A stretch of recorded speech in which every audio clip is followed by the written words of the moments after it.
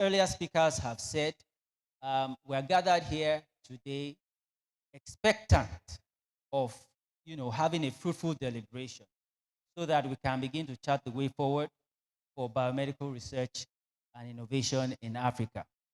I wish us all a fruitful deliberation and a wonderful time. Thank you very much. Thank you very much, sir, Professor Babaride. The last but not the least, goodwill messages we're going to be receiving today is going to be from Professor Kalawale from the University of Ilorin. You're welcome, sir. Please, I expect a round of applause to continue. Thank you. Thank you very much. I want to stand on the existing protocol. It's a great pleasure to be here, particularly seeing this very auspicious day. It's one thing that gladdens my heart that the thought of many years finally came to pass. I'm excited today because the host have been on several collaborations, particularly with our father, Professor Luke, producing vaccine for COVID. I happen to be a member of the Ministerial Expert Advisory Committee during the COVID-19 pandemic. And efforts were really made. And of course, that vaccine was captured by WHO. This is one great effort which Elix did. And I'm not surprised Elix again is championing the first Nextgen Symposium of this nature, which has never happened before. I want to sincerely use this privilege to welcome you all, that today is going to be a great day, and we look forward to interacting sections. Thank you very much.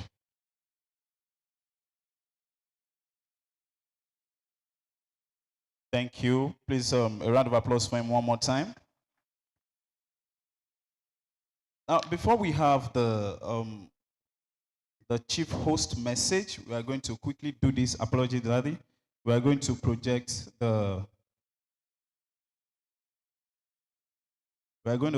please just get ready, media, the message, the co-host speech, Professor Eileen Onyeka. Please get ready for that.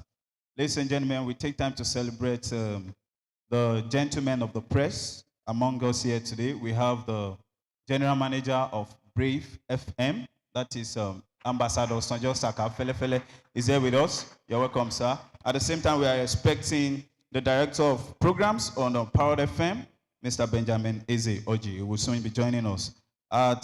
Here today, while we take the goodwill message, we have the presence of our visionary leader in education and technology, the founder of SQI College of ICT, Dr. Aderinto. You're welcome, sir. It's good to see you. Now, please get ready for Professor Eileen's speech. While you're at that, we'll take goodwill message on the final note from Reverend Fati Loro. Please round of applause for Daddy. That is our Reverend. Please, you can do better than that. That is my daddy. It's so good to see you, sir.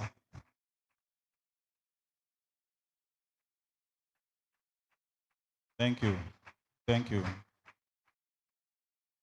I believe we have so many Baptists in our midst now. Okay.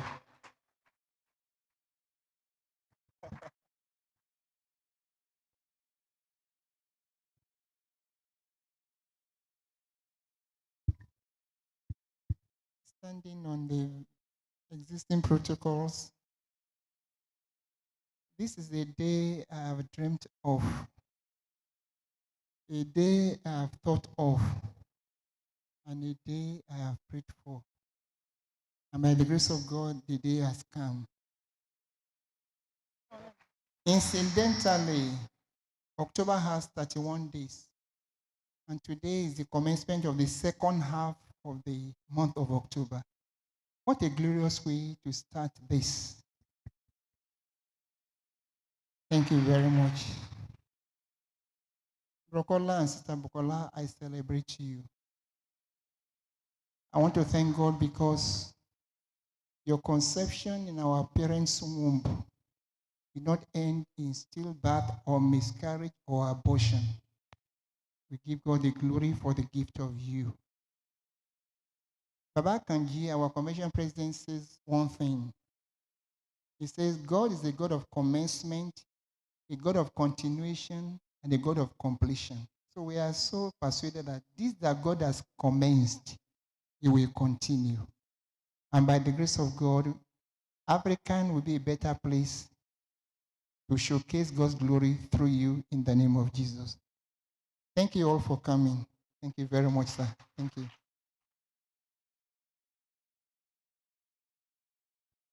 Thank you, Daddy. Okay. Now, we are going to take. Are you ready for Professor Eileen's the co-host speech?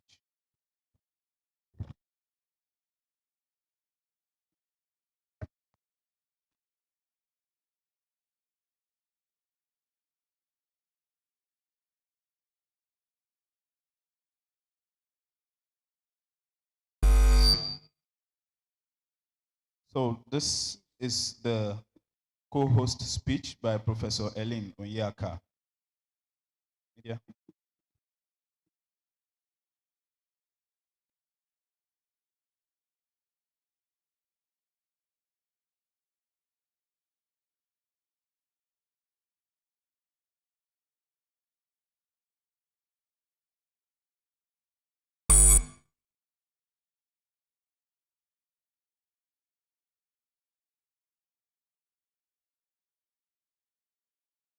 All right. While we are still waiting for the media,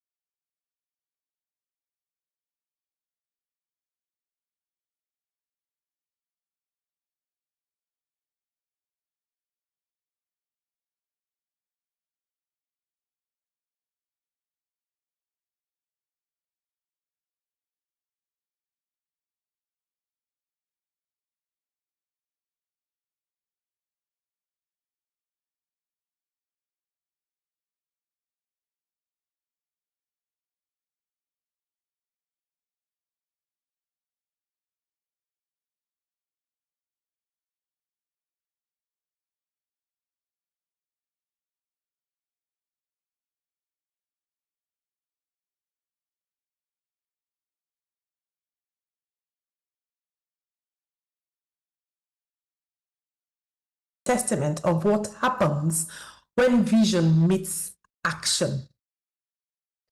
The theme, empowering the next generation to drive global impact in biomedical innovation, captures our collective mission to raise a new generation of African students and scientists who are not only capable of competing globally, but also leading boldly.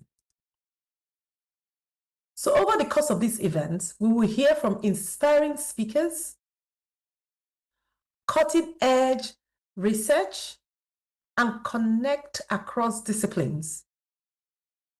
From biotechnology and molecular biology to artificial intelligence, genomics, and public health innovation. But beyond the science, this symposium is about people. The brilliant minds in this room, the collaborations that will form here, and the friendship that will carry African biomedical research into its next chapter. So as we begin, I encourage you to listen deeply, ask bold questions, network intentionally, and most importantly, let your passion for discovery shine.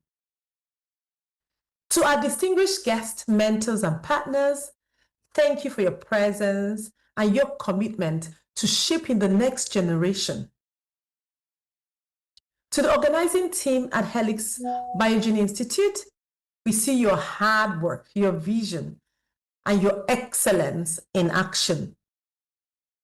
And then to every participant here, whether undergraduate, postgraduate, researcher, industrial professional, you are the reason we are here. This symposium belongs to you. So together, let's make history. Together, let's inspire innovation. Together, let's build a future where Africans stand tall in the world of biomedical science.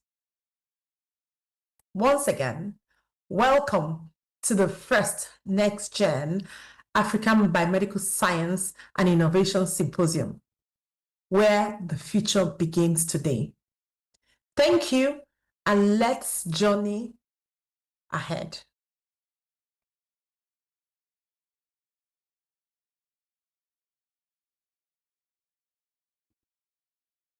Please, can we celebrate her co-host, Professor Eileen Onyeka? I mean, this vision was actually born by a set of innovators, which without them, we may not be here, and there may be nothing like First Next Gen Africa Biomedical Science and Innovation Symposium. So please, let's celebrate her once more. Right now, I'm going to be bringing up our chief host. As a chief host, I expect a big round of applause to come after that. And that's Professor Julius Kola Oloke. Media, are you ready for us now? Okay.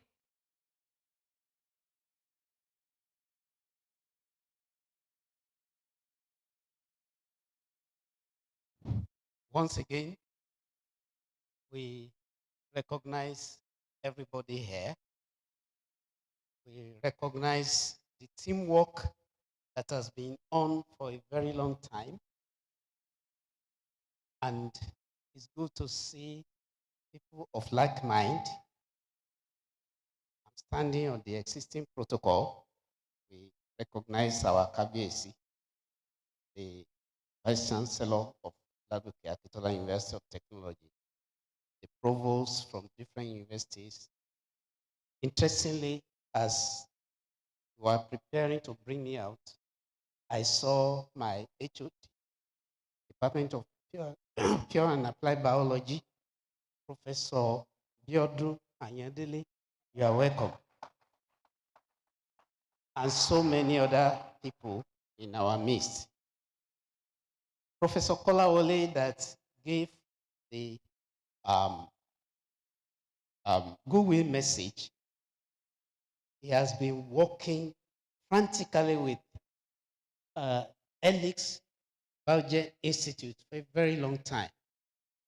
And we thank God that he's here. Dr. Oladipo did his programs with me by the grace of God. And God has been helping him to make progress on every side. And I'm so pleased to be the chief host of this arrangement. And I just felt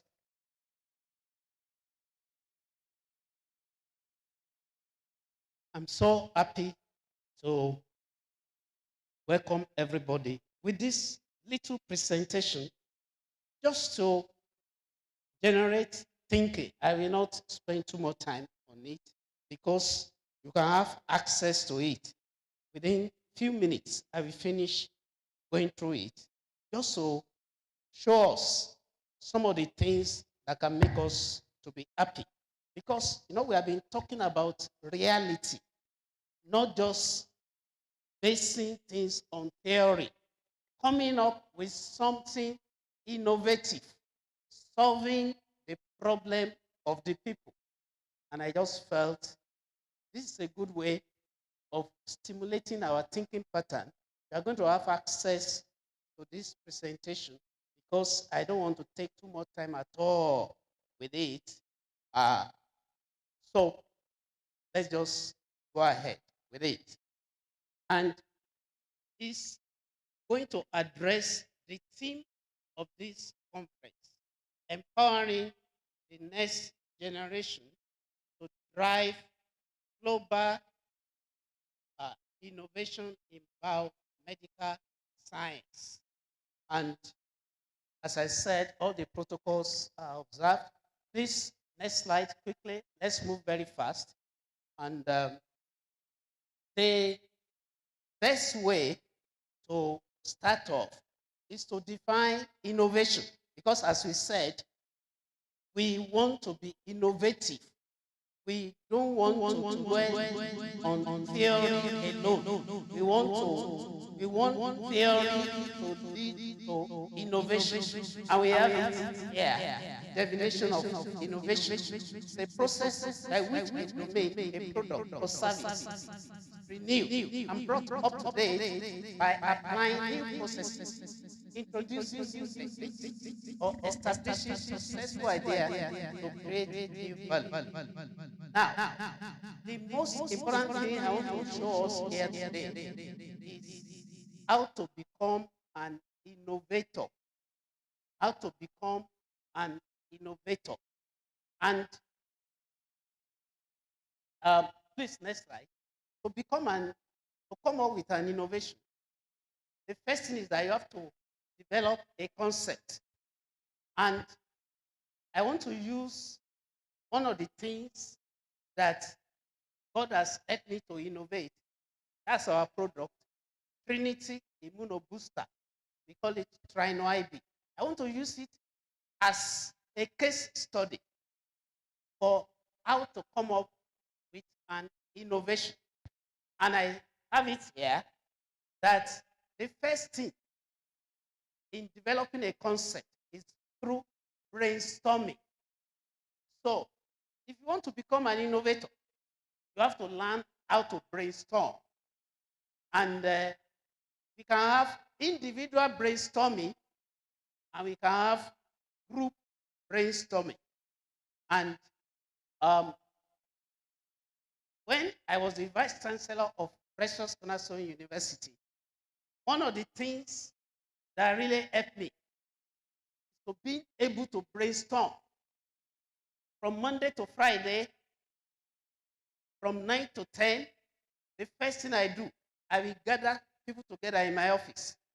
I will ask them to begin to say whatever comes to their mind. I will listen. I won't talk. Everybody will be talking. We will pick a point. Everybody will talk. I will just be writing. I'll be writing. When everybody finished talking, I will thank them. I will now harvest all the ideas. And I begin to implement it. And people will begin to hail me. But the secret is from brainstorming. If you want to be an innovator, apart from individual brainstorming, you must learn how to do collective brainstorming. I want to appreciate our king in this land.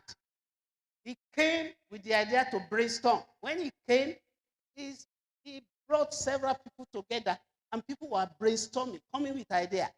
And he has come up with 25-year plan. You will see the great thing that our king will do. Let's give a clap offering for our king.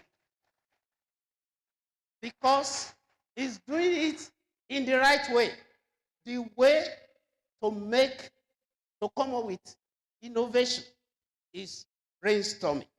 Individual brainstorming, group brainstorming. The great biotech all over the world. I learned there are some group of people in the US. They will gather about 100 people in a room. They will lock them up. They will give them food, different things that they need. They give them different equipment. They will now say, everybody be talking from one person to the other. And come and see, they come up with different products. It is products that we need. Now, I told you that I'm going to use our product, Rhino IB, as a case study. It took us 13 years to come up with our product.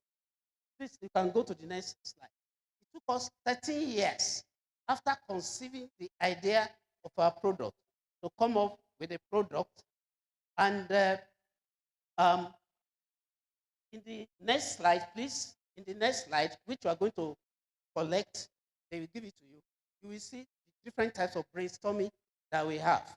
In the list of this brainstorming, I put it here. The last thing there, I said, pray. After you have done the brainstorming, end your brainstorming with prayer. Why? Because you need divine hand to make your brainstorming to be productive. Let me tell you, it is possible to continue to brainstorm without coming to a logical conclusion in life. May that never happen to you. So it is good to pray. When you collect the slide, you will see the different steps in brainstorming.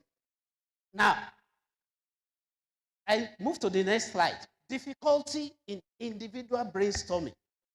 What you have discovered is that because of your personality type, it may be very, very difficult for you to bring out tangible idea from brainstorming. And there are different ways of measuring people's personality traits. But from my own little study, I've discovered a very important tool that you can use to identify your personality trait. Because when you know who you are, you will be able to understand the challenges we have on bringing out innovative idea from brainstorming. Therefore, anywhere I have opportunity to teach people about innovation, coming up with innovative idea, I normally tell them, you need to know who you are.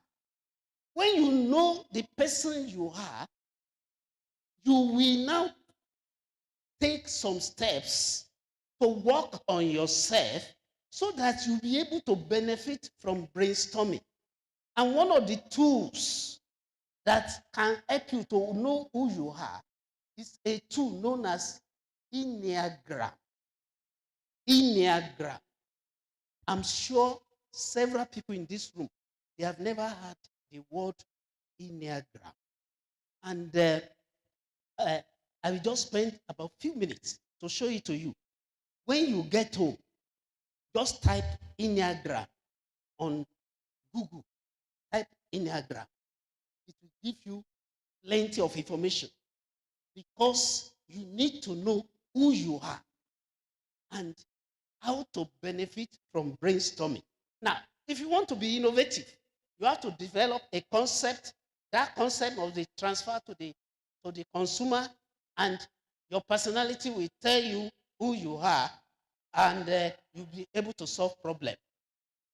Now, I told you that, next slide, please. I told you that I'm using Trino IB as a case study. And next slide, Trino IB is a product that we developed several years ago. I'm also going to use community lifestyle medicine coaching program as the second case study. Let's quickly run through. Let me show you. Trino IB is an immune booster. It's a food supplement, and it's made up of plenty antioxidants. And this is the product. Next slide. This is the product. This is Trino IB, and it has been used to help people to modulate their immune system. And because Trino IB has been found to be a very good product, the government of Oyo State once purchased Trino IB in large quantity, and they distribute to HIV patients in different local governments in Oyo State free of charge, because Trino IB, thank you, Trino IB has a lot of antioxidants that can be used to manage immunocompromised conditions. And because of that, it has been found to be very, very effective. And this is a product that is available in the market. We have been marketing Trino IB since 2007, and we have marketed it in different countries of the world. And in the next slide, I try to show one of the stages needed when you are trying to develop a product. You must make market analysis. And go to the next slide, please. In market analysis, you determine the accessibility of your product. Then the next slide, please go to the next slide. Business planning. You have to do business planning for your product. I have a lot of information here on how to do business planning. You have tried or try no IB. God help us, we're able to bring together people that can help us to serve as distributors for Trino IB in different parts of Nigeria and outside Nigeria. Then, next slide, do the prototype development. As I said, I'm rushing. I know the organizers of this make this slide available to you so that you can have time to go through it properly.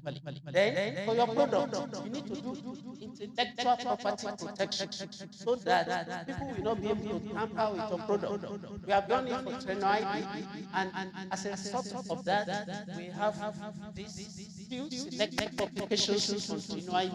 And when you collect the slide, see the publication. This is another publication on Trino IB. This is another publication. Next slide, please.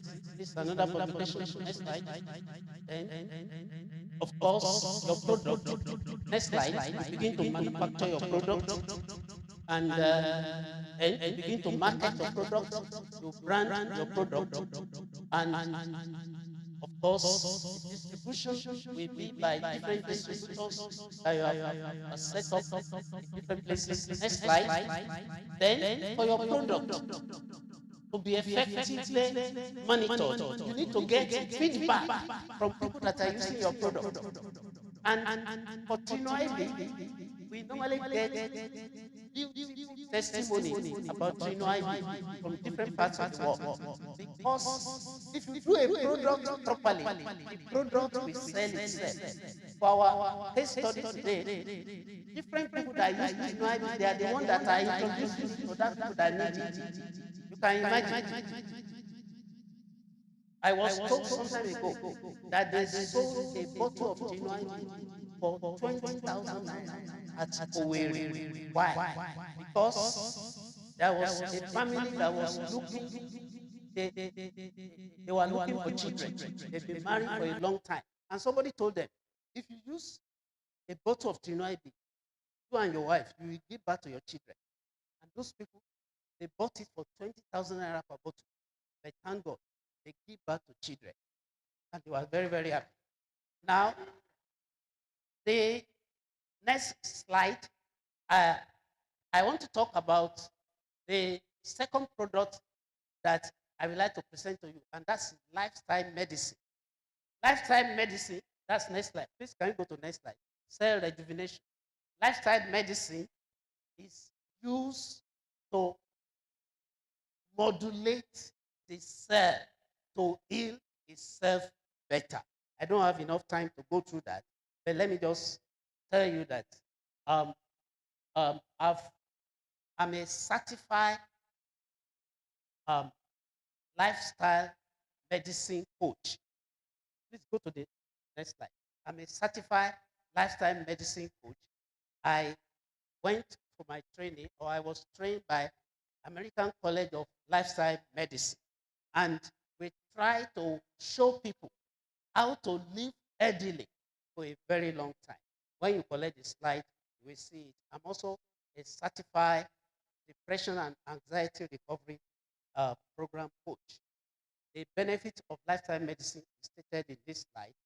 And before we before I started applying the issue of lifestyle medicine to myself, every week, or in fact, every week, I normally go to hospital at least 2 times to go and do checkup.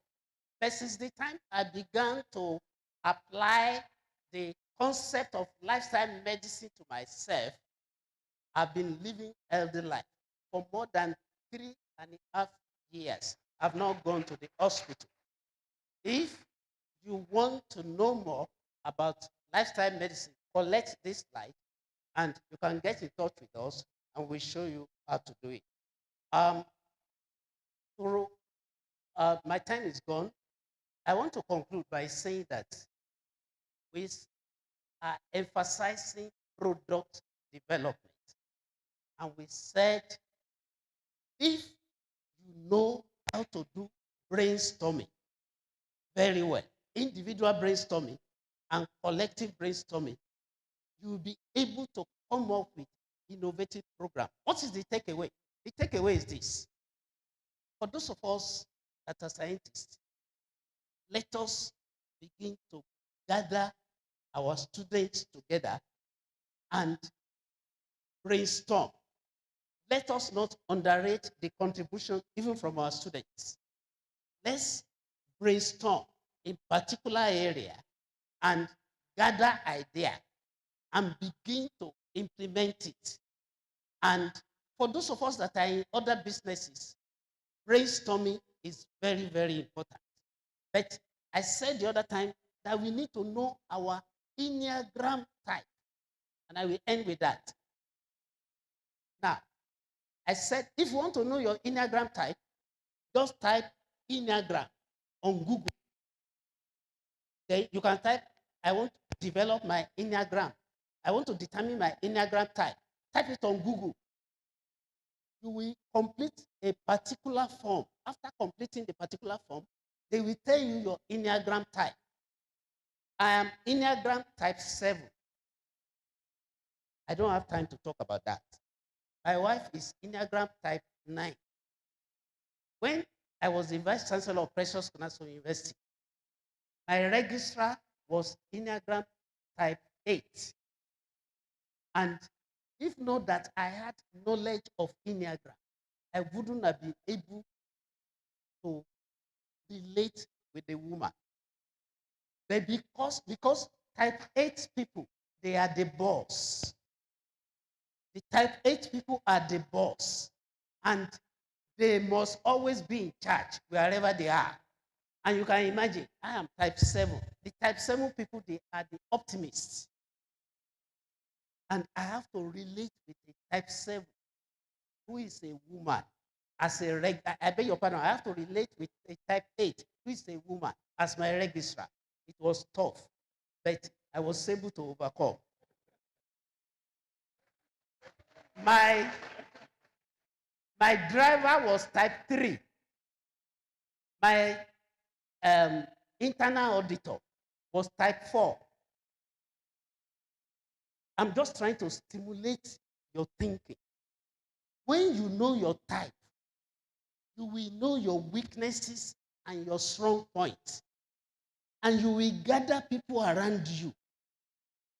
Definitely, if you are type 7, You don't need any other type 7 around you. You need other types so that you can blend and brainstorm and bring out sense out of your reasoning. My submission here today is this. Please, everybody in this room, when you leave this space, determine your Enneagram type. Go through different documents on the internet to understand your weaknesses and your strong points. Follow the advice on the internet to know how to utilize your Enneagram type to come up with products that can stand the test of time. I want to once again appreciate everybody. I want to believe that you're going to gain a lot from this interaction. Thank you so much. God bless you. Thank you. Make those hands louder. Thank you, sir. Please, ladies and gentlemen, as you are seated, please tell the person beside you, know your Enneagram. Know your Enneagram. Do you know yours? Yes, I don't know, do. maybe the higher your Enneagram, the higher you are able to relate and become healthy. Maybe I choose Enneagram 44. I don't know, I'm not sure. I'm just saying. If yours is 44, I mean, even Daddy's one is 8. Daddy said 7. Okay, it's only 7, so you're operating on 44. So what does that suggest? Don't worry, calm down. Okay, when I actually read about it, maybe I'll bring it down. Okay, and we are hoping that Professor Julius Kola-Oloke is going to extend his generosity to give some of our participants this Trino IB product, at least for test. Daddy say yes. Daddy say yes. Please round of applause for him. Okay, now we're going to be welcoming the host, but before that, I want to take time to Professor Ajayi, I celebrate you, sir. It's good to have you here. Thank you. Please round of applause for him. At the same time, the chaplain of the Institute, Helix Biogen Institute, Reverend Sam Akande. Please round of applause for Reverend Sam Akande. We celebrate you. And here today, again, we have Mrs. Nilola. That is the secretary of Ogbomoso Oba Gandhi Healthcare Committee. A round of applause for Mrs. Nilola. She's here. She's representing the chairman. Mommy, please come forward for just a minute goodwill message. And the Ogbomoso Oba Gandhi Healthcare Committee, the host, Dr. Kola Wole Oladipo, happens to be a member of that committee. Please a round of applause for him too. Thank you. We're just going to take goodwill message, a minute from Mrs. Nilola. Thank you so much. Good morning, everyone. I'm starting on existing protocol. I'm representing 2 persons today. The first one is the chairman of the Health Committee, Mr. Baba Bagandi. Just know 25 years planning. Call us together. And the chairman wanted us to be here. He's absent. He sent my greetings to you. And again, Dr. Kola Wole happened to be the assistant secretary, and I'm going to be the secretary of the committee. And I'm representing, thank you so much, my husband, Professor Emiola Dinola, former president of the Theological Seminary of Ogbomoso, sending his message to me. And once again, he asked me to pray for you. Because you serve God, you serve humanity. Almighty God will continue to expand you, grant you success, victory upon victory, loss upon victory. And I'm saying to you, as you are planning to serve God, God is opening the door for you. That is why you are moving forward. So young person that are here, serve God, serve humanity. Congratulations, congratulations. Thank you, ma'am. All right, a round of applause for Mommy. Thank you. That was a lovely one. Now we are going to bring the host of this event. But again, before we do that, I want to quickly say that events like this, you see, did you know that although Africa suffers around 25% of the global disease burden, the African continent produces only about 2% of the world's research output. That is why symposium like this is a necessity. This gap isn't just academic, it costs lives, innovation, and opportunity. That is why the Nextgen African Biomedical Science and Innovation Symposium and institute like Helix Biogen Institute are trying everything to bridge this divide. Please round of applause for Helix Biogen Institute one more time. And it is on that note that I want to welcome the seasoned biochemist and researcher with years of experience in biomedical science and higher education. Ladies and gentlemen, I want a standing ovation for the Director of Science and the founder, Helix Biogene Institute, Dr. Kola Oladipo. Oh, apologies, we are going to take his citation by Dr. Ajibade. Yes, sir. Thank you. Please, let's have our seat.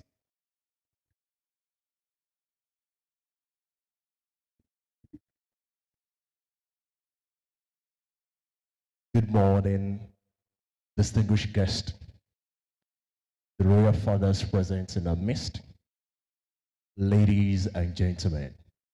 Permit me to be a little bit partial this morning. I want to recognize in a special way my PhD supervisor, our father, Professor J.K. Oluke. May God continue to bless you. It is my distinct honor to read the citation of Dr. Oladipo Kolawole. Dr. Oladipo Kolawole, an esteemed, distinguished infectious diseases expert and innovator, is from Ajawa, Ogbomoso in Oyo State, Nigeria. He completed his primary and secondary education in Ogbomoso before being admitted into the Department of Pure and Applied Biology at Ladoke Akintola University of Technology in the year 2000. He earned a BTech in microbiology, an MSc in medical microbiology and parasitology, and a PhD in microbiology with specialization in medical biology immunology option from Lautech, specializing in infectious diseases. Currently, Dr. Kolawole is an associate professor of infectious diseases at the Adeleke University at the Osun State. He was appointed as an honorary associate professor in the Department of Chemical Engineering in the University of Birmingham, United Kingdom, a university recognized for its contribution to producing 11 Nobel laureates. Dr. Kolawole is an international fellow of the Indian Council of Medical Research, African Union, SCRC, and an experienced science entrepreneur with a strong track record in research industry. He has published over 120 research articles in peer-reviewed national and international journals. He has also authored 2 books, 4 chapters in textbooks, and contributed 68 conference proceedings. He has attended 40 international and 25 national conference, symposium, and workshops. His research focuses on infectious diseases caused by viruses, including molecular epidemiology, diagnosis, pathogenesis, and antiviral resistance. He is also involved in studying the interspecies transmission dynamics of emerging infectious diseases, particularly those caused by RNA viruses. His work aims to understand how host immune pressure and transmission affect the genetic diversity of RNA viruses and the innate immune response to these pathogens using molecular biology, bioinformatics, and immunoinformatics. Dr. Kolawole has been awarded various research and travel grants, including one from the CDC through IRR during his PhD studies. He has won various awards and grants to attend international conferences from bodies such as African Union, Bill and Melinda Gates Foundation, International Society for Influenza and Respiratory Viruses, TWASSRP, UNESCO, Immunological Society, IUHS, Federation of African Immunological Societies, Kenya Society for Immunology, African Partnership for Chronic Diseases Research by International Center for Genetic Engineering and Biotechnology.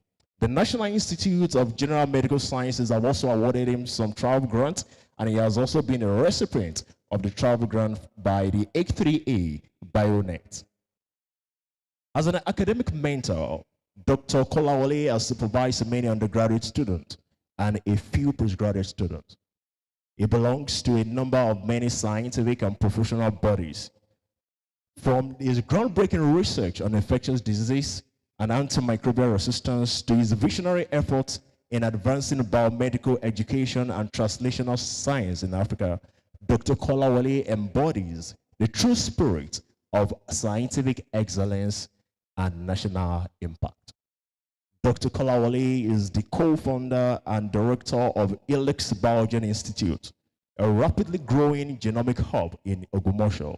He is the team leader for the COVID-19 candidate vaccine developed in Ogumosho that is currently on WHO draft landscape for all COVID-19 vaccine candidates. This is the only second candidate vaccine in Africa that was captured and recognized by WHO. Elix Biogen Institute has attracted 7 top-rated scientists from NEPAD, African Union, on a visit to Elix facility in Ogumosho from South Africa to foster further research discoveries and collaboration.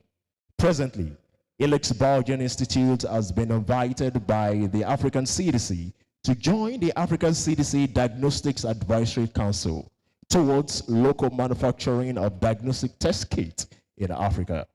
This makes Elix Biogen to be the only organization that represented West Africa out of the 7 organizations invited for the program toward the development of point-of-care test kits in Africa. Dr. Kolawole Oladipo, with his research team, has patented a unique microorganism with Indian patent ID 202231042244A, whatever that means. In addition to his scientific contributions, Dr. Kolawole is a dedicated member of his community, addressing both the scientific and spiritual needs of those around him. He is an active member of his church choir, where he plays the keyboard. He is happily married and blessed with wonderful children. Ladies and gentlemen, Dr. Kolawole Oladipo.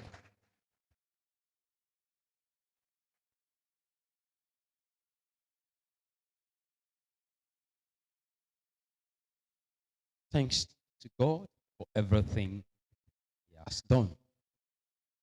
I want to appreciate the King for gracing this occasion that is ably represented by the High Chiefs. You are welcome, sir. Thank you. I want to thank Professor Julius Kola Uluke. You know, we have almost the namesake. I think there was a day Professor Mojolagi told me that I have to change my name to Kola because I still have Professor Kola only from Ilorin. But fortunately or unfortunately, Professor Loke Kola was my PhD supervisor. His own PhD supervisor too is Kola. So, yeah. So there is a rare similarity. So I mean, somebody that is sitting down now, maybe trying to name his child Kola. You are free to do that. Yes, I have a lot of my teacher here from Lautech. I appreciate you all. I appreciate you all. I appreciate you. I've seen Professor Aziz, I've seen Professor Adewoye, I've seen Professor Ayandele, Professor Omomowo. I've seen a lot of people. I've seen Dr. Amao, my colleagues. I'm very grateful. My assignment here is very simple. They gave me 15 minutes, but I don't want to use up to that. It's all about Helix. And I want to thank my family also from Adeleke University. Thank you so much. And I have sister friends from other departments, from chemistry, like Professor who is Bello, who has also been building with us, be with us. I really appreciate you. I have Professor Ayileso there.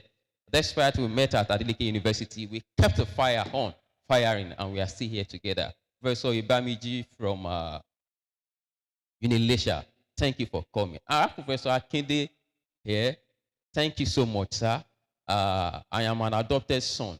Unfortunately, we've been friends before I got to know that he's from Modakeke, and he's an high chief too at Modakeke. So I wouldn't talk on that side. I keep that side for another day. Yes. Then Professor Ajayi, thank you. The struggle has been together since 2019. And I want you to help me clap for Professor Ajayi. Please, help me clap for him. Yeah. All about Helix. The idea is that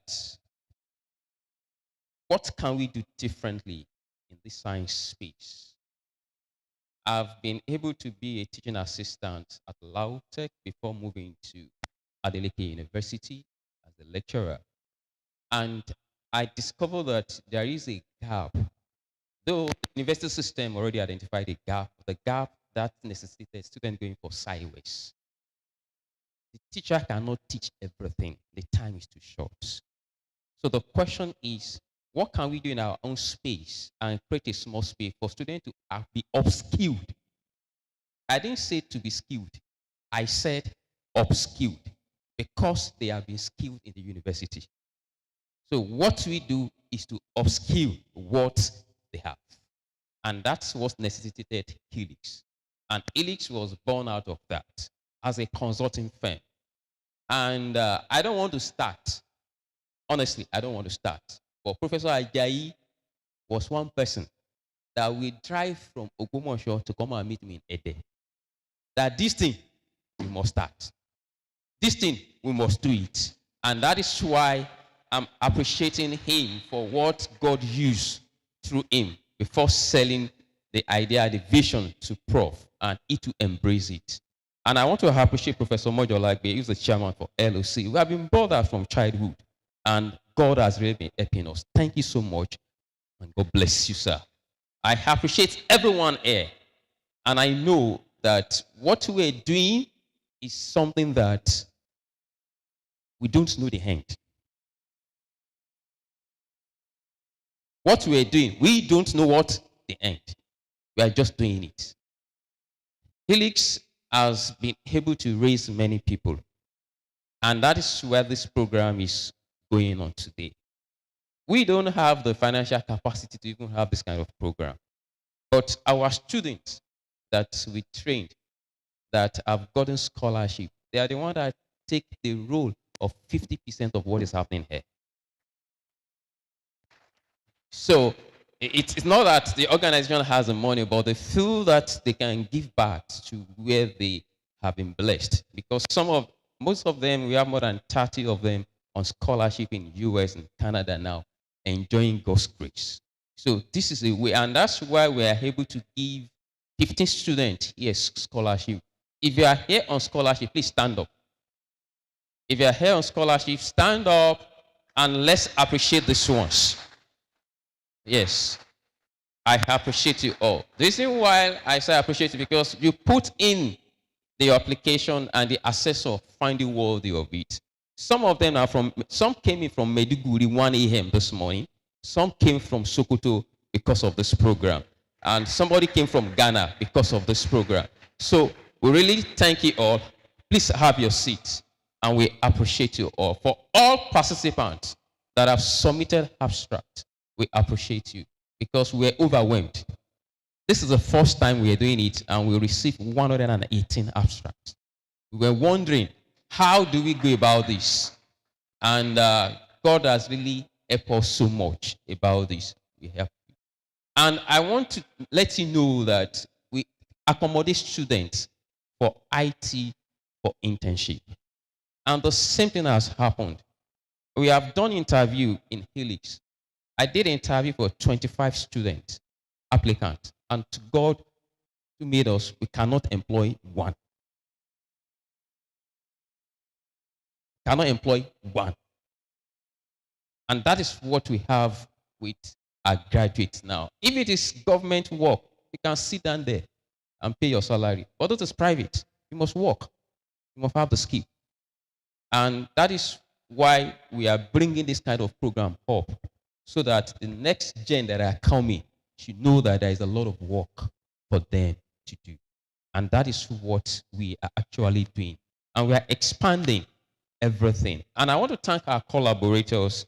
The lady that spoke is Professor Helen. She's in UK. She's one of us. And we have our scientific advisory board.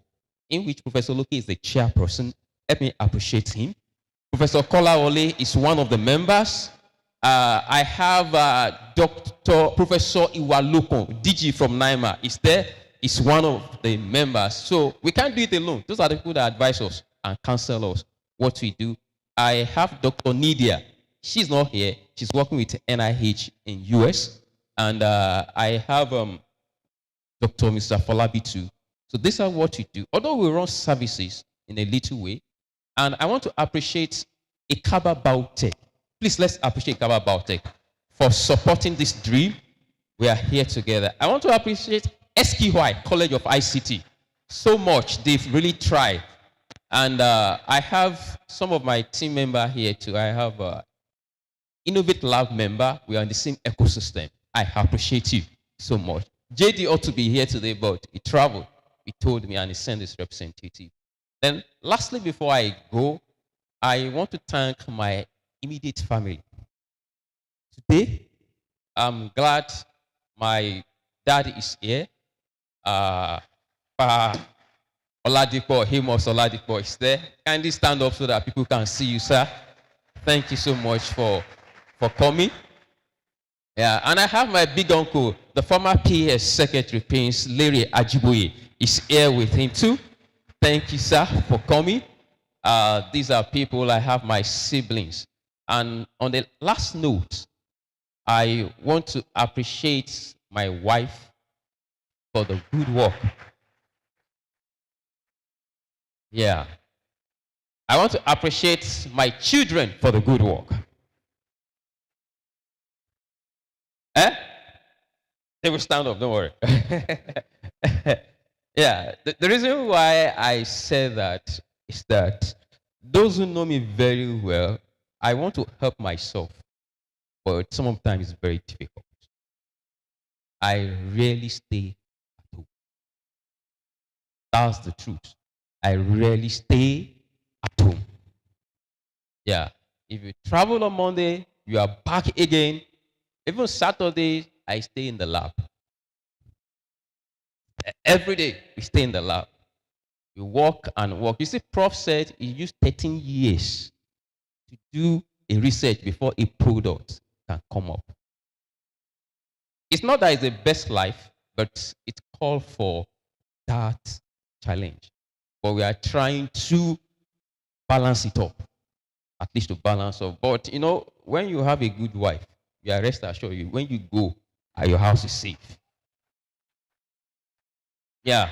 So you are sure of the assignment of the children, of every other thing is taken care of, then you can be focused on what you are doing. And that is why I want you to help me appreciate her more. Again, I think that's very good. Yeah. And I want to appreciate my team members at Helix. Everything you see we are doing here, they have been working. Some slept here. They left this place early this morning. And it's not that I'm paying them minimum wage. Yes, it's not that I'm paying minimum wage. But they are doing the work as if it is their work. Let me appreciate them so much.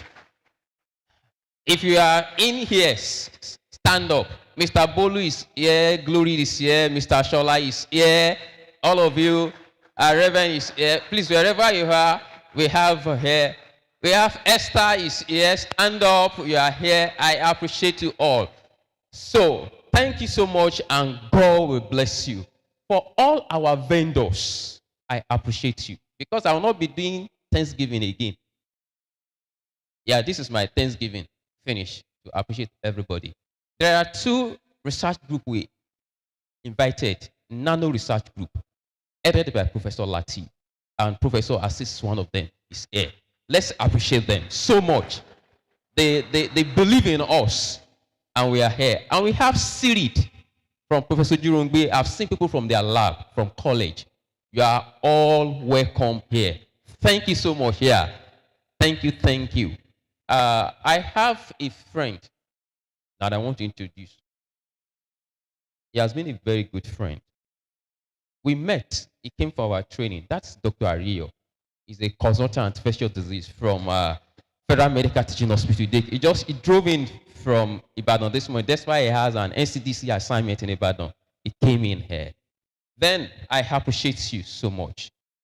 My lawyer, they are not here. I have like 3 lawyers. You know, when you work with organization, you do with law. Monitory you can't be working at this space. I don't have lawyer because you must prepare every time.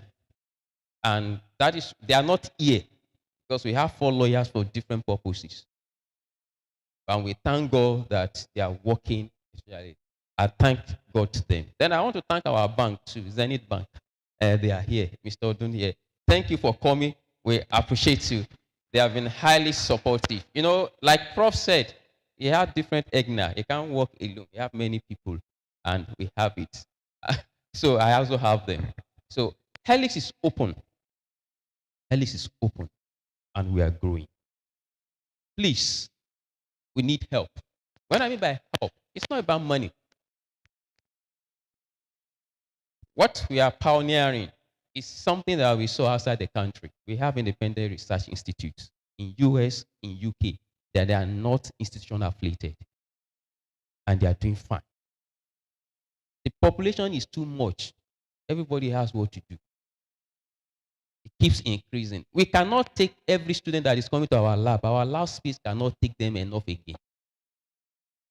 So we need more people to join hands together, to join forces together. The population is exploding. So, and that's just it. And I know that God will help us. I want to appreciate the king, finally. The first time we met the king, we discussed. I know the first question he asked me is that, are you sure you're going to stay in Nigeria? Are you sure you won't run away? Doctor, I said, I will not run. But one thing he did that surprised us was that the king paid for 6 indigenous students to be trained in Helix. He paid from his own personal pocket to be trained for 3 months, 6 of them. And as a result, some of them have gotten better jobs. So the king so much believed in the dream. He believed so much in it. And that's why we're also doing everything to support his vision in this category. So I think my wife is there. I want you to stand up because I'm leaving the microphone because they have been requesting. But that's she. Thank you. Yes. Thank you so much for the support. God bless you. The children, you know me now. Yeah. Okay. Are the children there? Are they there? Yeah. If you are there, raise up your hand. You know me personally. Oh, thank you. Yeah. Thank you. Because I remember that one day, why Yomi is there? That's one of my younger brother. Yomi is there. He's my chief driver. Thank you. Yeah. Anywhere I go, most of the time they invite me for a talk. He's the one that always drives me. I feel safe when my brother is driving me all around. Yeah, that's good. He loves driving as a hobby. Me, I don't like it. It's by force. So, but we work together. Then I have my little sister too, Sheil from Teaching Hospital. You are welcome. Thank you so much. That's the mother of the house. We appreciate you. All our family friends, honestly, we appreciate you. This is just the beginning. We want it to be a 2-day program, but this is an experiment. Even the experiment has become bigger than what we thought. But we know that we are getting there. All of you that we have collected money for registration from you, sorry. Honestly, sorry. My team member knows me. I hope to have received funding and to allow you to come for free. And when you are going back, we still pay you stipend. Because that's the way the Western world does it. And I believe with time, we're going to reach there. Because being white doesn't mean they're better than us. And that is one thing that we should know. Like that's what Prof said, that the representative of the VC said, that we have to solve our problem by ourselves. And there's no Western world that really loves us. If they give you grants of $10 million, they've taken $1 billion value away from you. That's a secret people don't know. There's nothing that is free. Some of the time they give you grants and tell you that all the equipment reagents you must buy from a specific company. So the money does not even come to your system. It goes back to their system.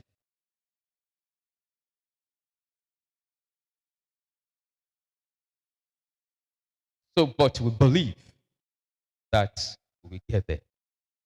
We believe that things are changing. So that's why I said thank you. My time is up. I can see red light. Thank you so much. I appreciate everyone. Please put those hands together for the Director of Science, the founder, Helix Biogen Institute. Please put your hands together for him till he gets back to his seat. For some of us, for some of the students that are here, that you are not married, please tell the person beside you, please marry right. Tell that person again, please marry. I'm married. Please marry right. Yes, thank you. You know why? At events like this, when people come, when you invite speakers to speak, for somebody that may marry someone that is not as that beautiful, they say, God bless you. My wife is there. Just sit down there. Just wave. Just wave. But for somebody that marries a very beautiful woman, say, my wife is here. Please stand and a up. Supportive one. Let people see you. Let people see you. At the same time, it spoke about assisting the children with assignments. Some of you, check the person you are dating right now. Who is going to be assisting your children with assignments? You know the person you are dating. Okay. Now, we are going to take the next thing on the next item. Yes. And I also want to add that it's really not easy to take up the financial responsibility, but guess who did that? That's Helix Biogen Institute. Please a big round of applause for Helix Biogen Institute once more. And spread the word. Helix Biogen Institute offers industrial training for undergraduates. So you can spread the word so that anybody who wants to come and gain hands-on training, they can do that at Helix Biogen Institute. All right, please, the owner of this Toyota Corolla 06H29OV or 06H29OY, sorry, Corolla ash color, please kindly go and repark outside. Thank you. Okay, we have an amazing personality in our midst, and that is one of our contributors to this great. Ladies and gentlemen, researchers, scholars in the house, please make welcome. Let's celebrate him, Professor Benga Bello. Do we have him here? Oh, you're very much welcome, sir.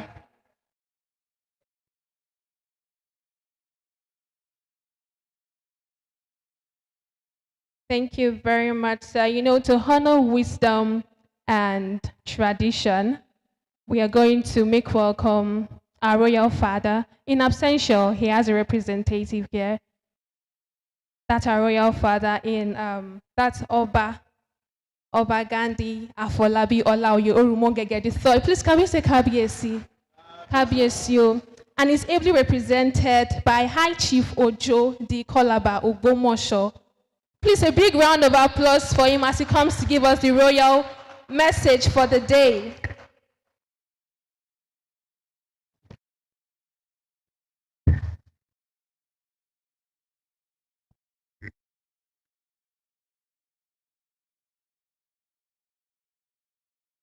Ní orúkọ bàbá wa His Imperial Majesty Ọba Gandhi Afolabi Olaoye Orumogege Kẹta, the only son of Ogbomoso land. Ẹ gbà mí láyè láti sọ èdè abínibí wa nítorí pé ìlú Ògbómọ̀ṣọ́ la wà, a sì gbọ́dọ̀ gbé àṣà wa ga. Nítorí náà gbogbo àwa tá a sọ fún ìfẹ́tìn àbá wa wí. Ṣùgbọ́n tá a bá wà nílé abínibí wa, ẹ jọ̀wọ́ ẹ já máa apply rẹ̀. Ẹ jẹ́ ká máa sọ èdè abínibí wa. Ẹ jẹ́ ká wo àwọn Haúsá, kò sí ní tẹ́lẹ̀ ní ọ̀dọ̀ wọn lọ́hùn, wọ́n sọ èdè wọn. Bẹ́ẹ̀ lẹ àwọn Ìgbò.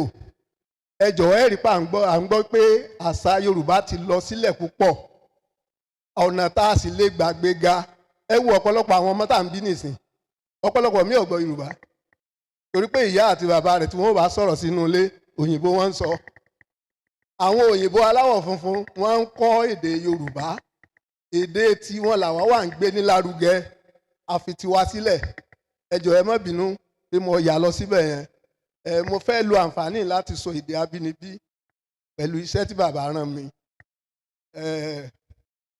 bàbá ní ká kí ẹni tó gbé ètò yìí kalẹ̀ tí wọ́n bá wa sọ̀rọ̀ tán láìpẹ́ yìí Dr. Ọládìpọ̀ Kọ́láwọlé àti gbogbo àwọn àsọmọgbé wọn tó mú kí ètò yìí kí ó yọrí sí rere wọ́n dúpẹ́ lọ́wọ́ yín púpọ̀ wọ́n sì dúpẹ́ lọ́wọ́ àwa olùkópa ní gbogbo ilé ẹ̀kọ́ gíga wa tí wọ́n pè wá tí a sì wá láti wá sọ̀rọ̀ ní àhín bàbá dúpẹ́ lọ́wọ́ wa púpọ̀ wọ́n sì gbàdúrà yìí pé ìmọ̀ ẹnìkọ̀ọ̀kan wa yóò máa lọ síwájú ẹ rí i pé wọ́n ní nígbà táwọn ti gorí oyè làwọn ti sọ àwọn tó wà ní ọkàn àwọn fún ìdàgbàsókè ilẹ̀ Ògbómọ̀ṣọ́ fún ọdún 25 àwọn sì dúpẹ́ lọ́wọ́ ẹnìkọ̀ọ̀kan tí àwọn ń pè tí wọ́n ń darapọ̀ mọ́ àwọn láti gbé ètò náà ní lárugẹ lára rẹ̀ ìgbà tí wọ́n bẹ̀rẹ̀ wọ́n yan ìgbìmọ̀ fún ètò ẹ̀kọ́ wọ́n yan ti ètò ìlera èyí tí a ti gbọ́ nípa rẹ̀ lónìí tí àwọn ìgbìmọ̀ ètò ìlera náà sì ti wà ní àárín wa lónìí wọ́n ní ká dúpẹ́ lọ́wọ́ wọn nítorí pé igi kan ò lè dá igbó ṣe bí èèyàn tulẹ̀ kó lágbára tó kó lọ́gbọ́n tó tí ò bá rí ẹni gbé láyé nígùn ọ̀ gbogbo tí máa ń ṣe ò ní jágara wọ́n wá ń fi dá wa lójú pé àwọn nǹkan tí àwọn ń sọ kì í ṣe nǹkan táwọn kàn fẹnu sọ lásán bí kò jẹ́ pé ohun tí àwọn ó mú ṣẹ pẹ̀lú àtìlẹ́yìn àwọn ọmọ Ògbómọ̀ṣọ́ ní Nàìjíríà àti ní òkè òkun a dúpẹ́ lọ́wọ́ Ọlọ́run wípé ara àgbékalẹ̀ ètò ìgbìmọ̀ ìlera òun náà ló mú kí ìjókòó yìí ó wáyé báyìí lónìí léè tí ó sì ọ̀pọ̀lọpọ̀ àwọn èèyàn wa níyè pé ẹnìkọ̀ọ̀kan wa kò yẹ ká wà gbunduku ká yẹ ara wa wò ká mọ ibi tí a kángun sí especially àwa ọ̀dọ́ ká tó yàn yellow type wa ẹ̀jẹ̀ á mọ̀ blood group wa ẹ̀jẹ̀ á mọ̀ Ọlọ́run ní jẹ́ ká síyàn ní ayé ijọ́ ńgbà tí ìmọ̀ ìjìnlẹ̀ ò tí ì tó báyìí ló kó ọ̀pọ̀lọpọ̀ ìdílé mi sínú wàhálà ẹlòmíì bímọ 4 síkú sẹ́ẹ̀lì 4 òmíì tó bá wà lọ́kì yóò jẹ́ 2 ẹ wo ọmọ tó bá jẹ́ síkú sẹ́ẹ̀ ẹ wo iye téèyàn fi lè tọ́ kó tó di pé yóò yege tí ò bá ṣe ẹ̀kú tó náà wọ́n mú ìmọ̀ràn wá fún gbogbo àwọn ọ̀dọ́ lọ́kùnrin lóbìnrin ẹ má jẹ́ kí ìfẹ́ ó bò wá lójú o ẹ jẹ́ ká wo genotype wa ká mọ ohun tá a belong sí ká sì wo blood group wa èyí ó ràn wá lọ́wọ́ tí ò ní jẹ́ ká ná ànádànù owó tó yẹ ká fi ṣe nǹkan tí ó bá jẹ́ pé ò ní hospital là máa ń lọ kò ní mú ìtẹ̀síwájú wá Ọlọ́run ó tẹ ẹnìkọ̀ọ̀kan wá síwájú wọ́n dúpẹ́ lọ́wọ́ gbogbo àwa tí à ń ti ètò táwọn gbé kalẹ̀ lẹ́yìn lọ́nà kan tàbí lọ́nà mìíràn wọ́n dúpẹ́ lọ́wọ́ wa wọ́n ní ìbẹ̀rẹ̀ èso ń ṣẹ́ o àfẹni tó bá forí ti dópin a ṣẹ̀ṣẹ̀ bẹ̀rẹ̀ ní ẹ̀yin náà sì ti ń rí àpẹẹrẹ nílùú Ògbómọ̀ṣọ́ wípé wọ́n ní ẹwẹ́nu sà ẹ̀wẹ́nu ọkọ́ àwọn nǹkan táwọn náà ń fẹ́ ṣe àwọn rí i pé n ti ń fara hàn ọ̀pọ̀lọpọ̀ àwọn táwọn ti bá sọ̀rọ̀ àwọn èèyàn wà ń bá wọn ní ìsìn ni pé kí lẹ fẹ́ kí n ṣe nínú prógrámù yìí a dúpẹ́ lọ́dọ̀ Ọlọ́run àwọn náà rí lẹ́nujọ́ mẹ́ta yìí àwọn tó jẹ́ ilé iṣẹ́ tá a ti commission rẹ̀ àwọn tí wọ́n wá kọ́ classroom sí school báńbáń lóríṣiríṣi tí wọ́n sì jẹ́ ọmọ Ògbómọ̀ṣọ́ wọ́n wá gbà wá nímọ̀ràn àwa tí à ń bá ń ṣe nǹkan ní ìlú Ògbómọ̀ṣọ́ ẹ má jà máa lọ kọ made in China sí ẹ já máa kọ made in Ògbómọ̀ṣọ́ èyí ló lè ràn wá lọ́wọ́ ọlọ́gbọ́n ń bẹ nílùú Ògbómọ̀ṣọ́, ọ̀mọ̀wé ń bẹ. Ẹ jọ̀wọ́ ohun gbogbo tá a bá fẹ́ ṣe ẹ jẹ́ kí wọ́n máa mọ̀ pé l'Ògbómọ̀ṣọ́ ló ti wá. Ọ̀pọ̀lọpọ̀ àwọn ọ̀jọ̀gbọ́n wa, àwọn ọ̀mọ̀wé wa tí wọ́n wà nílẹ̀ Haúsá ní ilẹ̀ Haúsá ní ń claim tí ó sì yẹ kó rí bẹ́ẹ̀. Tí a bá wo àwọn àbẹ̀wò tí bàbá wa ṣe káàkiri ní Nàìjíríà àti ní òkè òkun, kò sẹ́nìkan tó dáwó sí wọn lápò. Ètò bá jẹ́ pé kí wọ́n gun bàálù wọ́n ṣe bẹ́ẹ̀, ètò yẹ kí wọ́n wọkọ̀ wọ́n ṣe bẹ́ẹ̀. Gbogbo wa ń sìn rí lórí ẹ̀rọ ayélujára. Kò sílùú kan tí wọ́n dé tí wọ́n ò gbà wọ́n tọwọ́ tẹsẹ̀. Kẹ́ ẹ lè mọ̀ pé Ọlọ́run ló mọ̀ ọ́n mọ́ ṣàánú Ògbómọ̀ṣọ́ fún ọba tá a ní ẹ jẹ́ a ṣe kábíyèsí. Ọlọ́run yóò jẹ́ kẹ́mi wọn ó gùn fún wa. Ẹ̀mí ẹnìkọ̀ọ̀kan tiwa náà ó gùn. Gbogbo àwọn iṣẹ́ rere yìí yóò sojú ẹ̀mí gbogbo wa. Ẹ má jà á gbéra wa pamọ́ o. Ọ̀pọ̀lọpọ̀ yìí ṣe ẹlẹ́júwe ilé fádà rẹ̀, ilé bàbá rẹ̀. Tẹ́lómi bá wá lè gẹ̀kọ̀dọ̀ ó kọ́lé wọn mọ̀. Àmọ́ àwọn tí wọ́n á yọjú sí wa láàfin pé wọ́n sọ báyìí pé orúkọ yẹn kò ní kọ̀rẹ́tì bí ó ṣe pè é. Ọ̀pọ̀lọpọ̀ là á mú àwọn àjòyè tí wọ́n mú béèrè káàkiri láti jẹ́ kí irú ẹni bẹ́ẹ̀ ọmọlé. Ẹ má jà á sọra wa nu o. Nígbà tí bàbá tó bímọ àti ìyá tí wọn ò bá mọ bí tí wọ́n ti wá, kí ni a fẹ́ sọ nípa àwọn ọmọ tí wọ́n bá bí? Ìlú Ògbómọ̀ṣọ́ ògo rẹ̀ ẹ jẹ́ gbogbo ẹja àjọ gbé kọ́ hàn sí gbogbo àgbáyé. Nínú ìrìn àjò wọn kò sí ìlú kan tí wọ́n dé àtòkè òkun ní o àti Nàìjíríà ní o tí kò sí ọmọ Ògbómọ̀ṣọ́. Wọ́n ṣe ẹ̀sọ́ ọ̀kan tí wọ́n lọ ní Ẹdó. Inú họ́ọ̀lù yẹn wọ́n sáré táwọn èèyàn kún bẹ́ẹ̀. Ìgbà tí wọ́n wá bá wọn sọ wọ́n wá ní àwọn fẹ́ ẹni tí ìbá ṣe ọmọ Ògbómọ̀ṣọ́ kó jáde, àwọn fẹ́ bá àwọn ọmọ Ògbómọ̀ṣọ́ sọ̀rọ̀. Ìgbà tí wọ́n ṣàkíyèsí ẹnìkan kò dìde. Àwọn ọjọ́ wọn lójú wọn ní ṣé gbogbo yín ọmọ Ògbómọ̀ṣọ́ ni? Wọ́n ní bẹ́ẹ̀ ni ọmọ Ògbómọ̀ṣọ́ làwọn. Bẹ́ẹ̀ ṣe pọ̀ tó yìí. Nítorí náà inú wọn dùn wípé ọmọ Ògbómọ̀ṣọ́ gbogbo àgbáyé la ti tàn kálẹ̀. Àìsí ìsẹ́ni ẹ̀yìn níbi gbogbo tá a bá lọ. Kí ni ó wà jẹ́ ìlú abínibí tiwa tí ò ní dàbí òkè òkun tí àwọn òyìnbó aláwọ̀ funfun náà máa fẹ́ wá síbí bí àwọn sì fẹ́ lọ mọ ìlú tí Ògbómọ̀ṣọ́. Àkókò ní fún wa o. A ti ní aṣíwájú rere. A ti lẹ́ni tó lè fọ̀nà hàn wá. Ẹ wá jọ fọwọ́sowọ́pọ̀ pẹ̀lú wọn kí a lè gbé ògo ìlú Ògbómọ̀ṣọ́ ga. Ọlọ́run ó gbé ẹnì kọ̀ọ̀kan wá ga o. Wọ́n ní kí n dúpẹ́ gidigidi lọ́wọ́ Dr. Ọládìpọ̀ Kọ́láwọlé àti gbogbo àwọn tí wọ́n ṣe agbátẹrù ètò yìí. Ọgbọ́n yín, ìmọ̀ yín kò ní díbàjẹ́ o. Yóò sì máa tẹ̀síwájú. Gbogbo àwọn akẹ́kọ̀ọ́ tí wọ́n kópa níbí, ọ̀dọ́ ni yín. Gbogbo àwọn kan tẹ́ ẹ bá gbọ́ níbí, ẹ mú ká ẹ fi ṣe wà o. Ọjọ́ ọ̀la ẹnìkọ̀ọ̀kan yín yóò dára o. Wọ́n ní ká kí gbogbo wa pé àkú ètò yìí ò kò ní bàjẹ́ o. Olúwa yóò máa tẹ Ògbómọ̀ṣọ́ síwájú o. Nàìjíríà ò sì ní bàjẹ́ o.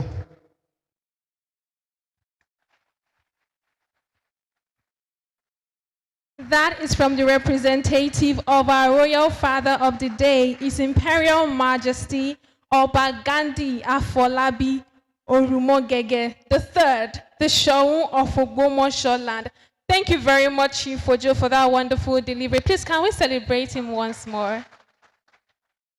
I mean, that is to tell you that our elders, they're even updating themselves about the world of science, not to mention we who are even into this space ourselves. Our warm regards to KBSC. Eshe Goni, sir. Help me. Oh my God, I like that part. So that High Chief, we know that feeling finting can go ni mugbo moleso yoba no.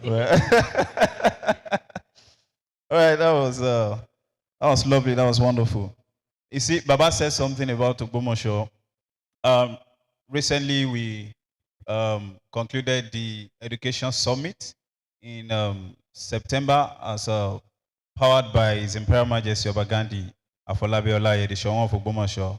And in October, we've done the Ogbomoso Economic Summit and exhibition.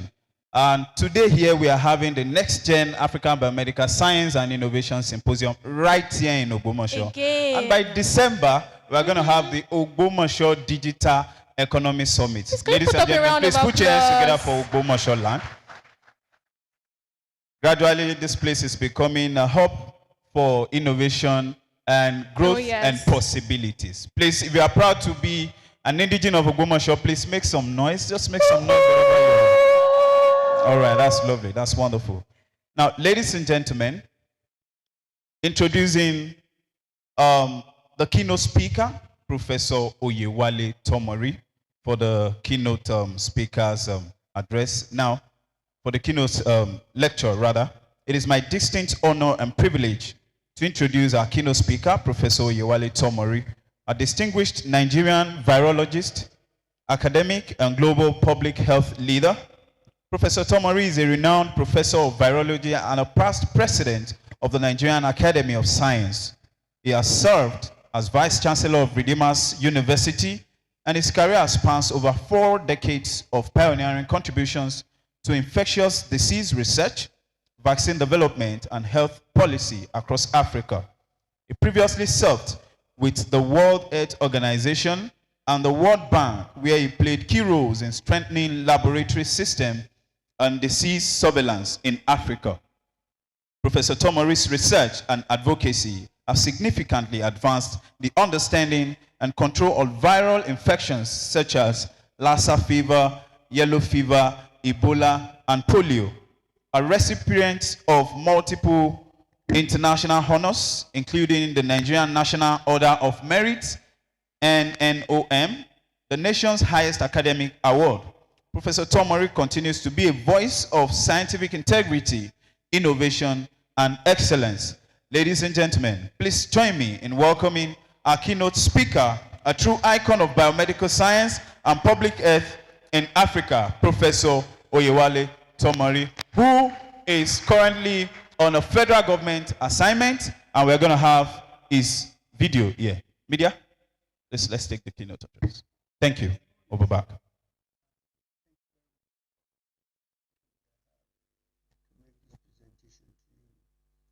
My apologies that I couldn't make it personally. It's always a pleasure to see young people make changes in this country. And I want to thank the founder of Helix Biogen Institute for this invitation and for the great things that you and your team are doing. You are this next generation of scientists that have the ultimate goal of solving global health challenges. In my presentation today, I'm going to be looking at a bit of introduction, look at who makes up the next generation. And we'll talk about what is discovery, what is biomedical innovation, what's the focus, what are the challenges, what's the future like, and how can the next generation be empowered to advance the discovery of biomedical innovation for local and global relevance. And then I'll give you a conclusion. So, who's next generation? It typically refers to what we call the Gen Z, those born between 1997 and 2012. And there's now another generation that is called Generation Alpha, Gen A, which is those born between 2010 and maybe last year. The Gen Z, it's a decade generation. They grew up with the internet and are now entering the workforce. They operate totally with the internet, the smartphones, and on their social media. They value authenticity, the diversity in their inclusivity. The Generation Alpha, on the other hand, they are actually born entirely in the 21st century, not digitally immersed from birth than Gen Z, and the early years or in their school ages. They are very tech savvy. They show technology is central to their early learning and in their social life. They probably be the largest generation when other generations like us die off. So I will not define the word discovery. And before you start wondering and asking, why is this Baba defining simple things like discovery? Please answer this question. What is the emblem of honorable or excellence in Nigeria? You see, you don't even know. Let me show you what it is. Beer is the emblem of our excellence. And look at all the advertisement that you see. Your Excellency, be honorable, and you have a trophy in there. So you can understand why I need to define, because what excellency and honorable means to one person is not what it means to other people. So what is discovery? And what is discovery? It's a multiple context dependent meaning, because different meaning depend on who we're talking to. Broadly, it refers to act of finding something that is new or something that is not known before. In general usage, it's finding something by accident or through deliberate searching. The accidental one, you ones, if you suddenly discover that you are cheating or your girlfriend is cheating on you, that's accidental. But the deliberate searching, that's where the scientist comes in. In law, that is in the legal terms, it's a formal presentation. It is compulsory exchange of information, of evidence and documents relevant to the case. And that's where, that's what we call discovery in law. This prevents surprises. But in science, in technology, it relates to software platforms that help us to manage our data, to analyze information and to explore new things. In science, which is what concerns you, scientific discovery is a process of uncovering new knowledge about the natural world through three important things: observation, experimentation, and analysis. You can see that the discovery varies from one group to another. Some is by accident, others is by deliberately exchanging of ideas. But for the scientists, it is actually going out there to find out, working deliberately, uncovering new knowledge through your observation, through experimentation, and through your analysis. So you're finding new phenomena, you develop new theories to explain existing theories, and you make breakthroughs that change the scientific understanding. But really, discovery discovers ignorance, because Ecclesiastes 1:9 says that the thing that has been, it is that which shall be, and that which is done, it is that which has been done. So there's nothing that is new under the sun. Now, let me look at biomedical innovation.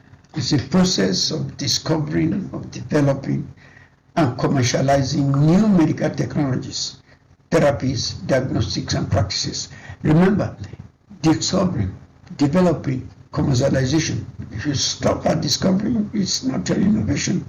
If you develop it, it's not an innovation until you commercialize it and make it useful and for the benefit of the people around. The objective is to improve human health through creating solutions to all the healthcare challenges that you and I have. It is interdisciplinary in nature. It draws its nature from biology, from medicine, engineering, chemistry, and other areas, so that we're creating a solution for healthcare challenges. The focus areas are four main focus areas of applied across this of applied healthcare. There's pharmaceutical, which we're looking at creating new drugs, biologics, and gene therapies. There is also medical devices. We're developing surgical robotics, prosthetics, and implants. It is diagnostic, which deals with the laboratory, and which is beginning to look at new detecting early things, early methods, and advanced medical imaging. And it has information using IT, and data to improve healthcare. Now, biometric innovation also include getting the messenger RNA, which is what I've started talking about, for infectious diseases, using genetic material to train the body to fight specific viruses. That was what the mRNA is all about. It is by using wearable health monitors like smartwatches, which continually tracks your vital signs instead of having to stab yourself every morning to get your blood sugar. It monitors and tells you, gives you real-time data on a personalized basis, and therefore you can take action, not wait on 24 hours before you discover whether your blood sugar has gone up. It is going to 3D printing with their making implants and making other tissues of the body, for getting tissues made out to test drugs. Artificial intelligence comes into medical imaging, which will enhance diagnostic capabilities and rapid drug discovery and accelerated development. We talked about gene editing, which you're talking about CRISP, which we way of modifying the organism's DNA, which has potential for treating genetic diseases. And of course, we have genetic surgical robots, which you can do precision surgery with less invasive procedures. Again, I'm talking back into what we can do with biomedical innovation when you include drugs, medical devices, diagnostic, and digital health. So I'm kind of repeating that, summarizing that so that you can do, you get yourself the innovations we're looking at in the areas of drugs and therapy, in the area of medical devices, in the area of diagnostics, and the area of digital health. Now, there are challenges to biomedical innovations. It's a great potential, but also several hazards. First of all, the cost and accessibility. It takes a lot of funding to put money into research and development. The expenses would then lead to high prices for new therapies, which leads to issues of affordability and equitable access. We see the way the COVID vaccine was developed, the cost of it, how much it is, and when it was made, we didn't have the money to buy it. It also, there are other challenges with the regulatory environment. If there's a complex regulatory process for approval and for new technologies. And then the ethical considerations. As you bring in new technologies, it also brings about ethical questions, and we must be careful considering that. Another part of the challenges, the intellectual property rights. It's complex, and getting your rights and showing that this is a way to, sometimes create monopolies. It will increase cost and it will limit access. That's one of the challenges we have when there's no proper attention to how we preserve and protect intellectual property right. Integration becomes kind of different. Imagine using some of these techniques in the rural areas, for example. It's integrating the existing technology of, take data writing, for example. You get everything is written down in pen and things as compared to people using the phone to get the situation. How do you integrate that? How do you bring all that into the current situation like that at PhD level, for example? Again, AI system, there's a bias in the data because AI system depends on what is available, what is reaching. What is not reaching is not known, and therefore the information, it is only what is online when people are doing. That's what AI depends on. AI cannot tell what I'm thinking about, nor can AI determine how my president is going to react when an outbreak occurs. These are some of the bias in data which also can affect the kind of things. If your information is not there, then you are not part of the discussion, and whatever interpretation that is made without your involvement. Now let's talk about the future of biomedical innovation. Advancing technology will lead to growth in BI, which is biomedical innovation. And it will come in through AI advancement, we already mentioned that. Expanding the use of the telehealth, the remote monitoring, we can make healthcare more accessible to people in remote areas, inaccessible areas. It will improve precision medicine, which refines and defines treatments on an individual basis, looking at your genetic profile. And again, it's going to listen, the more of it you are, what's the protection of your data, what are the things that we can, so ethical issues come in, we'll begin to look at that. The future will also look into the growth in regenerative medicine and tissue engineering, opening up new area for tissue, replacement of tissues, or even the whole organ. There's wider population benefits are assured because you increase affordability on that one. And then we end up, because as I mentioned earlier, that the innovation is multidisciplinary, and therefore there's greater collaboration among stakeholders, including the government, industry, and academy. Now, several stages. I'm not talking about what are we going to do about the next generation. How do we get them involved in what is going on? So the first thing to note is that from discovery to global impact, you have several stages. There's early education and scientific inquiry. At the beginning, there must be early exposure for the young people to begin to look at biomedical concepts through hands-on activities, through gamification, through games and all that, and through real-world experience. you have zoos, you have places so that young people go and visit all those places and explain life and nature to them. Mentorship, they must be guided. The young people must be guided. We have people who have been there before. We have provided structured mentorship and integrated into the education system so that every other thing is looking to how do you relate engineering to biology and how do you begin to think of entrepreneurship skills. These are some of the areas that we never talk about in Nigeria. We talk about biology, we study in school and all that, but we never bring that entrepreneurship, and that's where innovation comes in. Innovation and incubation. So at early in life, we have to support those grassroots academic projects through funding, innovation hubs, and partnership, and like the centers that you have, the Helix Biogen that you have, it's one of the tools. Translational and commercialization. Again, remember, I mentioned that there's no innovation of no use if nobody's making use of it. And there is not an innovation if you just end up in your lab and there it ends. You have to translate that and you have to commercialize it so that you teach the students, the young people who are coming in, that they bring innovation to whatever it is they are teaching, whatever it is they are learning, and then thinking and learning about business strategies, and how to navigate all the regulatory hurdles. These are things we must teach at the level. At the same time, we must let them know the ethical, embed in them issues of ethical consideration, from patient privacy to equitable access. Every area, throughout the process of whatever, ethics must become quite important. And then the idea of global scaling, having partnership with people, the digital platform to adapt and deploy globally, ensuring that the different health challenges are advanced. Now, how do we empower the current Nigerian generation for global relevance in biomedical innovation? The Nigerian next generation of biomedical innovators and innovating the innovation system can be empowered through one, foundational empowerment through fostering early scientific education. I already mentioned that at the beginning.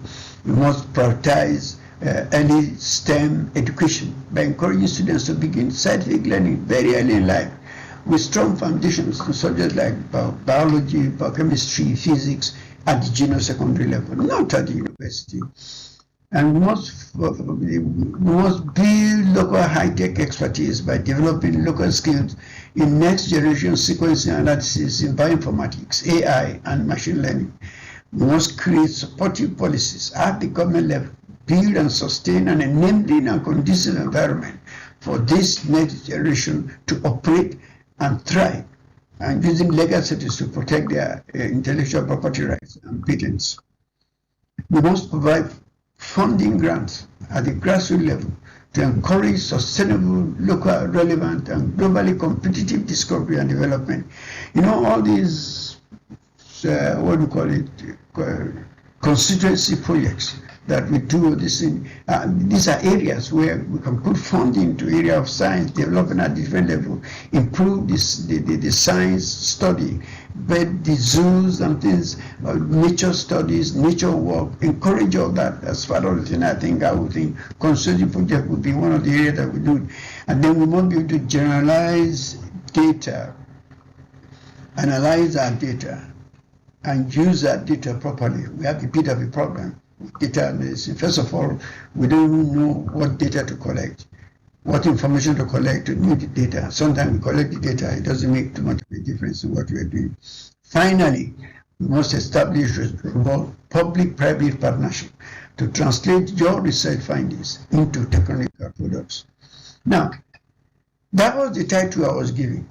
I didn't even put it at the back because I wanted us to have some introduction about what is global health future, how do they shape it, how do young scientists. So you'll see what is what you need to require. So let me begin to specifically talk to you young people.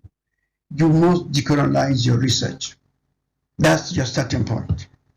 You must decolonize your research. I keep saying it. Let me tell you a bit of history. You remember, long before the Berlin in Africa, we had the Treaty of Berlin in 1814. We had our own different groups. We had our governments, we had our traditional group, we had before any of this came in. There were people that were settled. Now, when this campaign for Africa started this was way in 1880s. Everybody, the Yorubas had their own, so we had our own different groups. Well, clearly mapped out. Yes, we fought wars amongst ourselves, but that's no problem. So by 1814, they came in and carved up Africa in the line. Look at 1913. That's what Africa is, by all the different people, from what we were in 1880 to what we were in 1913. And 2025, the situation hasn't changed because we are still divided by linguistics nature of our colonizers. So let me move on and see so that you can understand it.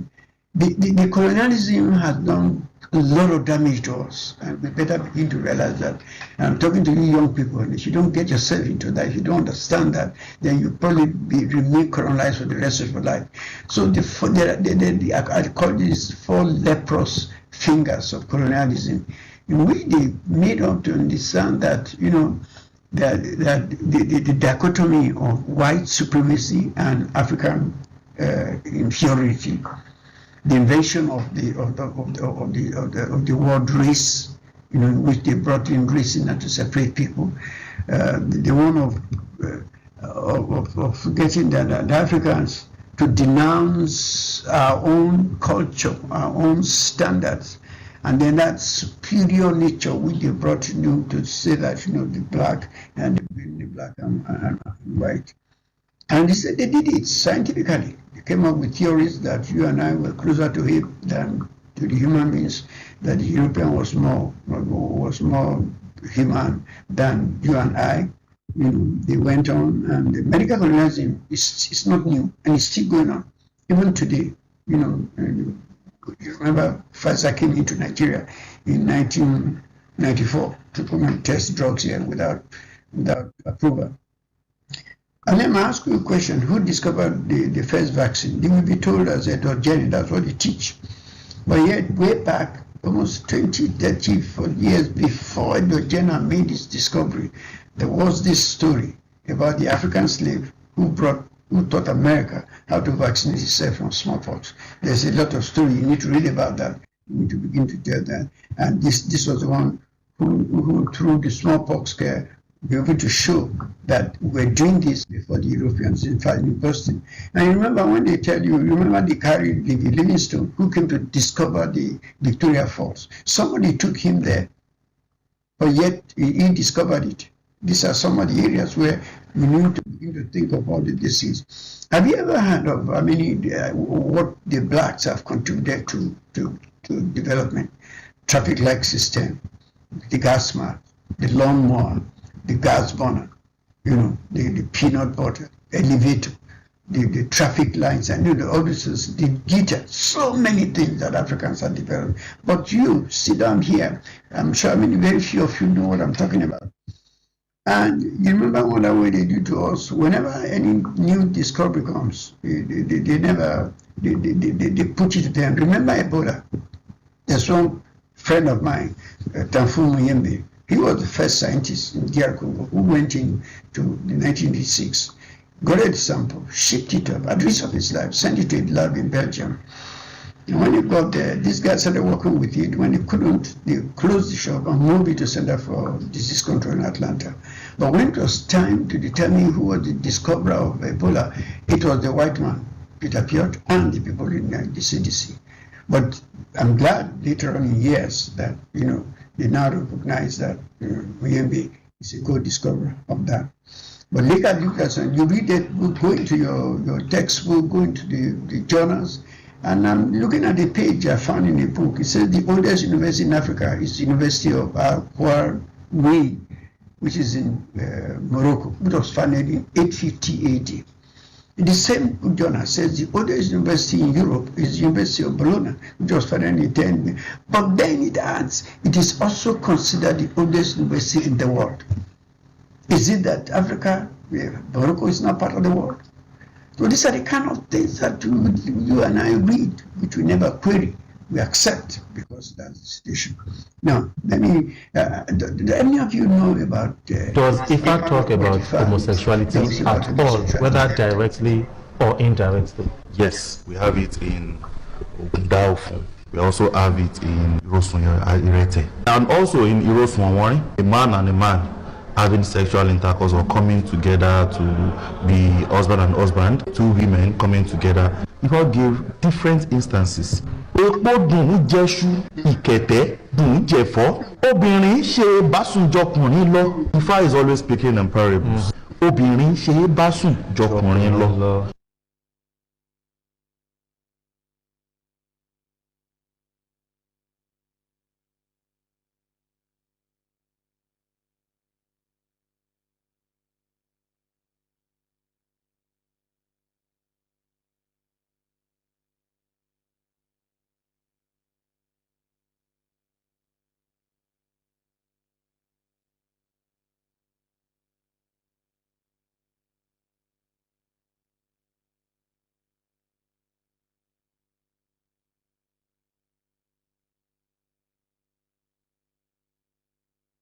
Let me leave that one. Let me go. So homosexuality, where did it start from? Was it in Africa? Our Ifa Oracle knew about that long before. But then the message you get that something was introduced. So my brothers, decolonize your research. And to do that, you must bring in your ethics, you must bring in your culture, you must bring in the society. All these three are the constitutions that require decolonizing. Ethics, I don't want to talk about ethics in detail, but it's concept of moral right and wrongdoing. We talk more about that. I don't want to define ethics. You know what ethics means. Only culture, it's the beliefs, our values, our behavior, and our way of life. Then the society, this culture is not static. Of course, it's moving, it's changing. It plays a crucial life in our own daily life, shaping our relationship.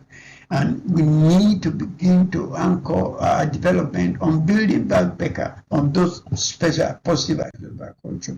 And what about the society where it's organized, it's highly structured, there's a harmony within that society. And you bring all that together. So ethics is the framework of the society. Without ethics, we have a fraudulent society. And that's why in your science, your ethics must become important. So the two deadly conditions of underdevelopment and inequity is the country, a group without ethics. Now, how do we decolonize our research? First of all, you have to undo the past and present racist and colonial hegemony of Western science over our own equally legitimate knowledge and ways of living. We must confront and challenge the colonizing practices that have influenced science education in the past, and which are still being so today. We must challenge and confront with facts and data, which is derived from our own indigenous studies, funded by our own indigenous government to study our indigenous society. We must, in decolonizing our research, goes beyond science. We must include economics, we must include culture, we must involve society. We must put in place systems that will enable and fund indigenous-led and conceptual research and policy-making processes. Colonization continues today in different forms and remains the tool of the colonial powers to exert control, the legitimate exploitation, to erase and undermine those indigenous knowledge that we have. The scientists in Africa must appreciate that his learning and his expertise have conferred on him the additional position of guide, of teacher, of mentor, and of the beacon to society, a light onto society.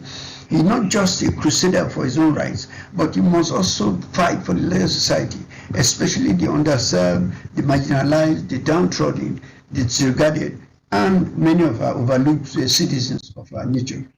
It was Sidney Poitier said that science and technology form the basis of human activity, from the house we live in, the food we eat, the cars we drive, and the electronic that we use. So the Nigerian society should demand from us, our societies, no less from our researchers. And what an expectation of the society from researchers? It is research. Remember, let me put it the word of Nehru. First of all, he says research should possibly form the basis of all the human activity. as I mentioned before, the house we live, even in this hall where we are, even the method I'm talking to you, I'm sitting down here at a meeting in Ibadan, and I'm looking at, listening to me in Bomosho. It is research, according to Nehru, alone that can solve the problem of illiteracy, of superstition, of deadening customs and tradition, of vast resources which are running all over, being wasted by rich countries, inhabited by starving people. He says, I do not see any way out of a vicious cycle of poverty except by utilizing the new sources of power that science has brought into us. That's new. Decolonizing research is a continuous process, a continuous revealing, a continuous renewal, and a continuous rediscovery. Therefore, our nations must create and sustain the enabling environment for researchers to flourish and for them to meet the needs of society. Google and Togo says you must decolonize your mind. That's the first place you have to go into. So let me ask a few questions as part of decolonization. Is Africa poor? Is Africa poor? Are we resource limited? Are we resource constrained? These are questions that we have. This is what you hear. This is what you write. Some of you have even written articles and says Nigeria is a resource limited country. But that's the greatest lie you can ever tell, that we're resource limited. We are not resource limited. We are resource wasteful. We are resource squandering. There's a major difference between. Let me tell you about Africa's resources and show you what we're talking about, whether we're rich or we're not.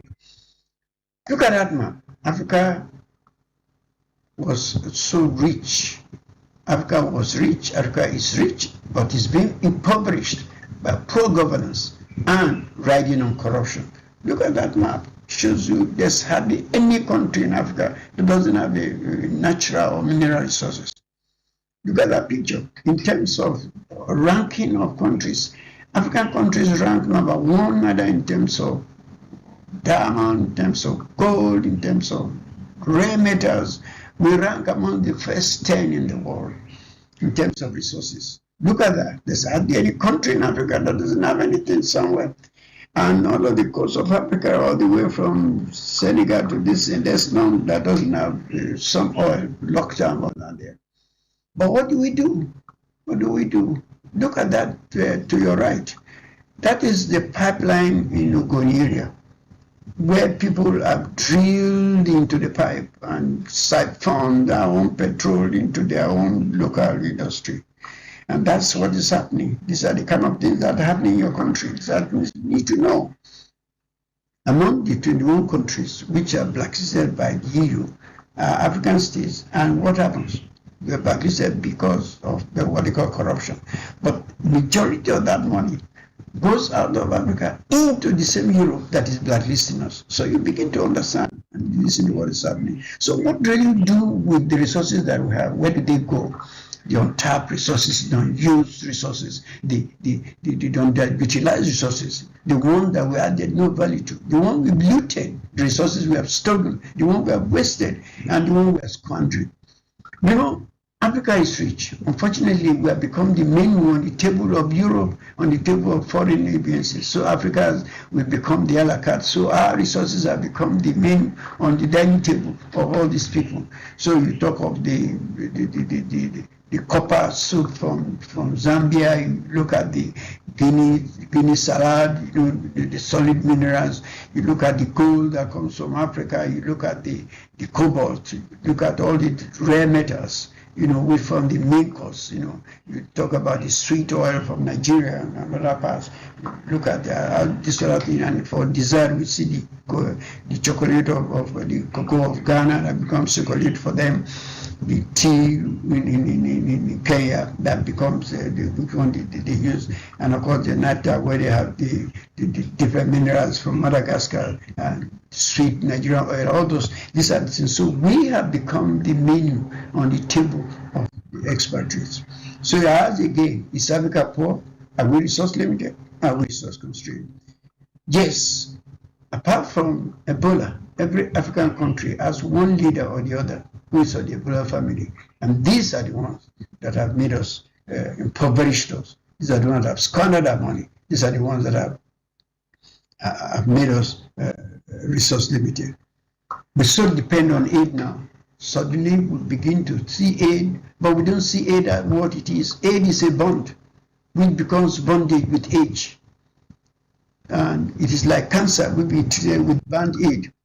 Let me give you an example. Years ago, India, in 1947, when they were deciding to go and pay Canada for penicillin to take care of their problem. When COVID came in 2020, it was Canada was going to India. What did they do in between that time? These are messages. These are things you and I should learn. These are part of the thing about decolonizing our thinking. We cannot depend on aid. India depended on aid in 1947. In 2021, the same India now was the one that is giving the one who gave aid now aid. The scientists in Africa, a case again, must appreciate that your learning, and your expertise have confounded on you the child, teacher, mentor, and beacon. You must realize that. You not just you must be going to this thing and talk about it from researchers. We also look at the fact that, I'm reminding you about all these issues. Now let me go back again to just sorry, let me go back. I'm sorry. Anyway, so let me go into the conclusion. And it is to say that in Nigeria, they are saying that, yes, we have debt fund that is providing fund, but debt fund is actually providing. Those of you who have been involved with debt funding, you do know that the grant they give you does not complete your study. And because we are going to we are dividing our research grants based on geopolitical zones, we are ending up with debt fund creating a mortuary of uncompleted research projects. Nigeria doesn't have a national research foundation. We've been on it for the last 40 years since the time of Obasanjo. Obasanjo at one time actually gave money to the African Union, but did not fund his own country's research. Public and private research institutions are coming up in Nigeria, but they are not being well funded. The community itself is not even aware of what we need to do, or what it should demand from us as scientists, and it is in a position to ensure that we have this thing. And so let me go to my final words. I leave you with one saying of the Sekuru Wino land of Kenya. It says a child can play with his mother's breast, but not with the father's testicles. The colonialists have played for too long and are still playing with our testicles and rendering us impotent. It is time to take back our testicles. The violence must take it by force, and by force of our mind, by force of our resources, and not physically, but widely. So, ladies and gentlemen, I think it's time to stop before I'm arrested. I thank you all for your time, your attention, your attendance, and for this invitation. I rest my case. Ladies and gentlemen, I rest my case. That was a wonderful one from Professor Oyewale Tomori. Please make it louder, make it louder, make it louder. You would agree with me, Baba was talking as if he's right here with us. Yes, he was very, very communicative. Please, another round of applause for that wonderful delivery. Thank you. I hope we are capturing this moment. So Baba said, for Africa to rise, we must first renew our mindset. Please tell the person beside you, stop the corruption. Our mindset must change. The idea of colonization and the rest, well, God help us. It's time to take action. Okay. Now, well, I want to quickly say that just this year alone, this is the 10th month in the year 2025. I am so glad to tell us that Helix Biogen Institute has published 35 papers. This year alone, 35 research papers in Scopus Index Journal. Please round of applause for all the team of Helix Biogen Institute. And like I said, in case you are just joining us at the beginning of this symposium, I announced to us that as part of the preparation for this symposium, we received 118 abstracts. That is wonderful. Please a round of applause for. And we are going to be having about 20 oral presentation here today. We'll just give a few minutes to those people picked. And I asked Professor Julius Kola-Oloke to extend his generosity the other time. He should give us some few of the Trino IB product. So the other time when I sat beside Daddy Alpha, so he already said we are giving out 10 pieces of the Trino IB product. Today, I'll tell us the modality to distribute that. And again, ladies and gentlemen, we have the presence of the head of programs, Parrot 101.1 FM, my wonderful brother, Mr. Benjamin Eze Oji, is right here. Please stand up for recognition. Thank you for coming around. And please, the owner of this vehicle, the vehicle is not specified, KRD, plate number KRD 15HV. Please, let's go and repark outside. KRD 15HV. The owner of that vehicle, please, let's repark. Now, ladies and gentlemen, I'd like to welcome Associate Professor Kolawole Oladipo to anchor this award part. Please, round of applause for Dr. Kolawole. I hope we are still enjoying the event.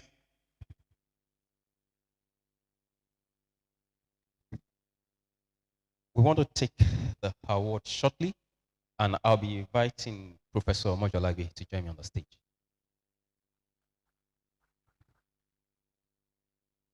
Hello. Sir.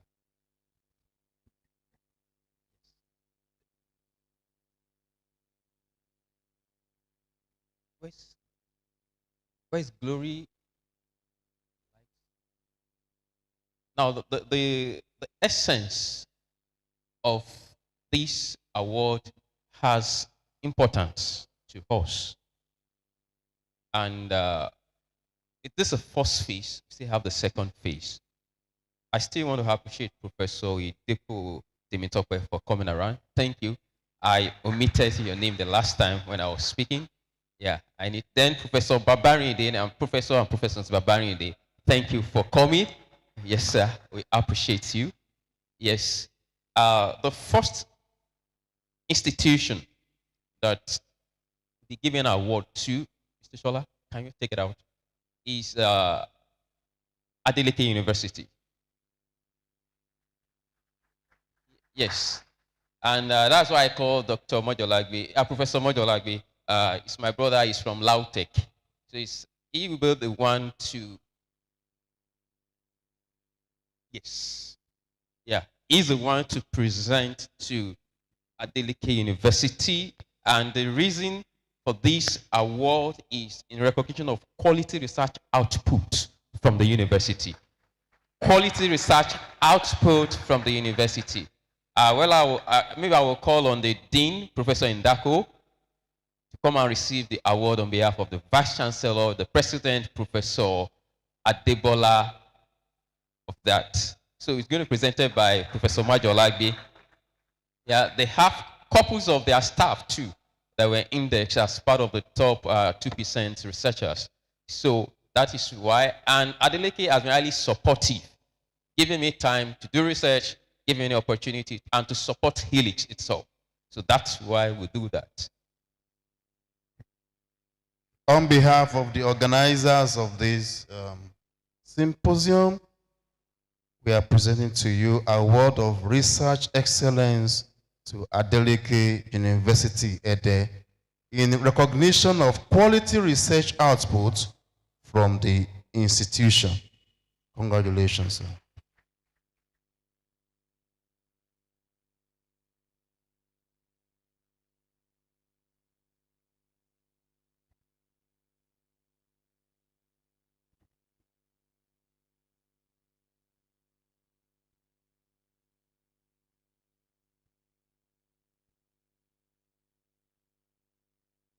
Okay, there's another box, I think, to be given to you, sir.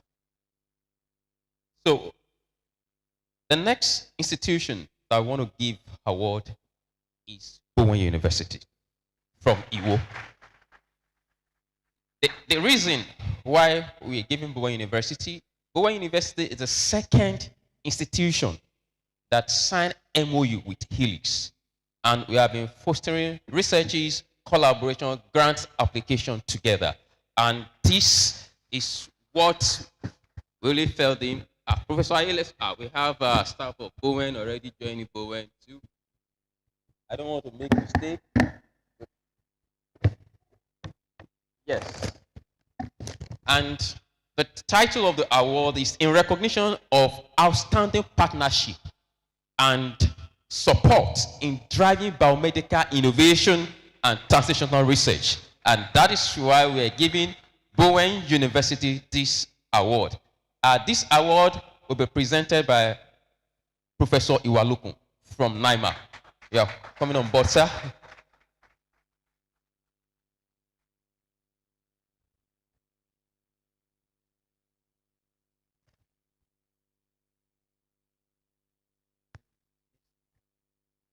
Okay, on behalf of Helix Biogen, this award is being presented to Bowen University for in recognition of outstanding partnership and support in solving biomedical innovation and translational research. Congratulations.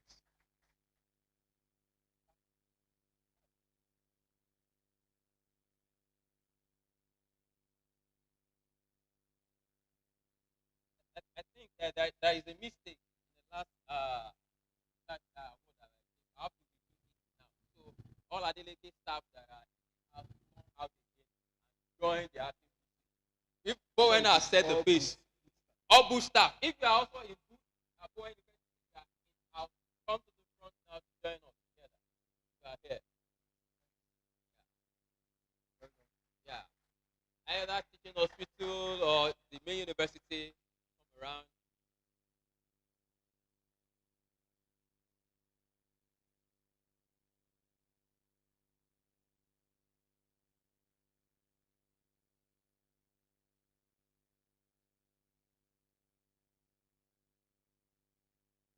Adeleke, let's review the picture.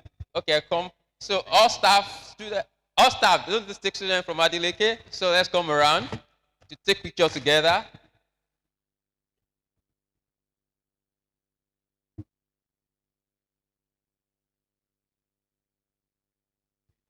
Yeah. I just pardon the I chief, please, after the award, so that we can take group pictures together here. Everybody,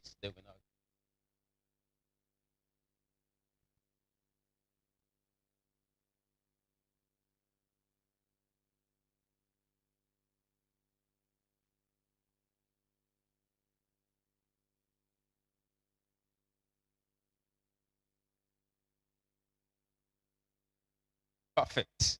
So,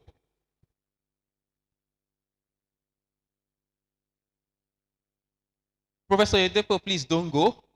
Please stay on the podium. That I'll be calling the representative of the Vice Chancellor of LAUTECH to come for the award of Laduke Akitola University of Technology. I don't know how we're going to take picture because everybody LAUTECH that is here now. let's bring it.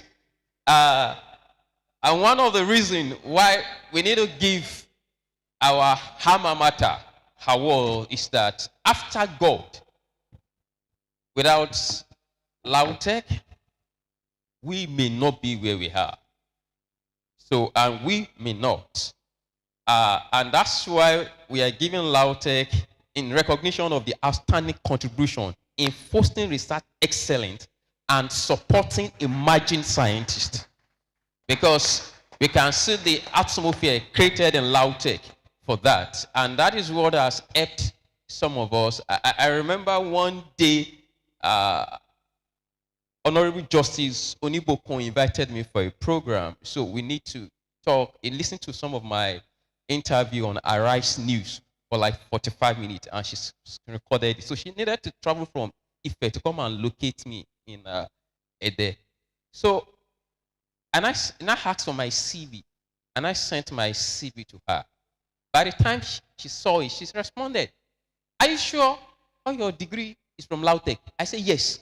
He said, "I cannot even believe that you school in Lautech. I said, that is Lautech. And you know, in Lautech, we call it loud stress. And we thank God. And that's why we are here. And I will ask the DAP, Director of Academic Planning of Adeleke University, to present the award to Lautech. And that is what we have now.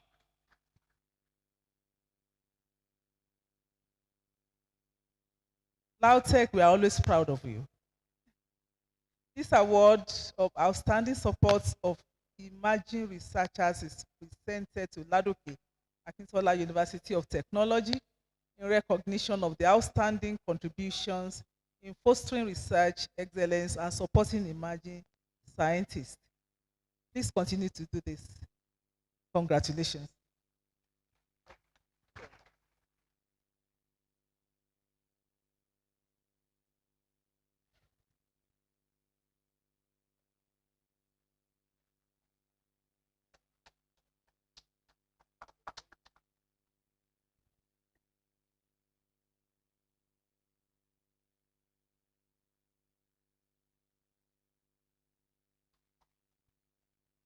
So I will call on Professor Akinde to be on the stage, sir. Yes, sir. They will help you with. Professor Akinde. Yeah. There is someone that I didn't tell him. We make it like a coup detach. That we didn't tell him that he'll be getting an award today. And at the beginning of the vision is use all what he has. When I met that using all what he has, he used his time, used his energy, used a lot of each sum of his money to foster this imagined thing that is happening there. And we felt that we should not talk about people when they have gone. It is when they are alive, so that they can do more. We have more people, but we are doing it sequentially. There are some, next edition is going to be next. And this person is no more. I brought Professor Akinde out because he's the high chief in Modakeke Guswa Palace. And my own mom is from Modakeke. So, and the next person that will receive award is from Modakeke. And that is Professor Julius Scholar Oloke. So, and I wanted to clap more, please. I wanted to clap more, please. One of the reasons is that I'm his PhD student, once a PhD student, and he is a professor of professors. We are counting more than 10 of his students already professors now. Yeah, so he is. So what we gave him is extraordinary scientific mentorship. Someone that has mentored others to grow. And that is why Professor Akinde is all over to you, because a son cannot give a father an award. So that's why I push the button to you, so you can do that. Thank you very much. I'm not sure whether you are qualified as a son or grandson, because I am the son. Okay. And so you are asking me to make this presentation to our father, or let me say you are the junior son, I'm the senior son now. Better. So, Daddy, we know you for your good works. And then we cannot celebrate you enough. And so, even personally, I know what you have done to encourage me to return from the industry to join the academics. You have really done so much. And I'm glad that I am given the privilege to present this award of exemplary scientific mentorship and also your contributions to bringing the younger ones in Modaica community up. May God continue to prosper you. Congratulations, sir. Mommy?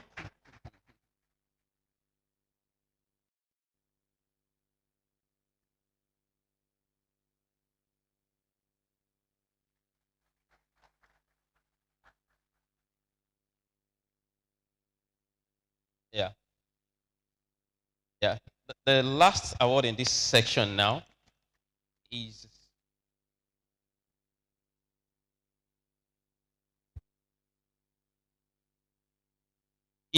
a program on a station at Health TV called Sound Health. You know, I've been featured on that program since 2020, up to date. Most of the time, we run 2 or 3 episodes every month. And some of the time, people thought we have the money, not knowing that it's good to be good. I didn't know her. I got to know her through my own student, my own secondary school student. Because I once taught in Goma.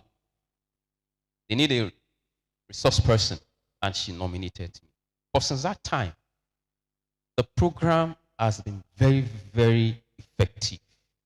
And we cannot just let her go.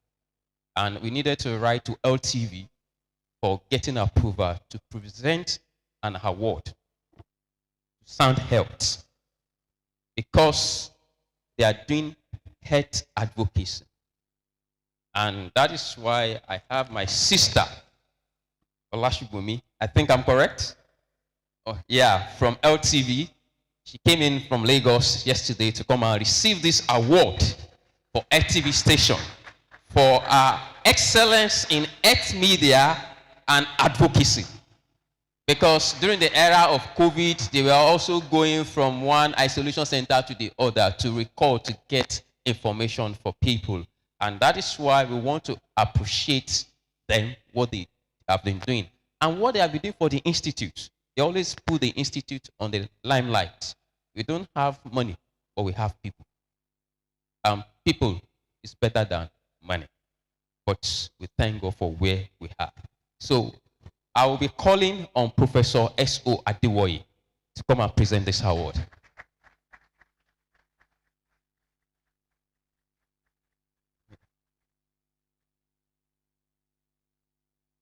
These are our fathers.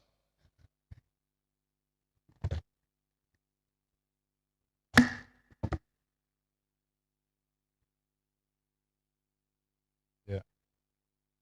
On behalf of Elix, and for the cause of this symposium, is presenting this award of excellence in health media advocacy to Lagos State Television.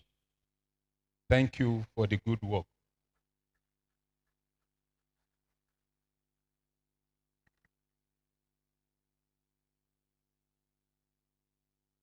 Thank you.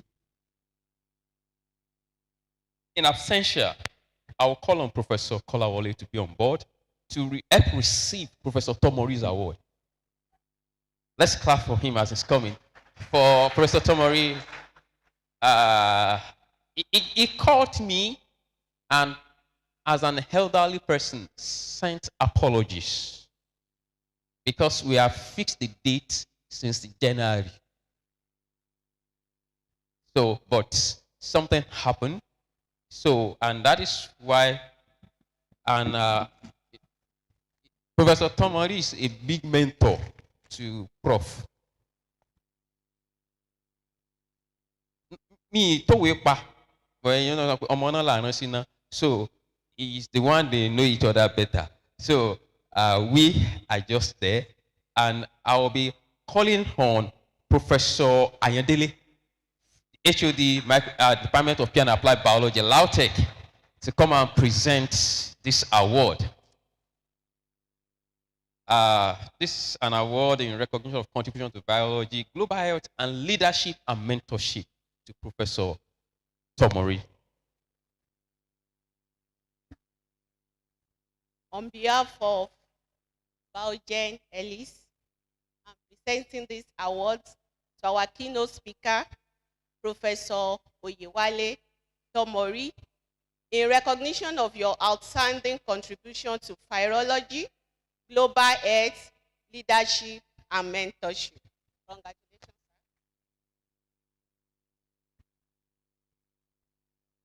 Let me join the picture. I don't do Photoshop. Yes. Thank you, Prof.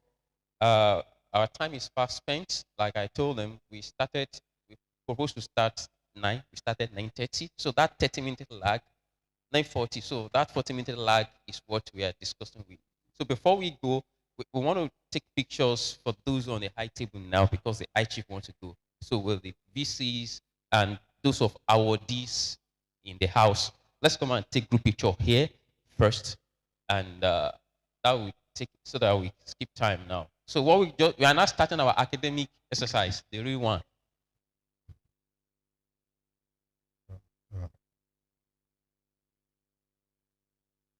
Yeah, Prof, come here, ma. Yeah, welcome.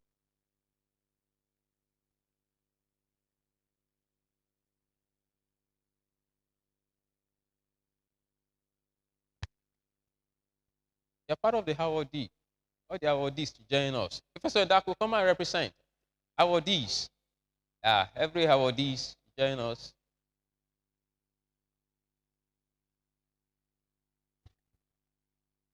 Professor Majolagbe, come now. The chairman, LOC.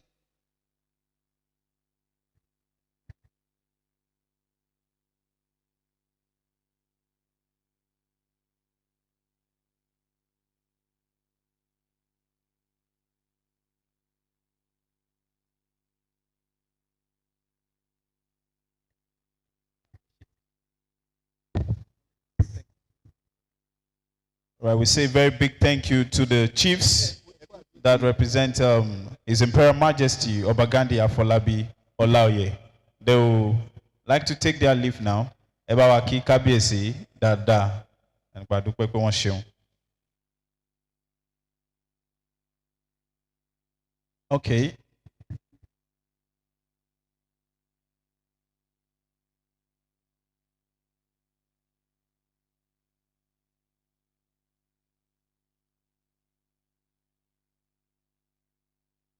A huge congratulations to all our awardees once more. Thank you for your contributions and for making impact in the biomedical science world. You know what, MC Daface blew his trumpet earlier. He said he's a doctor, but I'm not going to say what sort of doctor he called himself. But the person standing before you, I'm a practicing biomedical scientist, and I can't be more glad to be in an environment such as this. I mean, that was really a challenge to we up-and-coming scientists, innovators, researchers, and scholars to even do more. Please, can we give a round of applause to all our awardees this morning once more? Congratulations to you all. All right, thank you for your patience so far. We are gradually coming to the end of the program. We are going to have our tea break any moment from now. But again, I would like to call the first panel presentation and discussions that is going to be followed by question and answer. Ladies and gentlemen, please let's welcome Dr. Olumuyiwa E. Ariyo, the moderator of the panel session.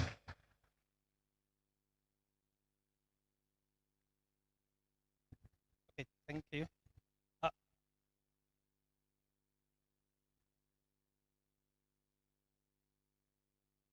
Okay. Let me stand on the existing protocol. However, somebody said we should stop standing on existing protocol. Our time is fast spent, so we just want to go straight to the business. And let me use the opportunity to also congratulate Ellis Bauji, the entire team, for this international symposium. And we'll be going straight to the first panel presentation, and that is titled Emerging Technologies in Biomedical Research and Innovation. The panelists have been carefully selected. They consist of eminent professors, international scholars, discoverers, and innovators. And without much ado, I will be calling them while we make welcome of each and every one of them.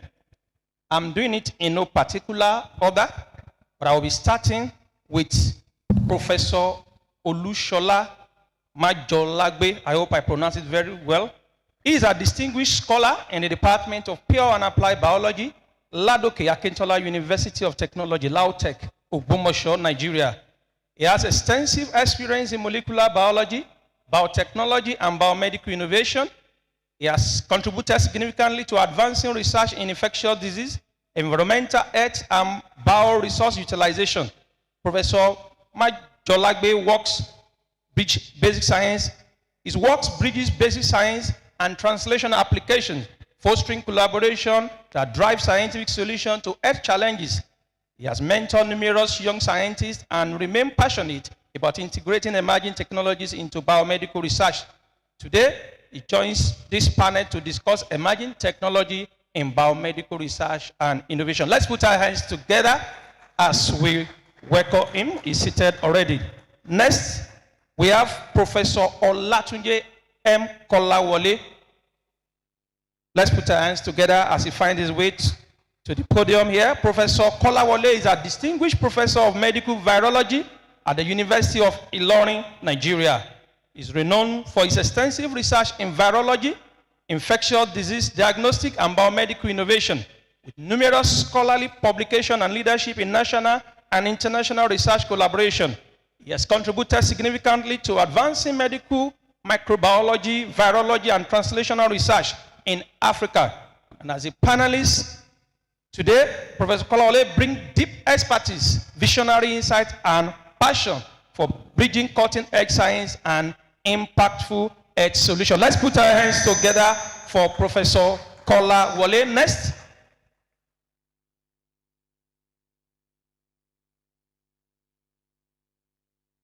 So next we have Professor Bamidele Iwalokun.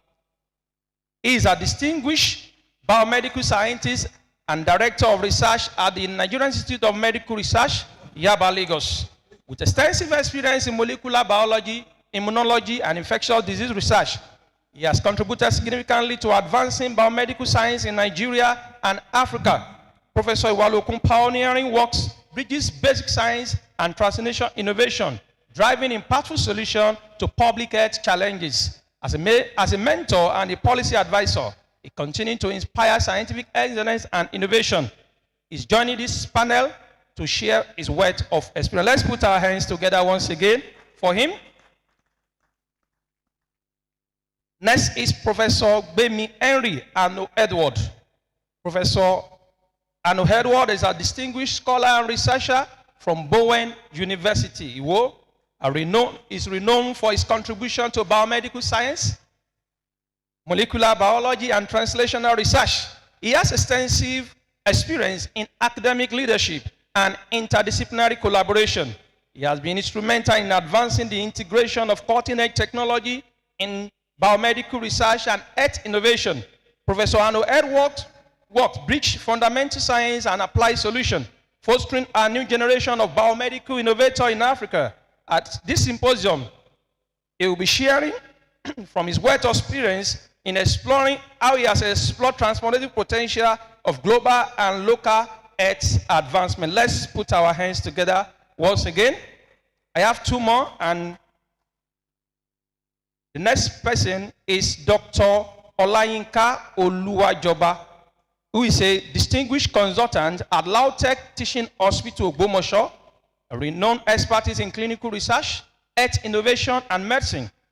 He has a deep interest in applying technology to improve diagnosis and therapeutic outcome. He's contributed several multidisciplinary projects, bridging medicine and digital health. Dr. Oluwajoba work emphasized integrating emerging technology into clinical practice. And at this symposium, he will be sharing his insight in how he has been able to advance biomedical science for greater global health outcome. Can we put our hands together? Okay, and lastly, we have Professor Sunday Babatunde Akinde. who is a distinguished professor at Osun State University, Uni Osun. Let's put our hands together as he comes up stage. He has extensive expertise in molecular biology, biotechnology, and biomedical innovation. His research and academic contributions span genomics and bioinformatics, translational science, with a focus on how to harness emerging technology to advance health solutions in Africa. Professor Akinde has published widely, supervised numerous postgraduate research, and actively promotes interdisciplinary collaboration between academia and industry. And as a thought leader in biomedical innovation, he brings deep insight into how cutting-edge technology are reshaping research, diagnostic, and therapeutic development across biomedical landscape. Let's put our hands together for him, and let's put our hands together for all our panelists. These are eminent and distinguished professors, scholars, innovators, and we'll be looking at the wealth of experience that they have in addressing the topic, emerging technology in biomedical research and innovation. I know we've been sensitized with the keynote speech from our very revered and esteemed Baba Tomori, but we'll be looking, and I want to encourage us, if you have any question, please, is either you come forward to ask it, but we'll be starting. I'll be starting from the far out from Professor Iwalukun. I'm starting in no particular order. Let's, look at what is the state of, emerging technologies in Nigeria. So, sir, I just want us to give us a better view, building on what has been said in the keynote message. What is the current state of all these emerging technologies in Nigeria? Artificial intelligence, machine learning, and all this, as it's applicable to biomedical research in Africa, Sub-Saharan Africa, Nigeria as a focus. What is the current state? Where are we? Thank you, sir. Thank you very much. First of all, I would like to appreciate this gathering and the convener, Helix Biogen, for bringing us together. On the emerging technologies and how far we have gone in country. First of all, the way I would like to go about it is to do a SWOT analysis of these emerging technologies, a way of assessing our strengths, weakness, the opportunities, and the threats. So I think the first one is artificial intelligence and data analytics. I can tell you that Helix Biogen is driving artificial intelligence in Nigeria. I'm saying this not because I'm one of the advisors, but the fact is there for us to see. 35 papers this year, and all are based on that. The area we are weak at is in the area of data analytics. Although a component of artificial intelligence is to utilize this data and develop solutions like innovative diagnostics, drugs, vaccines, on different platforms that could be messenger RNA, subunits, and AI is giving opportunity to do multi-epitope subunit vaccines that traditional methods will not be able to do. We are doing well. But the use of big data analytics, like the R, like Power BI, like machine learning-based data analytics, we are limited in that area. So that component of that emerging technology needs to be filled. Is a gap.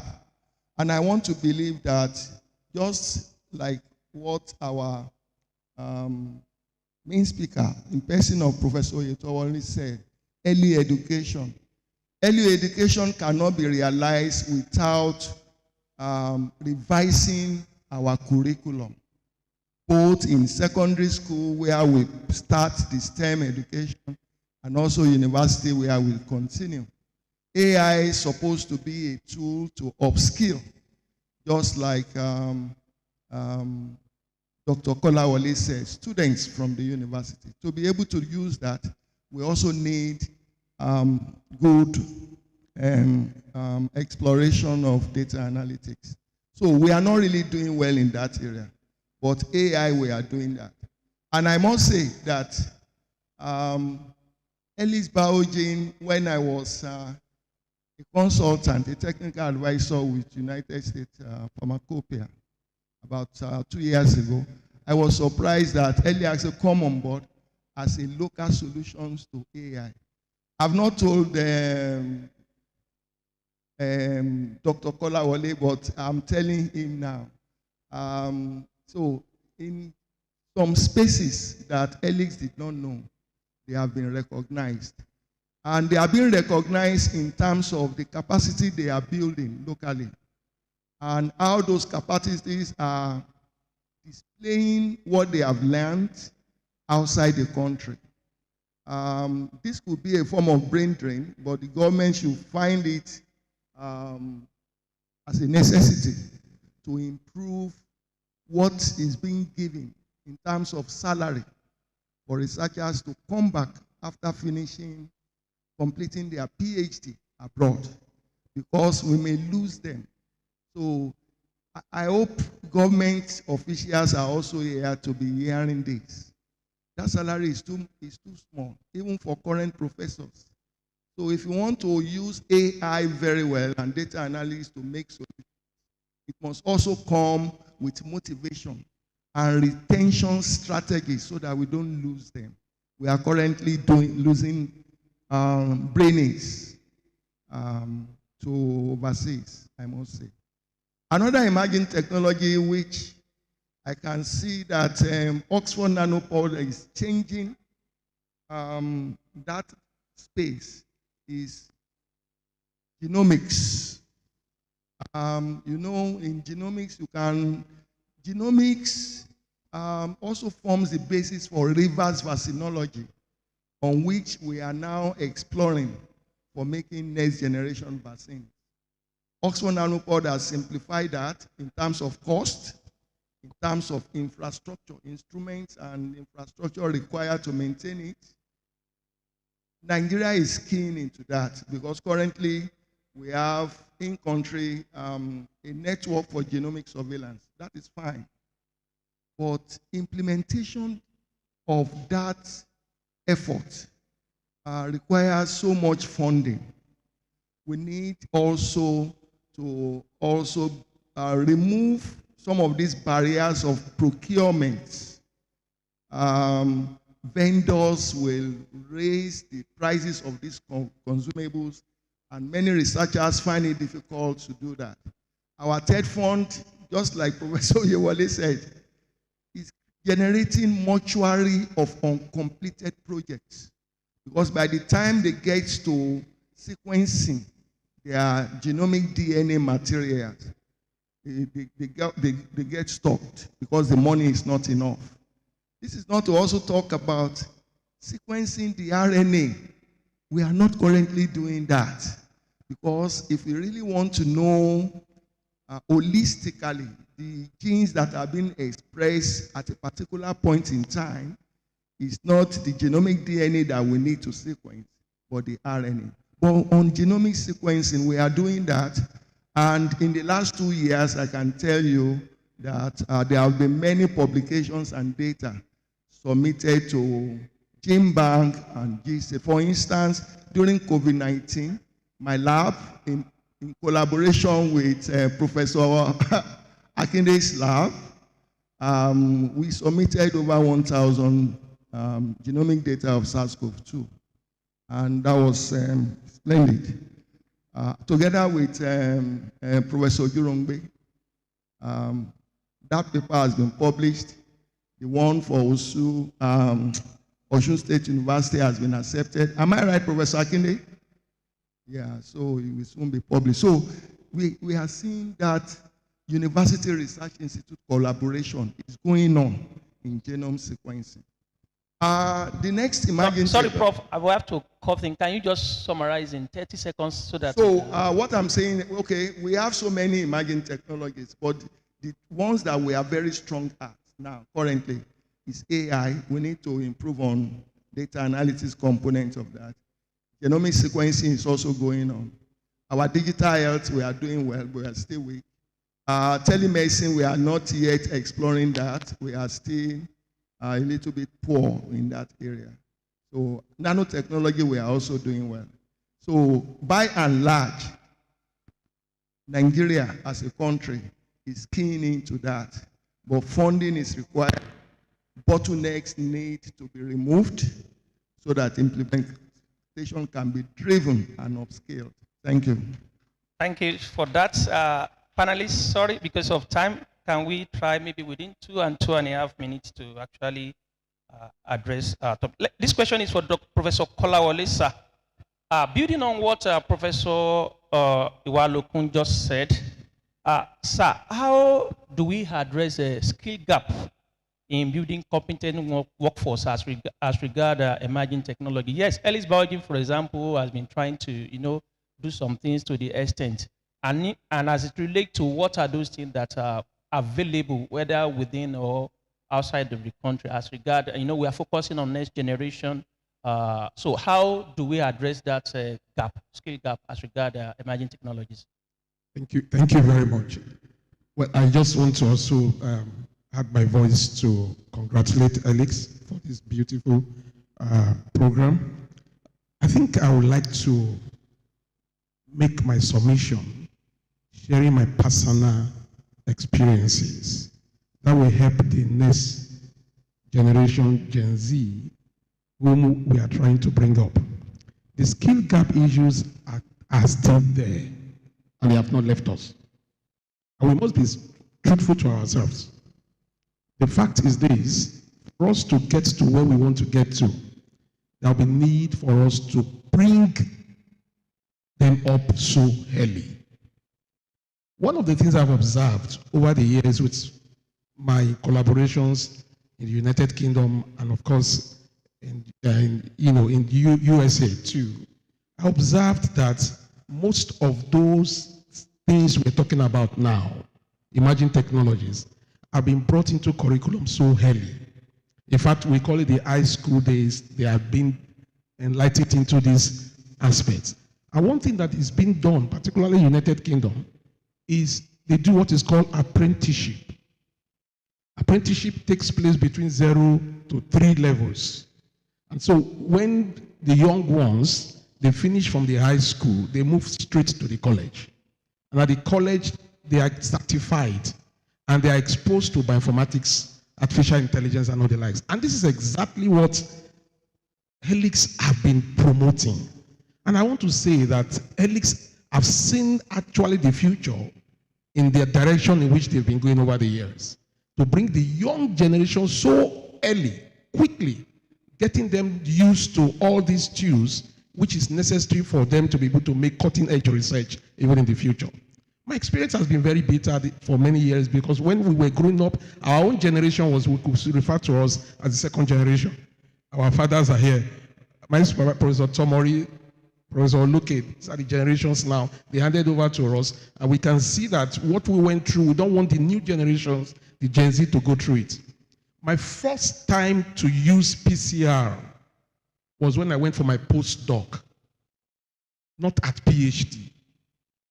And I was privileged to do my PhD in the best of lab you could think about at the Department of Virology. I had an exposure to tissue culture. Of course, I had all the theoretical knowledge of PCR, all, because we are very good in theory in Africa and Nigeria. We can know everything, but we have not seen it. So, and that was my experience. I recall when I was in Germany, Benanock Institute, my host had to tell me, he didn't know how to present it to me. He said, look, Tunji, I hope you don't mind. I said, what is it? He said, the diplomat lady in the lab is the one that will teach me PCR. And I said, I don't mind, because I've not seen it. I only read it. I only crammed it, as usual, you know. And the problem is infrastructure gap is still there.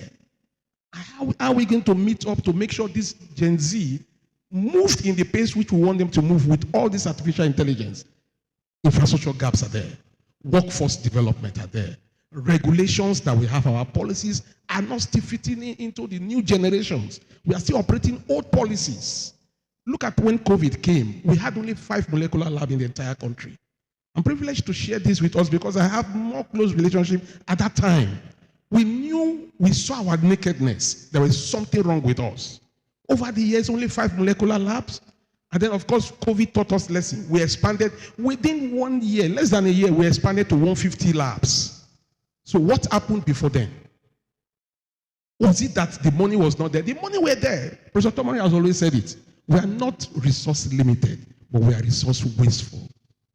And for us to bridge the gap, the need for us for urgency, a matter of urgency, that the next generation scientists must be brought in quickly. They must not go through the pathway I went through for the first time. And interestingly, I did not disappoint Nigeria, because when the German lady with the diploma wanted to start teaching me the PCR, she was afraid. Because when she told me the first step, the next step I told her, she looked at me and said, "But you say you don't know it." And I laughed. I have it upstairs. I've not seen it before. So every steps, I was telling her the next step. This is the next step. This is the next step. In less than 1 hour, I became an expert. That gives me a good image in Benang North. And of course, that gives me a lot of respect. What am I bringing out of this is the fact that we still have infrastructure gaps. Dr. Oladipo, Helix have done a lot. Professor Oluke is here. We spent personal money. The vaccine is talking about personal money for the expression of the vaccines in the US in the scripts. The question is, where were governments? Yet this vaccine was captured by WHO as a candidate vaccine. But the question is, where is the support? We need new generation of scientists who we can bridge this gap. And finally, I want to say is, one of the issues I've also discovered is the fact that our regulations have not helped issues public-private partnership. I expect to see a lot of government officials here today to promote what Helix is doing. And we need to return back to tell them that a single person or a single tree cannot make a forest. Helix Biogene is making its impact, and everybody knows about this. I've been with Helix for quite a number of years now. And I can tell you that all those publications and the impact they have made have revolutionized even the biomedical world. Finally, I'd like to say that the science and biomedical research is for the next Gen Z. Recently, I found myself being selected as the 20 innovators in the United Kingdom last year. I applied for this. It was a science crate supported by the UKRI. And then 20 of us were selected in the entire United Kingdom as engineering biology innovators. What struck me more is that when we resumed for the accelerator program, which was this accelerator program, I discovered that I was the only professor. And I was the only black. And all the whites, their age were less than, the oldest of them was 22 years. So invariably, I can become their father. So, of course, as usual, I want to learn. So I applied, I was chosen, so I was also a part of them. But I saw within me, you could see them, because we had to pitch. We were taught pitching, we were taught accelerator, we had to pitch for investors, and all these things. I saw these young boys who just finished schools, and immediately after they finished, they established a company for them. UKRI does this in partnership with Science Create. Science Create is just like Helix Biogene, which is just a private organization in the United Kingdom. And the UKRI is the one providing the funding for support for this kind of accelerator program. So this is just my submission that Nigeria can get there and we will get there. Thank you so much, sir. And let me build on what you said as regard maybe government presence or being aware of some of this. And I will take the next question to Professor Akinde. And can we look at the rules of government policies and national spending in fostering an environment that actually, encourage the development and deployment of emerging technology as related to health and biomedical research in Nigeria? Thank you very much. Again, I will also join others to appreciate the organizer, the Helix Biogen, for bringing this kind of forum together, where you have all the actors. You have the scientists, you have people in the academia, you have the community, you have innovators, you have the next generation, and then you have people in government too. And one of the people in government is also our brother here, that is also from NIMA, Nigeria Institute of Medical Research. And I know that all of the policies is in his brain. And then the good, the bad, the ugly of the policies in biomedical innovation, I know they are in his brain. And then one good aspect of it is that because we have been collaborating together and with our daddy here guiding us, that's Professor Kola Oluke. And we also have all our professors that are contributing in one way or the other. We do meet. At times we laugh, at times we fight. I remembered on when one platform in Lagos with Professor Tomori, he was there on the table. I did not quickly recognize that he was there. When I was taking up Professor BI0MEDICAL, the commissioner, he was the one that took us to a particular facility. And I was like, what are you doing? That's Professor BI0MEDICAL. I took him up. You cannot just be the champion here in Lagos. And then you are not connecting all the other younger ones, like creating a chain of network of scientists. And then so it was after all said and done that when the elder, Professor Tomari, started responding, that I now realized that, Baba is here. So we have people, our own people in policy making. There is one thing with making the policies, there's another thing with implementing the policies. And there are so many gaps in between the bureaucratic bottlenecks and those who also have vested interests. And then you also have a situation whereby the policy has created a very strong structure. But for some reasons known to some people, and probably maybe there are some faces also they don't want to see, implementation becomes very difficult. But in the midst of all of these, we have our great scientists driven by passion. And that passion drives us to meet the right people, and then it is better to begin to talk on what we have control over and leave what we don't have control over. If we really want to move forward in this enterprise, it is better that we gather, as we gather here, let us identify the problems or the challenges. How do we now go around it? Because some of these young generations will still be the one to get involved either in policy implementation or in even creating the policy themselves. So it's also better that we are transparent and then we are honest with whatever we are passing to this next generation, so that they will be best policy makers and they will also be best people that will also implement the policies in the future. Thank you. Let's put our hands together for Prof. The next question goes to Dr. Lua Joba. Sir, how do you think we can leverage or utilize emerging technology vis-a-vis the improvement in health outcome, especially in underserved and remote population within sub-Saharan Africa? And what are the possibilities that may actually come within the next few years? Okay, sorry. Okay, let me pass that. Okay, I thought I was looking at that. So let me take this question to Professor Mark Jolagbe. I hope I pronounce your name very well, sir. Okay, thank you, sir. So how can we foster collaboration more efficiently as it relates to knowledge sharing, resource, and best practice when we talk about emerging technologies, collaboration? Okay, thank you. Let me also join my voice with others in also appreciating Alex Biogen for this kind of a platform and also for inviting me to be one of the panelists.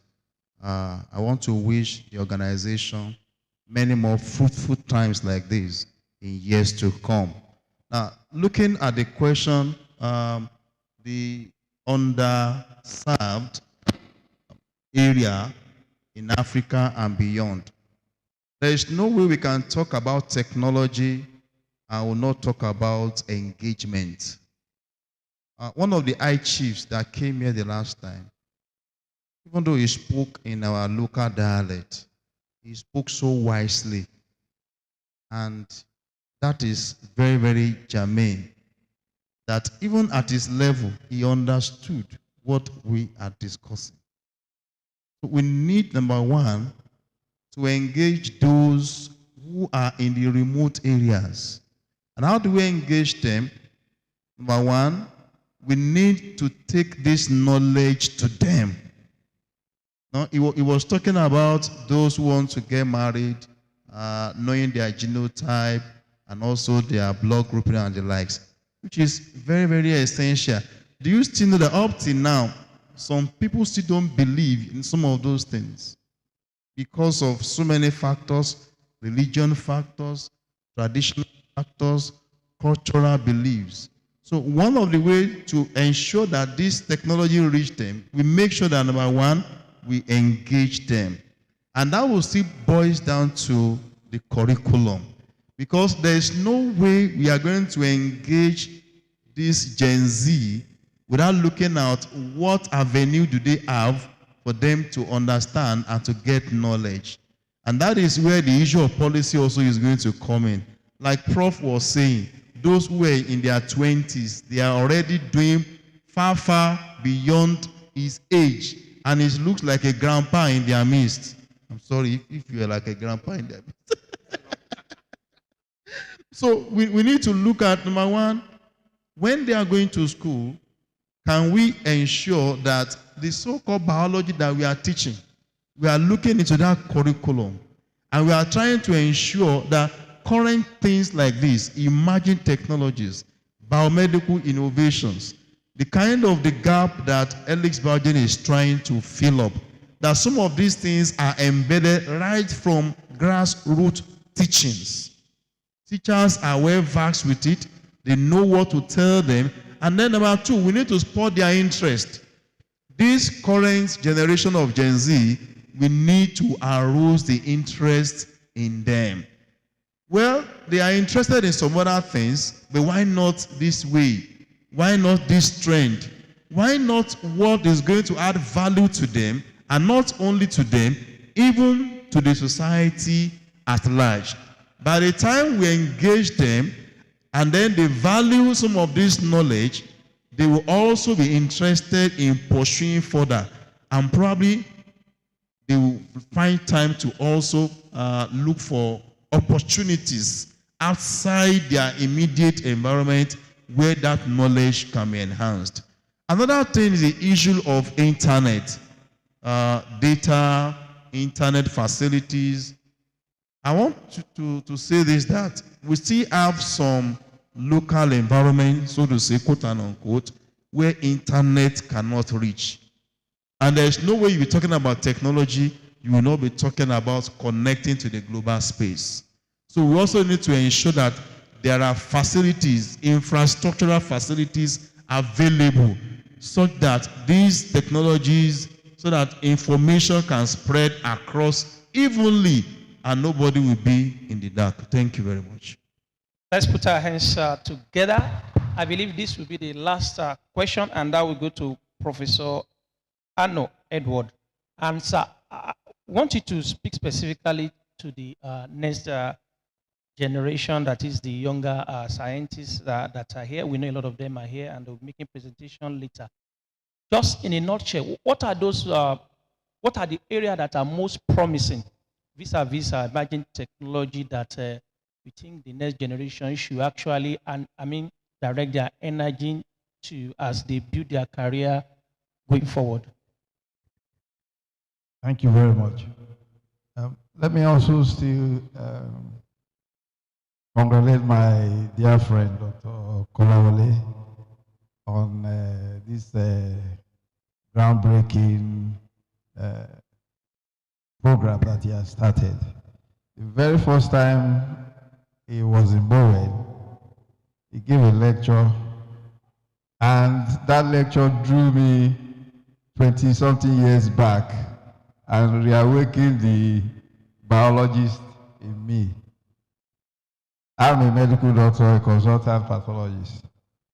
But I began to remember that these were the things we were taught when we were exiting in 1989. Genetics, bioinformatics, cytogenetics. So I became aroused. And the arousal led me to his lab. And I was astounded when I got to his lab. This beautiful small place, he was able to arrange this kind of technology. It was beyond my comprehension. And why was I aroused and amazed? I was amazed because 4 years earlier, my consultant who trained me had been trying to set up a genetic lab in Ilorin, and he has not been able to do anything in that lab. So I called him the very next minute I left Biogene. Oga, come and see what is happening in Ogbomoso. There is a molecular lab in that place. He said, what? Because he's an Ogbomoso man. When he got there, he was as astounded as I was, that he could see PCR being demonstrated, basic genetic materials being put up, and several publications to back it up. If you know what he has in his laboratory that he has not set up, they are fantastic. He has a refrigerator that is minus 80 degrees and is only for repositories up till as we speak. Now, coming to the Gen Zs, AI is already showing us the way. In fact, it's showing them the way more than we. Machine learning, data analysis. There's so much you can do with AI now. They can key into these bioinformatics that we are talking about, looking at so many data in a short time and bringing out quality information. You had them 35 papers, Scopus Index in less than a year. That is fantastic. So the youth should key into this. Several speakers have talked about policies, changing curricula, which are all very important at an early stage, not just when they have become progressive woods like us, but at an early stage where we can begin to see innovations like Baba was telling us. I was looking at his product and I was wondering, because somebody was telling me, Oga, let's do something on Ewedu. I said, what do you want to do on Ewedu? He said, there is a research on Ewedu that we can do. We can draw out genes, we can draw out this from it. I said, okay, once the students are out of our posting, we'll start to look at it. So the youth should key into it. It's a very prosperous area. Machine learning. In fact, bringing it back to medicine, now these innovations are being used to monitor patients. Patients can now monitor their own health by themselves. Telemedicine. In pathology, what we do now is telemedicine. If I get stuck with a diagnosis, I just switch on to the internet. I show so many pictures. to my friends in America, in India, what do you think about this? And the results come out and everything goes on smoothly. So telepathology is going on. In Lagos now, there is this surgeon who relocated, is doing something fantastic on prostate cancer. He now operates prostate cancer without a knife on your abdomen or wherever. Just a probe straight into where the cancer is. With so much technology, in 30 minutes, you are out of the operating room. In 24 hours, you are back home. And the good thing about it is that you still retain your erection and your ejaculation as well. So there's so much going on in that area. I urge the youth to key into it. And if you are here, you do not know where Ellis Biogen is, please take a visit there and get more enlightenment. Thank you very much. Thank you so much. Our time is fast spent. Let's put our hands together very well for our distinguished professors. It is for want of time. We would have loved to continue. And if I have permission from the elders, I will say, so thank you so much, sir. Thank you so much, sir. God bless. Let's put our hands together and I hand over to the moderator. Ladies and gentlemen, please round of applause for the panelists. Please, picture moment, sirs. Pictures there. Okay. All right.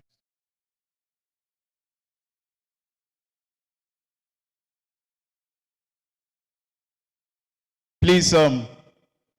Shola, your attention is needed on stage, the stage manager. At the same time, can we move to that side? Hello, sirs, can we?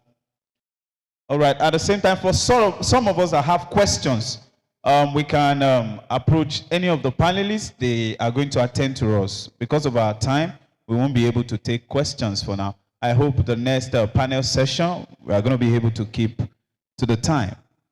Thank you. And I was talking.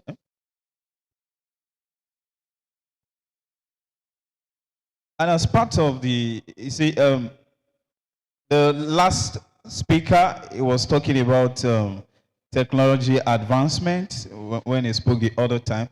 Part of what has advanced in technology, I think our mothers are here. You know, you have to pay for brain surgeries now, right? If you want to have brain surgery, you pay for it. Back in our own time, when I was still very young, our mothers did brain surgeries for us without payment. There are so many ways they reset your brain. There are so many ways they reset your brain. We have Abada, we have Iladi, we have Ifono, we have Igbati, we have Iku. A lot of ways like that. Do you remember? Abi, they have sent you on errand to go and grind pepper. You now put the pepper away. Ah. That's when you know that angels truly sing in heaven. Can we take time to celebrate all the mothers in the house? Nurse Adiola, Mrs. Adiola, it's good to see you, ma. Thanks for all you do. I celebrate you.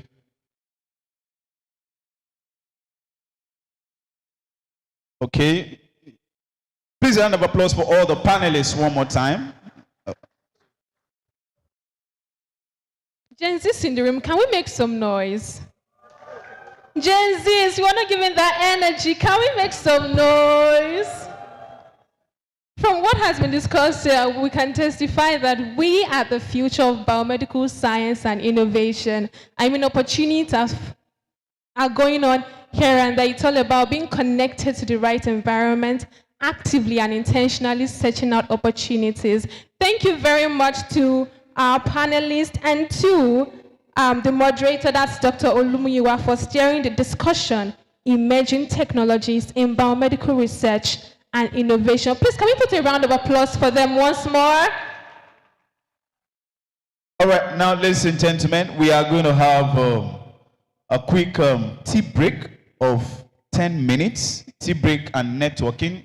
We can meet people, we can meet the panelists, the guest speakers. You can, yes, please do something just for 10 minutes. Please, the media, yes. I need music, just background. That means we reconvene by 1:52 for our next keynote address. Ikaba, okay, yes. The Ikaba, they are part of our sponsors. They are going to have their presentation. Just 10 minutes. during the 3 minutes, during the just 3 minutes, during the 10 minutes tea break. Ikaba for their presentation, Ikabala for their presentation. Now, 3 minutes out of the 10 minutes for the tea break. For the tea break, we will do our best. Sit down where we are. We serve you with the tea break so that we can buy time. We move on with it. All right, please sit down where you are. For those of you that are okay, let's remain seated. Ikaba, 3 minutes for Ikaba. Ladies and gentlemen, please round of applause for Ikaba. They are one of our sponsors for this symposium. All right. Good afternoon, everyone. It's really a pleasure to be here. And please permit me, they said we should stop standing on the existing protocol, but please, I want to ride on the existing protocol. My name is Olarewa Jolufobi. I'm from Inkaba Biotech, West African subsidiary here in Nigeria, and we are proud sponsor of this very great event. We've been a partner with Helix Biogen for a very long time. I remember when I first met Professor Dr. Kolawole back in Precious Cornerstone University in Ibadan, and the discussion we had then was really very insightful, and I could see that he's someone who is driven and who is also a visionary leader, and I can see what he has been able to achieve over the past couple of years that we've met. So please permit me to just briefly introduce who we had to you, even though we have quite a number of partners here that are well familiar with us, but I would just, for the sake of those who are just hearing about the name Inkaba Biotech, I would like to give just a brief presentation. Okay, so before the slide comes up, a brief story about how the company all started from. So it started in 2000, way before 2000, I think a year before that has been when one of the co-founders, Dr. Oliver Preissig, was doing his postdoc back in University of Pretoria. And just for information's sake, for the young ones that are here, it is very important for you to know that great ideas all start from academic environment, universities to be precise. So he was doing his postdoc, and he wanted to carry out a molecular biology project within the lab space. So, and a very key component of his research requires the use of primers. I'm sure all of us are familiar with the word primers, oligos. And he looked around South Africa. He couldn't find a company to, get this, to source this very basic material from. And without it, to be sincere, you can't really carry out a molecular biology research. It's one of the most important components of PCR reaction. So he looked outside South Africa, all over the continent. He couldn't find anyone, any company. So he started to look outside the continent to source for this reagent.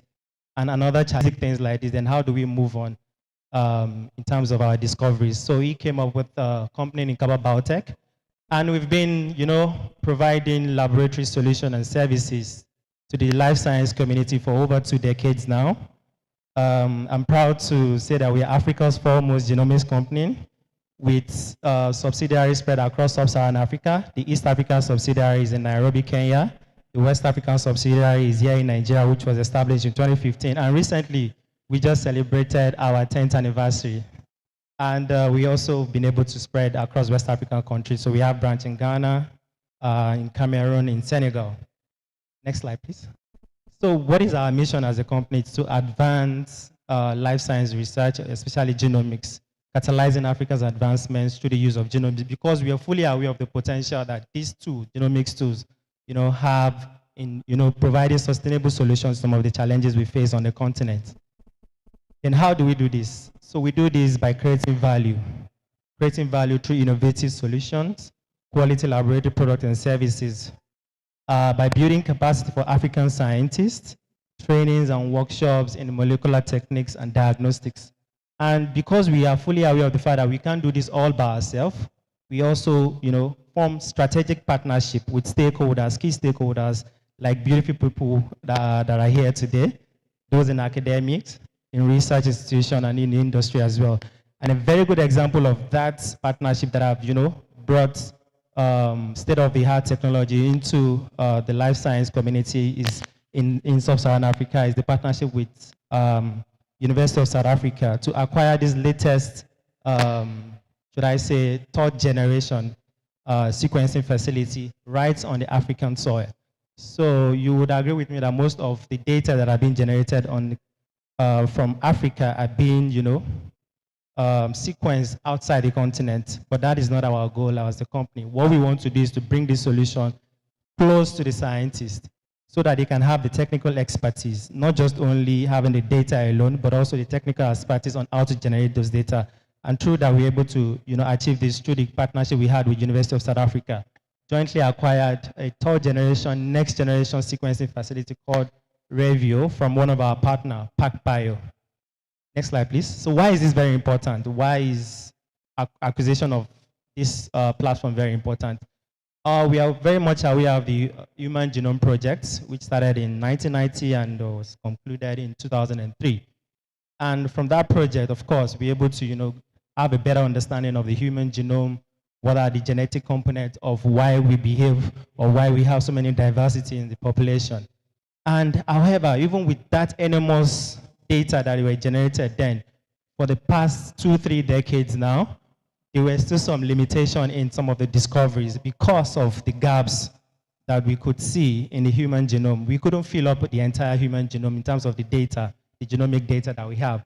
But with this latest technology that we now have on the African soil, which is from PacBio, Revio system, scientific globally have been able to fill up those gaps.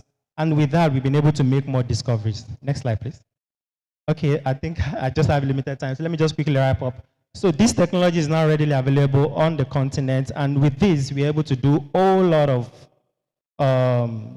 discoveries through whole genome sequencing, variant detection. If you're into cancer research, you're able to detect more variants, cancer variants using this technology, RNA sequencing, if you want to look at gene expression studies. With this technology, you're able to do that, and also metagenomics, how our environmental relationship with human, translates to how we respond to diseases, and also develop some therapeutic solution as well. Next slide, please. And beyond that, we have services that we render right in our lab here in Nigeria. So we have a lab. During the panel discussion, Professor Kolawole made mention of the fact that infrastructure deficit is one of the major issues, while science or research has not really moved forward in Africa. But we as a company has taken that as a responsibility to make this laboratory space infrastructure available and closer to researchers. So we have a space right in Ibadan where researchers across Nigeria and even across even in West Africa countries come all over to make use of these platforms, the sequencing platform that we have, instrument to carry out any type of molecular biology research that are readily available. And through that also, we've been able to offer, build capacity of scientists. So regularly we offer, carry out trainings in the area of molecular biology techniques, molecular diagnostics, phylogenetic analysis, and these are some of the pictures from the previous workshops we've carried out. We want to build capacity right on the continent so that African researchers can create solutions to challenges that Africans are facing right on the continent, not outside the continent. So that is what we stand for as a company. Next slide, please. On the product side of things, so this is just the last part of my presentation. So we're able to offer scientists, that logistics gap, that logistic challenges, we're able to bridge that gap for scientists. While you are, thinking of how you can come up with solutions to challenges we face as Africans, how you can, troubleshoot your assay experiments in the lab. You don't want to add on to that issues of logistics. We will take up that burden for you, take up that responsibility to ensure that the necessary reagent, instruments that are needed in your lab are readily available at the time that are needed. So in terms of product range, we cover a wide range of product category, right from sample collection to nucleic acid purification to amplification, different type of amplification, PCR, qPCR, or real-time PCR, or even library preparation for sequencing workflow and the data analysis aspect as well. So we have in-house bioinformaticians. So he's already prompting me to sign up. So these are some of the brands that we represent. And my colleagues are right there outside. We'll be very much happy to, welcome you if you want to know more about some of these solutions that are available and how you can use them to, generate quality data from your research.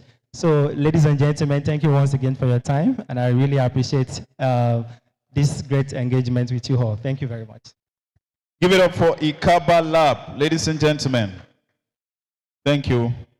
I want to believe we are still enjoying our time here. Okay. Yes, doctor said tea break the other time, and I'm sure people are already having the tea. We have our own tea too. Right? Okay. So I announced the other time that Professor Julius Kola-Oloke is going to give us 10 products, the Trino IB. Like I said, I'll give us the modality any moment from now. We're going to have 10 of it. So I don't know, some for the students, some for the guests. So part of what part of the planning for this program, we made songs. We made music for this program. So in case you are listening to music right now, this music is specially made for this symposium by Helix Biogen Institute. Just 2 minutes. We're going to listen to the music, then. Nextgen Africa, looking through new eyes. No more waiting, we're the solution. Biomedicine, pure revolution. From Lagos to Cairo, we lead the way. Healing the world with the science we praise. It's the Nextgen vibe, yeah. Omo, it's true. Helix Biogen coming for you. Check the mic 1, 2, hear the speakers call. Labs above, breaking down the wall. Let's bring it down a little bit. To the bedside, the journey's deep. Sleep in sickness, no, we no go sleep. Hey, I'm on the run, algorithms fly, personalized healing. Bring it down, just Okay, so for those of us that have our tea with us, water for the tea, some of us is outside, some of us can stand up just for us to stretch our body a little bit, get the water, then we can come back inside. We have been sitting since morning, so it's understandable if we want to just few minutes. We can do that. There'll be water outside for us. Thank you.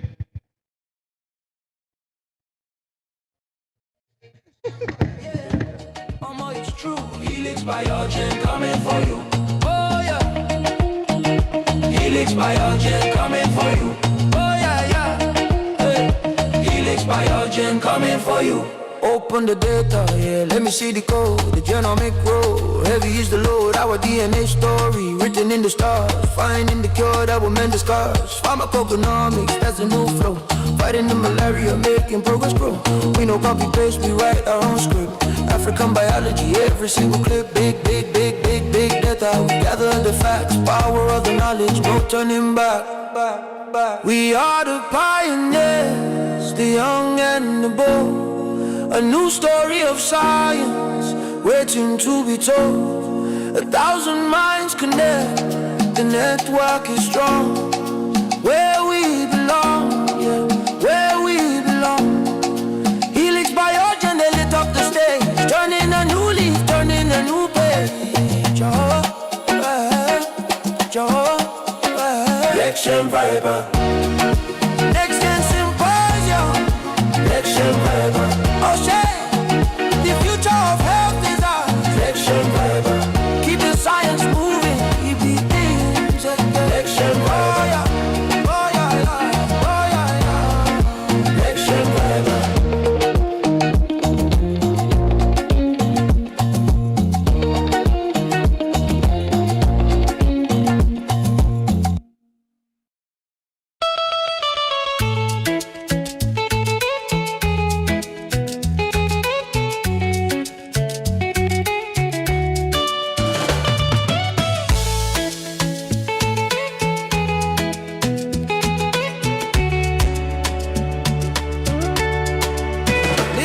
The new rhythm, a different vibration. Not for juju or Fuji, but for the salvation of our people, our nation, across every border. The young doctors and scientists are taking new orders. With microscope and laptop, they're searching for answers to fight the diseases causing life's cancers. No be juju, my people, this one a pure knowledge. A new generation is breaking the old wall. Oh, Nextgen Bio, Nextgen, make we gather for a bomoso. With research and innovation to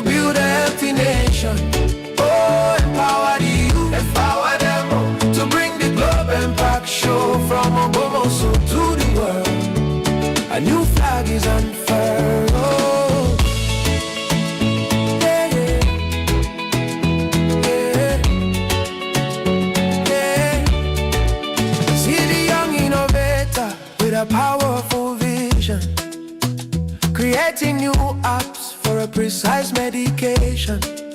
The professor in the lab with the DNA sequence, finding cures for the sick, giving hope a new reference. From Elise and Central, the sound they ring loud. A symposium of ideas, drawing a great crowd to share their discovery, to mentor the younger. This is a new highlight, a scientific wonder. Oh, Nextgen bio, Nextgen, make we gather for Ogbomoso with research and innovation to build a healthy nation.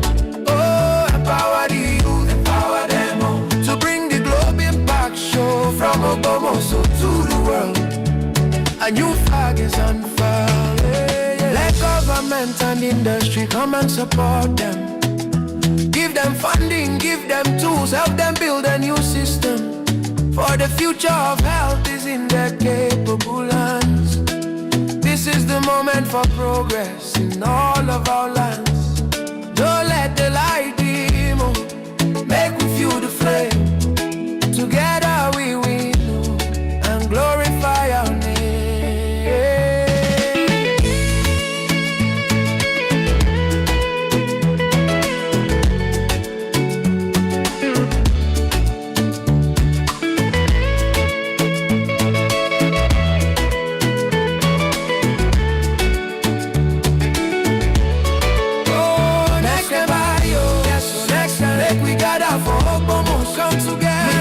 And innovation, innovate a healthy nation, a healthy life. Empower the youth, give them chance to bring the globe impact show. Global so to the world. Oh, a new flag is unfurled. It go better, oh, our health go better.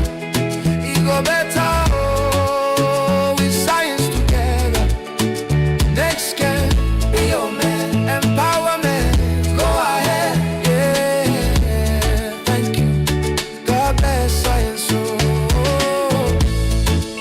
Hello.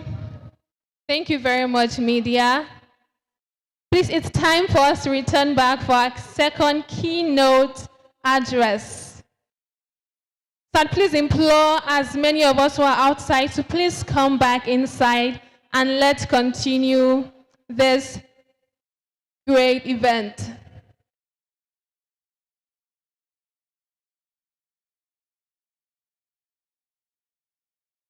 Please, attendees who are outside, please let's do well to come in now.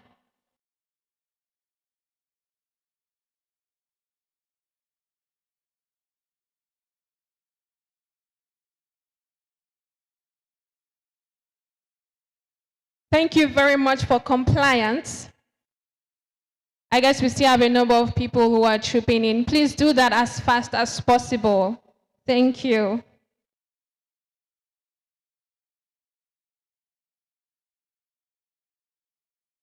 Okay, I guess the room is quite... All right, ladies and gentlemen, innovators and researchers in the room, I know we have learned a whole lot today. I mean, we have heard from Professor Tomori during the first keynote speaker, and we have also, please, can we maintain decorum?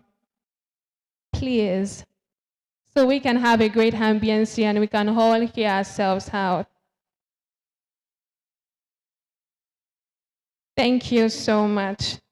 As I was saying, we have learned a whole lot today, and from the panel session, from the first keynote address, we have learned a whole lot. And this next session, it promises to be great, and it focuses on the foundation of every great innovation. We are talking about biomedical science and innovation, right? And at the foundation of this innovation is education. And that is what this next session is going to be focused on. Shortly, I'm going to be going through the citation of our next speaker. Professor Oshiolale is a renowned academic whose research spans chemical process design, energy systems optimization, environmental engineering, and sustainable bioprocessing. Her work reflects a deep commitment to applying engineering principles to address critical challenges in health, environment, and sustainable development. With numerous publications in reputable international journals and active involvement in interdisciplinary research, Professor Osuolale has contributed significantly to bridging the academic and administrative capacities at LAUTECH, Ladoke Akintola University of Technology, where she continues to mentor young scientists and engineers. Today, she joins us as a guest speaker to share insights on a subject that resonates deeply with the mission of this symposium. It is my great pleasure, ladies and gentlemen, to introduce a distinguished scholar and academic accomplished researcher from the Department of Chemical Engineering, Ladoke Akintola University of Technology, LAUTECH Ogbomosho. Ladies and gentlemen, please give it up for Professor Fumilola Ninyilola Osuolale. That is not enough to bring up our next keynote speaker up here. Please keep it coming.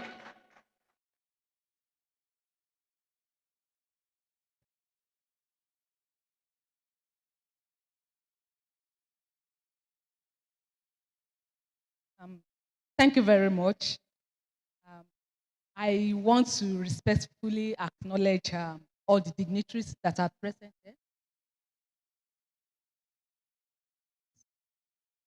And all the esteemed guests and all the participants. It's actually a privilege for me to stand before this distinguished gathering to give a talk on redefining education for innovation, building the future workforce. Before I go on, I want to tell a story that I will be rounding up at the end of this presentation as well. I want to tell a story about a particular lady that graduated from one of the prestigious universities in Nigeria, maybe some decades back. And when she graduated, she had a very great aspiration to bring forth different kinds of innovations. In fact, she was thinking she can even convert stone to steel, convert grass to energy, bring something new out of things that we have all around us. But several years down the line, it seems as if the dream was just in the realm of the dreamland. Seems as if it has not come to pass. What could have gone wrong with this lady? Because she graduated with a very good class. But then she was not able to bring forth her aspirations together. And so I want us to journey together and see what can help us. Especially I'll be speaking to the young ones that are still students, that are learning. How, you don't just pass through the university alone, but you allow the university to pass through you, such that when you are done with whatever it is you are studying, you want to impact your generation. So I want to be speaking, like I said, on this particular topic.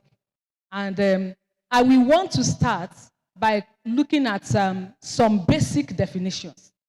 When Professor Tomori was speaking the other time and he was defining some things, he said, there are some things that we will ask ourselves, I know this already, but at least to bring into proper perspective what I'm really speaking about, let's just look at a brief definition.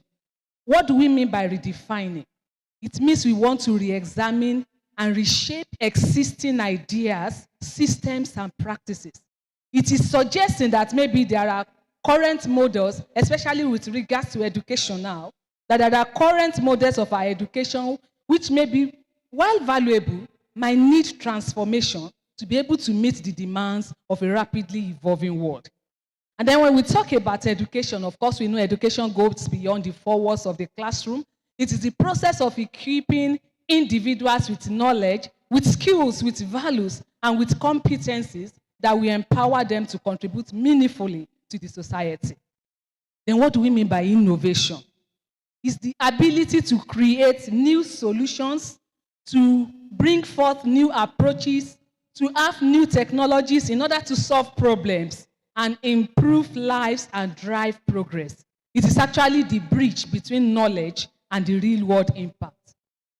So, now talking about the workforce, it is referring to generation of learners or workers or even leaders that will navigate industries that are being shaped by different technologies we have today. And then most of these technologies are just challenges that are only beginning. We can never imagine where it is going to get to. So when we put these words together, then it can bring into focus, you can go to the next slide. It can bring into focus what we really want to talk about. We want to actually see how we can explore ways to transform and adapt our education systems in order to prepare students for the rapidly changing demands of the current modern workforce that we have, that is being driven every day by technological advancement, by innovation, and by globalization. Now, this conversation, of course, we can't divorce it from sustainable development goals. And this is because the SDGs has given us a blueprint for peace, for prosperity, and for environmental sustainability. At the center of the sustainable development goal is what we have the SDG for, which is about quality education. All right?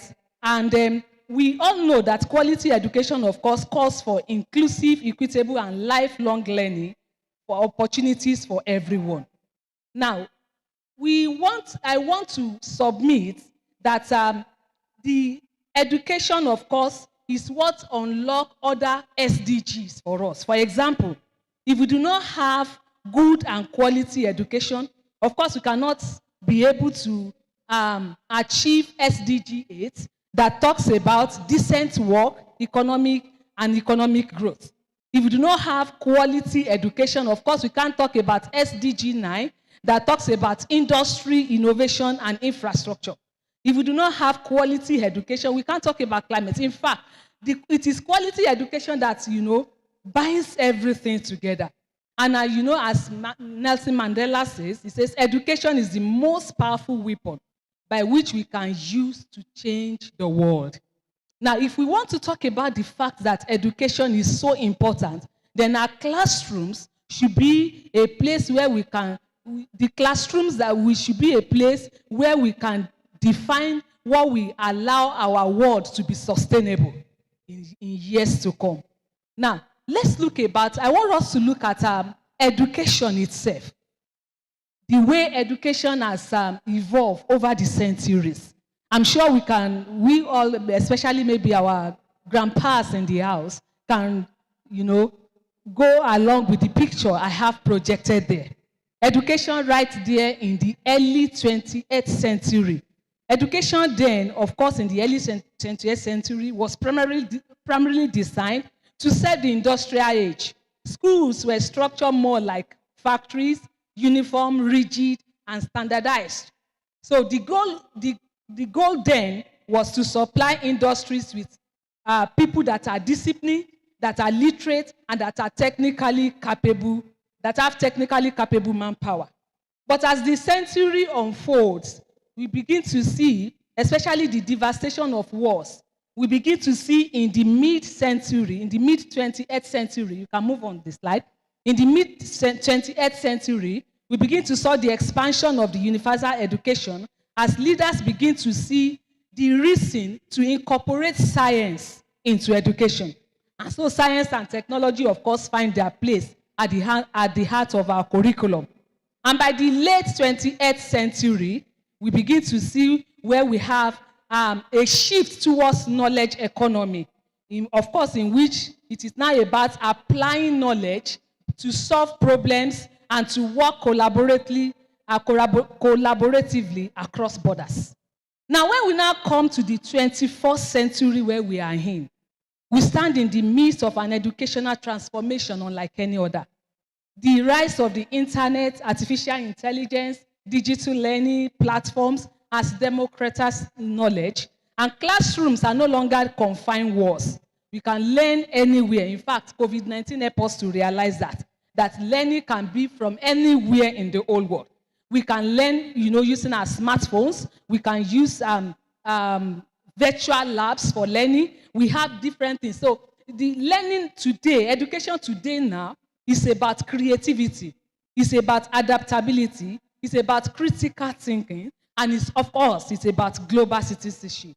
So as we reflect on the education that we have today, then we begin to see again that the education we have today, it is a reflection, of course, of the industrial revolution as well that we have had in time past. You remember the first industrial revolution? I think it was just about, it was focused on industrial production that are based on machines that were powered by steam and then water. And by the time we have industry, the second industrial revolution, like about 100 years later, that one was based on electrification, and it took place with mass production through different kind of assemblies. And by the time we have about another 100 years later again, we begin to see automation. We begin to see the use of computers in some of our labs, and then we begin to, some of our schools, and this has enhanced globalization. But when we now look at where we are now currently, which is in the Industry 4.0, the fourth industrial revolution, this now is based around the concept of digitalization, and this includes, of course, automation, artificial intelligence, and the like. So generally speaking, we can see there are so many things that are involved with the current Industry 4.0, the fourth industrial revolution that we are in. And then when we move on again, of course, one of those things that I talked about was the Internet of Things. What do we mean by the Internet of Things? Of course, it's a network. While everybody was speaking, I was just telling myself that before long, I'm going to become a biomedical scientist before long. Because, there are so many things that it's been a while that I've heard, that I've really heard, I listened to a lot today. And it's really been a very exciting time for me. All right, so when we now talk about Internet of Things, what do we mean by Internet of Things? It's, of course, a network of physical objects that are fitted with sensors. For example, if I have a wearable watch now that is fitted with sensor that can take some of my vitals, and then when it is now connected to the internet, it can download such a data on the internet, and then it can be analyzed, and then of course it can be used to do different things, or maybe to diagnose or whatever it is. So these connected devices, when they are combined with automated system, we are able to gather data that can be analyzed and that can be used to assist us with different tasks and to learn how to improve a process.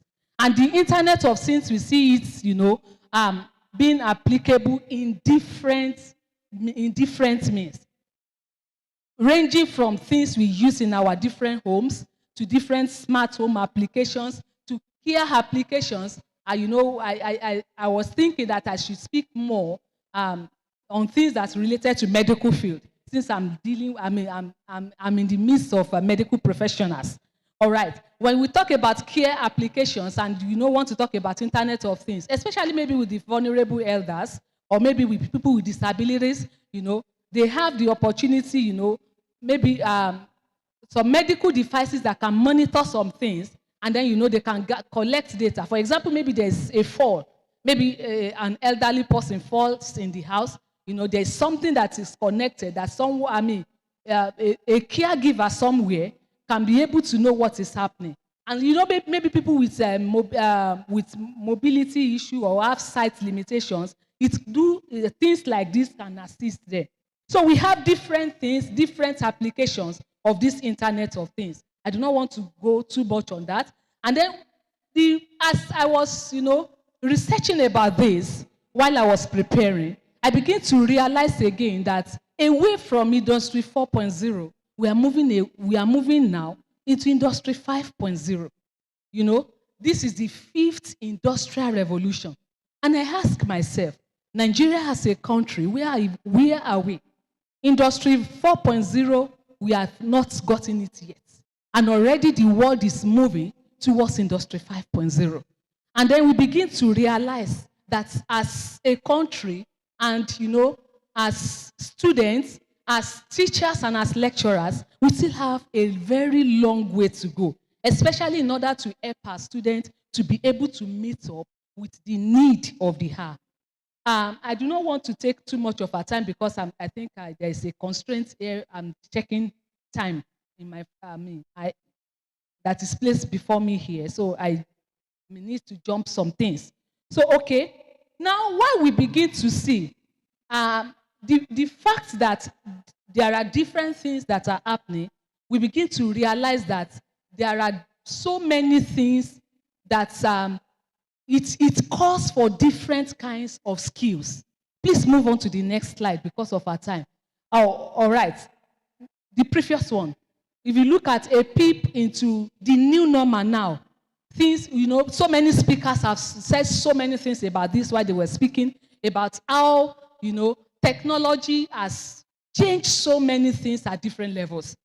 Let me not concentrate on that again because quite a number of speakers have spoken about that in the previous presentations. But then we begin to realize, please move on to the next slide, that there are different kind of skills that we need in order to be able to fit in to this 21st century technology. According to Organization for Economic Cooperation and Development, OECD, it gives us some skills that students need to inculcate in order to be able to meet with the challenge of this 21st century. And some of those things is, about innovation, problem solving, and then the ability to be able to think outside the box. While I was showing different levels of different ways education has evolved, in time past, it used to be the teachers that direct everything. The teachers will stand in front of the students, teach, and then it's going to be la cram, la pour. Everything, you just cram it up, and then you pour it down. But you begin to realize now that beyond that, education is now about innovation. It's about what it is that they are teaching me, what can be done. I read something about Elon Musk having a kind of school where he's training young ones. In fact, they said it's only from age 9 to 13. Those are the young ones that were needed in that school. And the way they were teaching them, it is for them to be able to solve the problem of the world. It is for them to be able to think outside the box. There is a way they put in gaming into it. I want to try and remember what the school is again. All right? It is Canova or something? Yeah.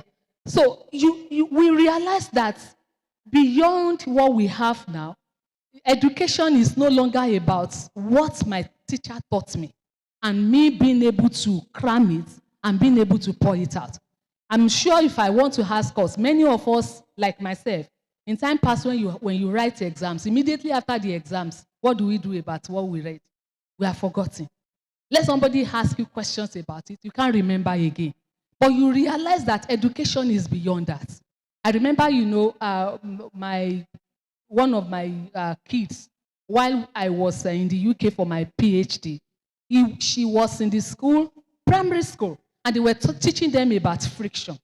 And then the teacher asked every one of them to bring out their boots. And then they were looking at each of their shoes and be able to tell which one has friction or not. Which one can grab, has good grasp, And the way they were taught, I began to realize that there is not a student in that class that we need to apply friction in later time, that we not have an understanding of the principle behind it and how it works. And that is how the kind of education we're supposed to have today. Education that talks about innovation, taking responsibility, analytical thinking. This is another World Economic Forum that gave us the kind of skills that is needed for 2030 and beyond. Analytical and critical thinking. It is no longer about what we are taught. It is about what you can reason out, how innovative you can be, how you can, be able to solve problems. About technological skills. We have talked so much about that. leadership and social skills. These are some of the skills that we think they are not needed. Some of us, it is just about studying alone. I just want to have my degree and just move out and have my class. I have 2-1, I have first class, but then you do not have any leadership skill. You do not have team, to be able to work in a team. You do not have abilities for lifelong learning. I want to tell us these are some of the skills that AI cannot adapt to. It will always be human beings that will be needed. And it is people that, make themselves to be able to be developing such a skill that in years to come, they will still be found relevant. All right.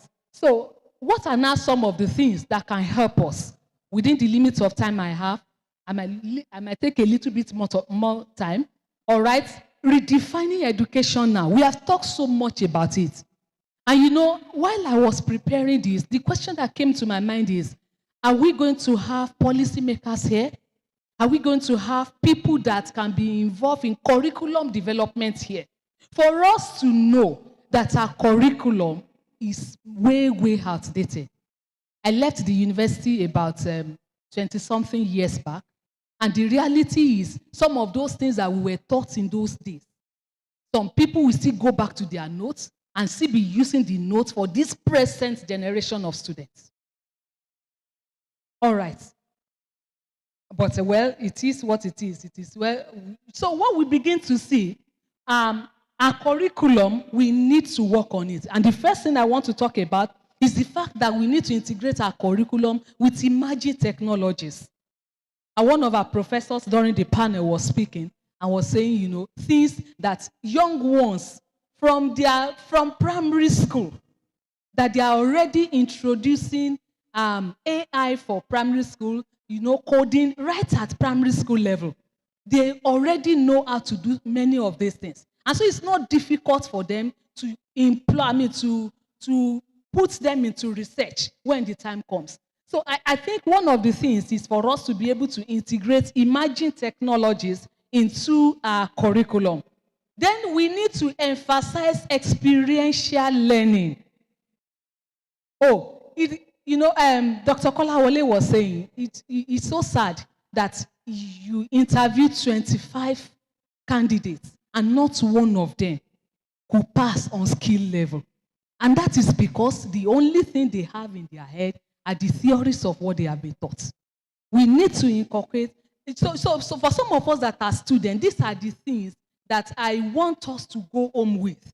Beyond what you are being taught in the university, let's look for a way in order for us to be skilled in some of these things. We need to incorporate in experiential learning. There should be partnership with external organizations that will provide students with mentorships, that will provide students with internships, and then with exposure to real-world challenges. Before, it used to be the triple helix model, talking about government, university, and industry partnership. Today, it is now quadruple. See, the English is quadruple helix model. All right. Now, beyond the industry, the university, and then the industry, the university, and then we now have, and the academics, we now have even the society. All these are initiatives into community projects. We serve as a service learning even for students. Again, another thing we have is interdisciplinary learning. Like we are having it here now, there should be, a collaboration among scientists, engineers, different professions. It will make, many of our research and our learning to be more impactful. Then again, we should be able to impact pressing issues. Professor Tomori was talking about the fact that we need to decolonize our research. It should be researches that are that are concerned with things around us. Recently, when the time we had economic summit, they were talking about things that are applicable within Ogbomoso all right, that people can, use or maybe develop products and be able to export it. As students, as scientists, as biomedical scientists as well, we also can look around us and see what are the challenges that we have around us. Thank God for what Biogenics, Helix Biogen Institute is doing. See, there are so much more that we can still do. Then I want to talk about case-based teaching. Many of us that are lecturers say, thank God, respectfully, I'm saying this for all our renowned professors in the house. We should make our teaching to be active and student-centered class. This will enhance potential for critical thinking, for group discussion, for opinion forming, for reflection, and for argumentation. Students learn better under this kind of environment. And it will develop collaborative learning. It will help them with communication skills. Some of these skills that are needed, they will be able to develop it. Again, we can talk about peer learning. We should encourage peer learning. I want to be able to see, where we will have a 400 level student mentoring a 200 level student, teaching them things that they have learned. Beyond impacting knowledge, such a person as well is developing skills. You are developing, a communication skill, leadership skill, teamwork skill. And then as institution, I want to believe again that we should not limit research work until the final year. And that's why I want to talk about the next thing, that is assessment and evaluation. The next, our research work should not be left until we have the finalists, the final year students.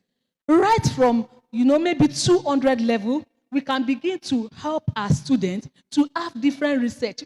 It might be just something small, but it will bring about a sort of collaboration. It will teach them to be able to work in team. It will help them to be able to learn how to do project management. I just thought about this. I look at this and I think it's a bit relevant. Maybe year one, aside from what we are teaching them, we teach them about system thinking, about ethics, about the abstraction, about the theoretical things, everything. But year two, we want to let them learn how to have communication and documentation, and then teamwork. That means we give them a project that maybe in 2s or maybe in 5s that they are going to work on, even in 200 level. And then by the time they get to 300 level, maybe it's a broader project that we give them. And then by the time they get to 400 level, then we can make it an interdisciplinary project work. And through this, the skills, students will begin to learn different skills that, that we that we help them in order to be able to fit into the workforce. The next thing I want to talk about is that we should embrace sustainability thinking. For every work we do, we should be able to think about the past, the present, and the future. Whatever it is, we should not solve a problem while creating another one. Every work that we do, we should put in mind climate change, resource control, and net zero emissions. And then we should look for solutions that are functional, that are ethical, and that are sustainable. Then again, I want to talk about the fact that we should foster global citizenship. And that's the next point that can help us. We should globalize our thinking. Foster global citizenship. There are so many universities that we have served, like I know LAUTECH has served as MOU with different other universities in different countries of the world. Such universities, we can have a sort of collaboration between our students and students up there. They come up, they team up, they do this work. Things are so easy now. They can do it over the internet. They have projects that they work together. They learn from one another. They collaborate, and it helps students, and it helps them, and it actually exposes them to diverse perspectives as well. Then why we're talking about data. AI actually, sorry, I will soon round up. AI actually survives on data. For some of us that work on data, you begin to realize you want to do some work. It is data from some other countries that you work with. What about our home country? Where are the data? And that is where I will want to challenge students again. When we have data, let's put them out there. It is what AI can access that it will bring forth when you maybe when you prompt it. And that is why, again, I want to talk about that. Then we should be intentional with projecting the image of our country, and we should domesticate our research. And then the last thing I will talk about is entrepreneurial mindset. In fact, it should be inculcated into our curriculum. Every student should be taught how to stand on their own after university. It shouldn't be that everybody will be looking out for white-collar jobs that are not there. You know, chemical engineers in those days, everybody is always about NNPC, Shell. Unfortunately, most of them are packing up now. So what do? And we have a lot, we are doling them out in thousands every year. So what do? And there are so many things. There are so many products, so many things that we can have in Nigeria that we can convert to valuable products. And so we should begin to look at how we can have an entrepreneurial mindset. Inventions and research can be turned into products. Our daddy here has given us an example. We can turn them to products. We can turn them to service, and we can turn them to business solution. We should seek out opportunities for funding.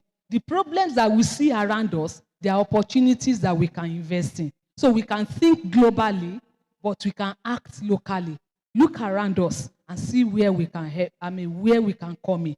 Conclusively, the world we live in is changing faster than ever. And technology is rewriting the rules of work. Industries are being disrupted. Entire professions might disappear over time, while new ones are being born every day. The question now is, what are we preparing for? Is it just to survive or to thrive? And if education will continue to focus only on memorizing facts, we will only be graduating students that are experts at recalling yesterday, but unprepared for tomorrow. So we need to reorient our minds to question, to imagine, to create. Then we'll be able to unleash a generation of innovators who will not wait for the future, but we build it. And that is where I will conclude that story I started from. If that lady has been able to come up and reinvent herself and decided to think outside the box, maybe some of those dreams she has, maybe will not have been the dreamland again, will have become a reality. Thank you very much.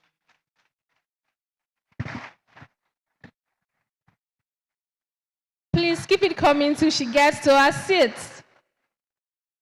Thank you very much, Professor Oswalale, for that wonderful presentation. You know, she actually did justice to the concept of education as applied to innovation. She dissected how education has evolved over the years and the 21st century technology, as well as the skills that we have to equip ourselves with to meet up with the 21st century challenges. And lastly, she talked about what to do to redefine education. And she mentioned something in particular about experience learning. So once again, this is for you, and this is for you to as well spread the word that Elix Belgian Institute offers courses that equips you with hands-on training for all of these things that we're talking about. And Professor also proved that other SDGs are even connected to education. She said, and I quote, "The classrooms we transform today will redefine the sustainable world that we live in tomorrow." And she said, think locally, act globally. Please, can we celebrate Professor Oswalale once more? Thank you very much. Think globally, act locally. Thank you very much, ma'am. All right, quickly, we'll be moving into our second panel session for today, and it's my distinct honor to invite the moderator for this particular panel session, and that's no other person than Dr. Oluwatosin Ajibade. You're welcome, sir.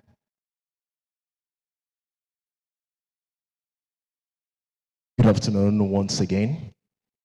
And I extend my congratulatory message to the conveners of this beautiful gathering. Thank you for what you're doing, and permit me to say, may God bless you. Now we're going to another conversation, and this conversation is titled Strengthening Research, Infrastructure, and Collaboration in Low Resource Settings.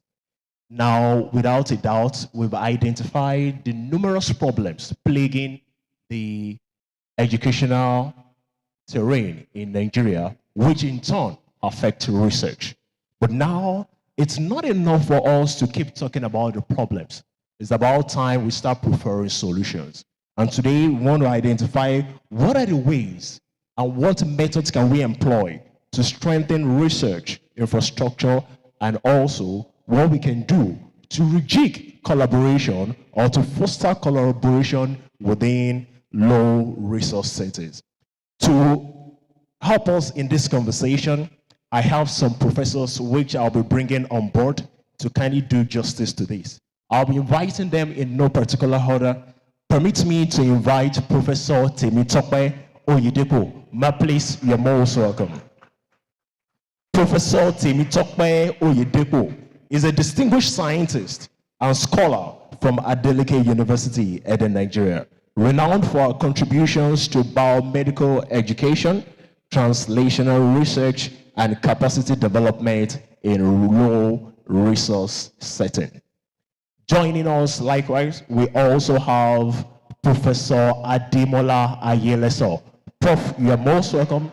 Professor Ademola O. Ayeleso is a distinguished biochemist and researcher from Bowen University, Nigeria, with extensive experience in biomedical sciences, nutrition, and molecular research.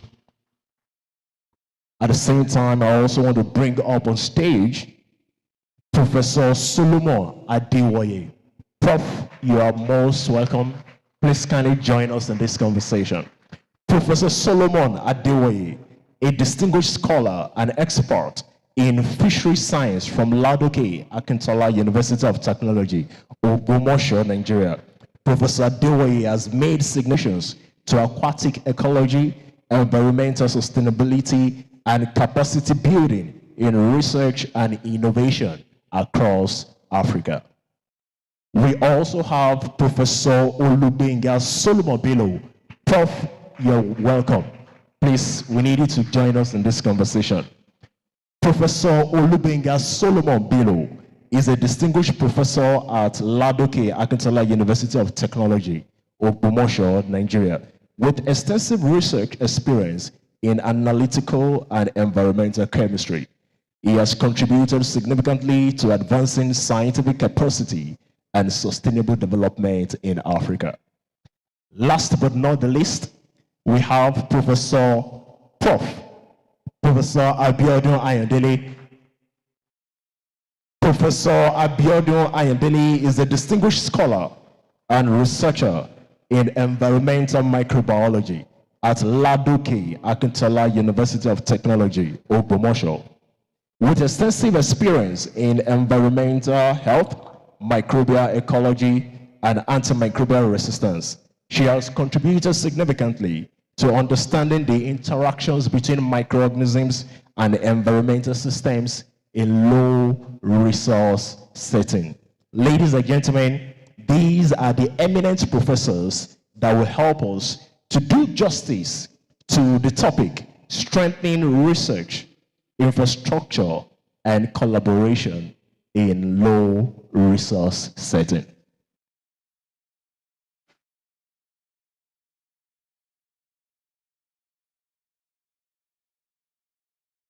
All right. Very quickly, we are going to take this award part that is going to be handled by Dr. Kola. Please, Professor Fumilayo, please come forward, ma'am. Let's appreciate her, please. Let's put our hands together for her. Then please, all our ushers and protocol outside, please endeavor to push everybody outside inside. People that are outside now are more than people that are inside. They are busy taking pictures, everything. It's Gen Z world, we allow that, but they should just, after this session now, we are going for lunch break just for 30 minutes. Then that time we look at the poster.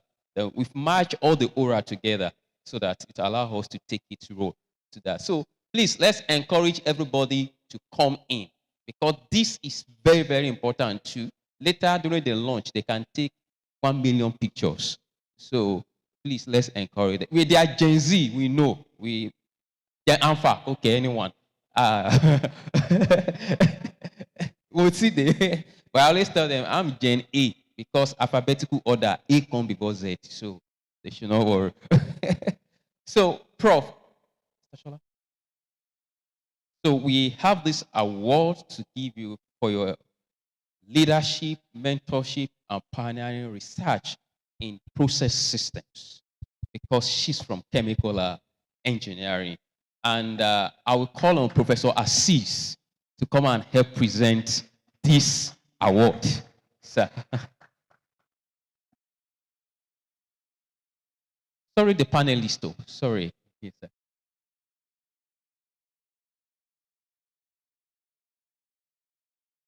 Thank you very much for that singular honor.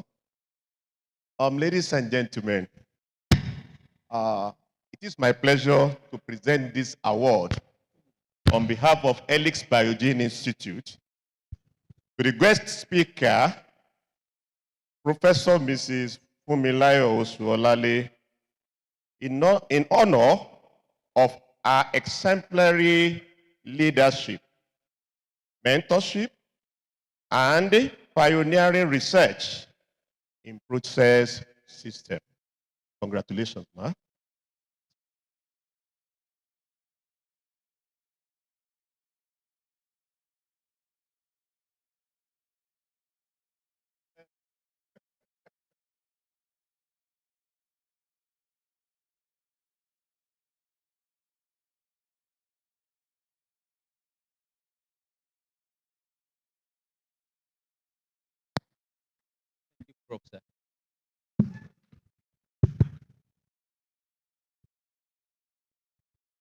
Thank you. Thank you once again. We are going to continue in our conversation. And as I said much earlier, the title of the discourse is strengthening, how we can strengthen the existing infrastructure and if there's anything we can do to rejig it. Very quickly, I want to go straight into the question, and I'm being told that we have just 20 minutes. So for the first round of questions, I would love if the questions can be addressed in just 1 minute by each of the panelists. The question goes thus: how can we strengthen research in a sustainable manner? I want to start with Professor Oyedepo. How can we strengthen research in a sustainable manner, considering our climate, considering our economic terrain? All right, thank you so much, Mr. Moderator. I want to thank the organizers of this program for this privilege. For our research to be sustainable, I think the first thing we need to address, our keynote speaker mentioned it the other time, is that we need to domesticate our research. What we need to focus on the problem in our society. And you see, many times I discovered that funders, when they release funds, they have their interest in another direction. Before accepting a fund or probably going into a research, we should have clearly defined objectives. And so we should pursue those objectives, address specific problems, and solve problems. Then another thing I want to also say is that many times we go into research, we publish, and that is the end. To be able to sustain our research outcomes, we need to begin to do more of interpreting our research and applying it into our immediate society. Honestly, if you relate with people in the society, even relate with those in the industry, many of them don't even understand what we are doing. They are not even there. They are not on the same page with us. We have been talking about town and gown and all of that. We need to bring in the society into our research so that they begin to see things from our perspective.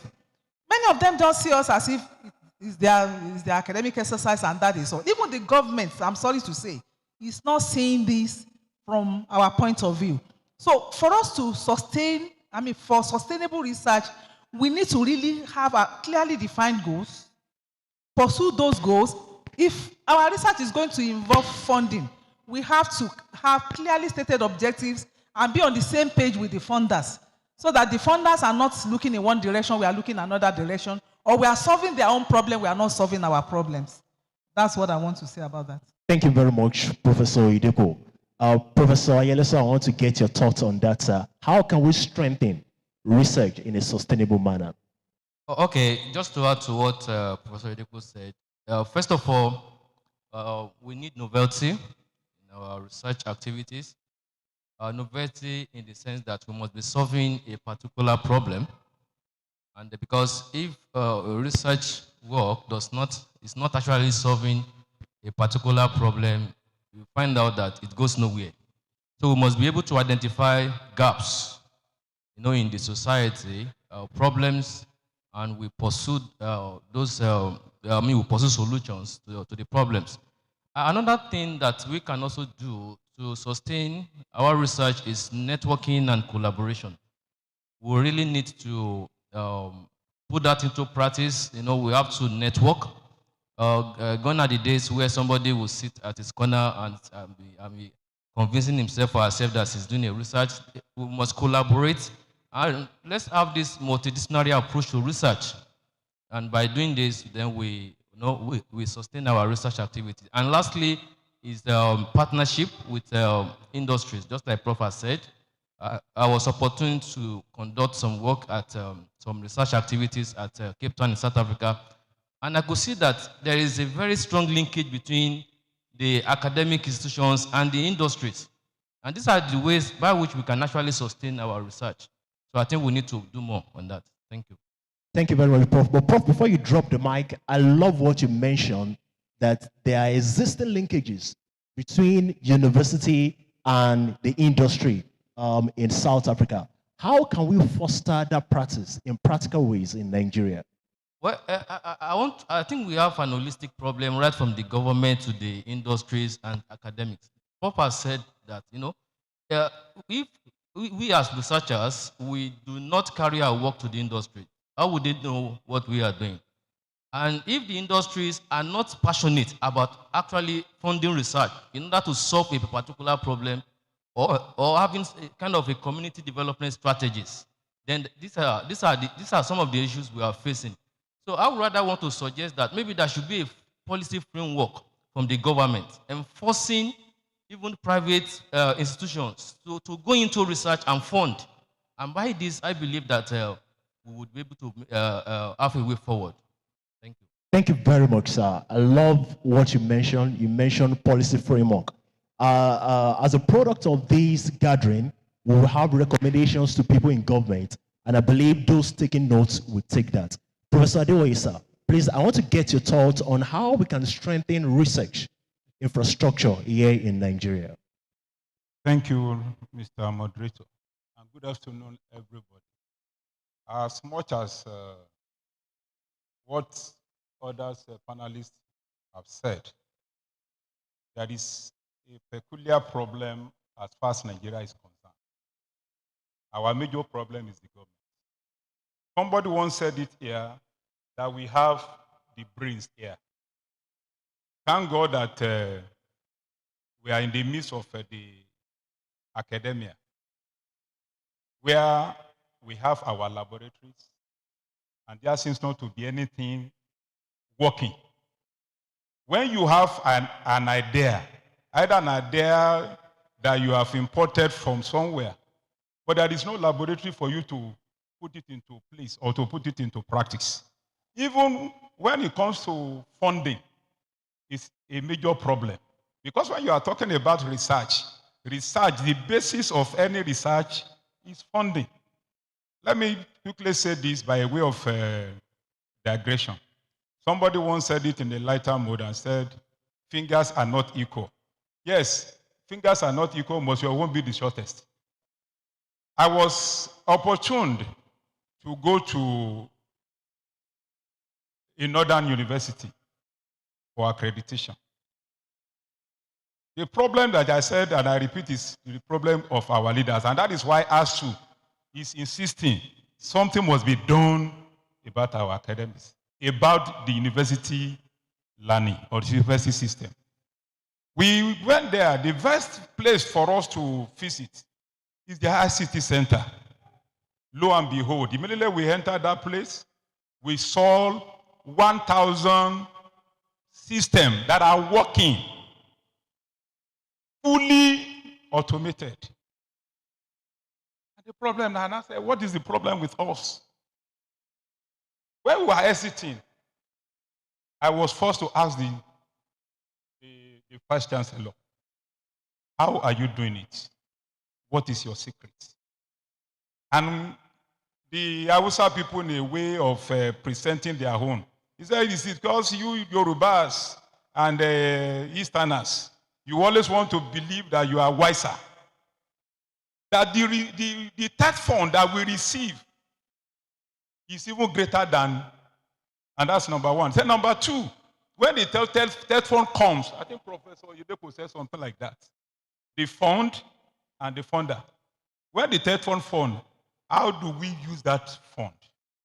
The major problem is the misappropriation of this fund. Yes, the fund, which is for third fund, use it to buy this, use it to buy this, use it to buy this. At the end of the day, would they be properly utilized? And that is the problem we are having as regards research. I don't think, except those that got to the academic world by way of manipulating things. An average academic has something upstairs to prove to the world that I know what I'm doing. And at the end of the day, to do research or researches that will be sustainable, that will be used for both the TAN and the GAN. And at the end of the day, the whole world will be happy. Most of the researches that we are doing today, at the end of the day, they always end up on our shelves. And that is why if you have institutes like this, just like you have said, that whatever that comes out of this place, let the media, let them know, let the government hear. Even they are going to develop what's it called? Dead ear. But by the time we are saying it repeatedly, the body say, pity, we keep deceiving ourselves. Not until when individual, the NGOs come up like this and the government now realize that they've not been doing the right thing. Probably we will come back to the right track. Thank you. Thank you very much, Prof. I want to jump over to Professor Ayodele, and I'll be presenting 2-pronged questions. Ma'am, why is it that the government are not enthusiastic in supporting research? And number two, we've established that it appears as if they do not get the gist. How can we communicate to them so that they will act? Thank you, sir.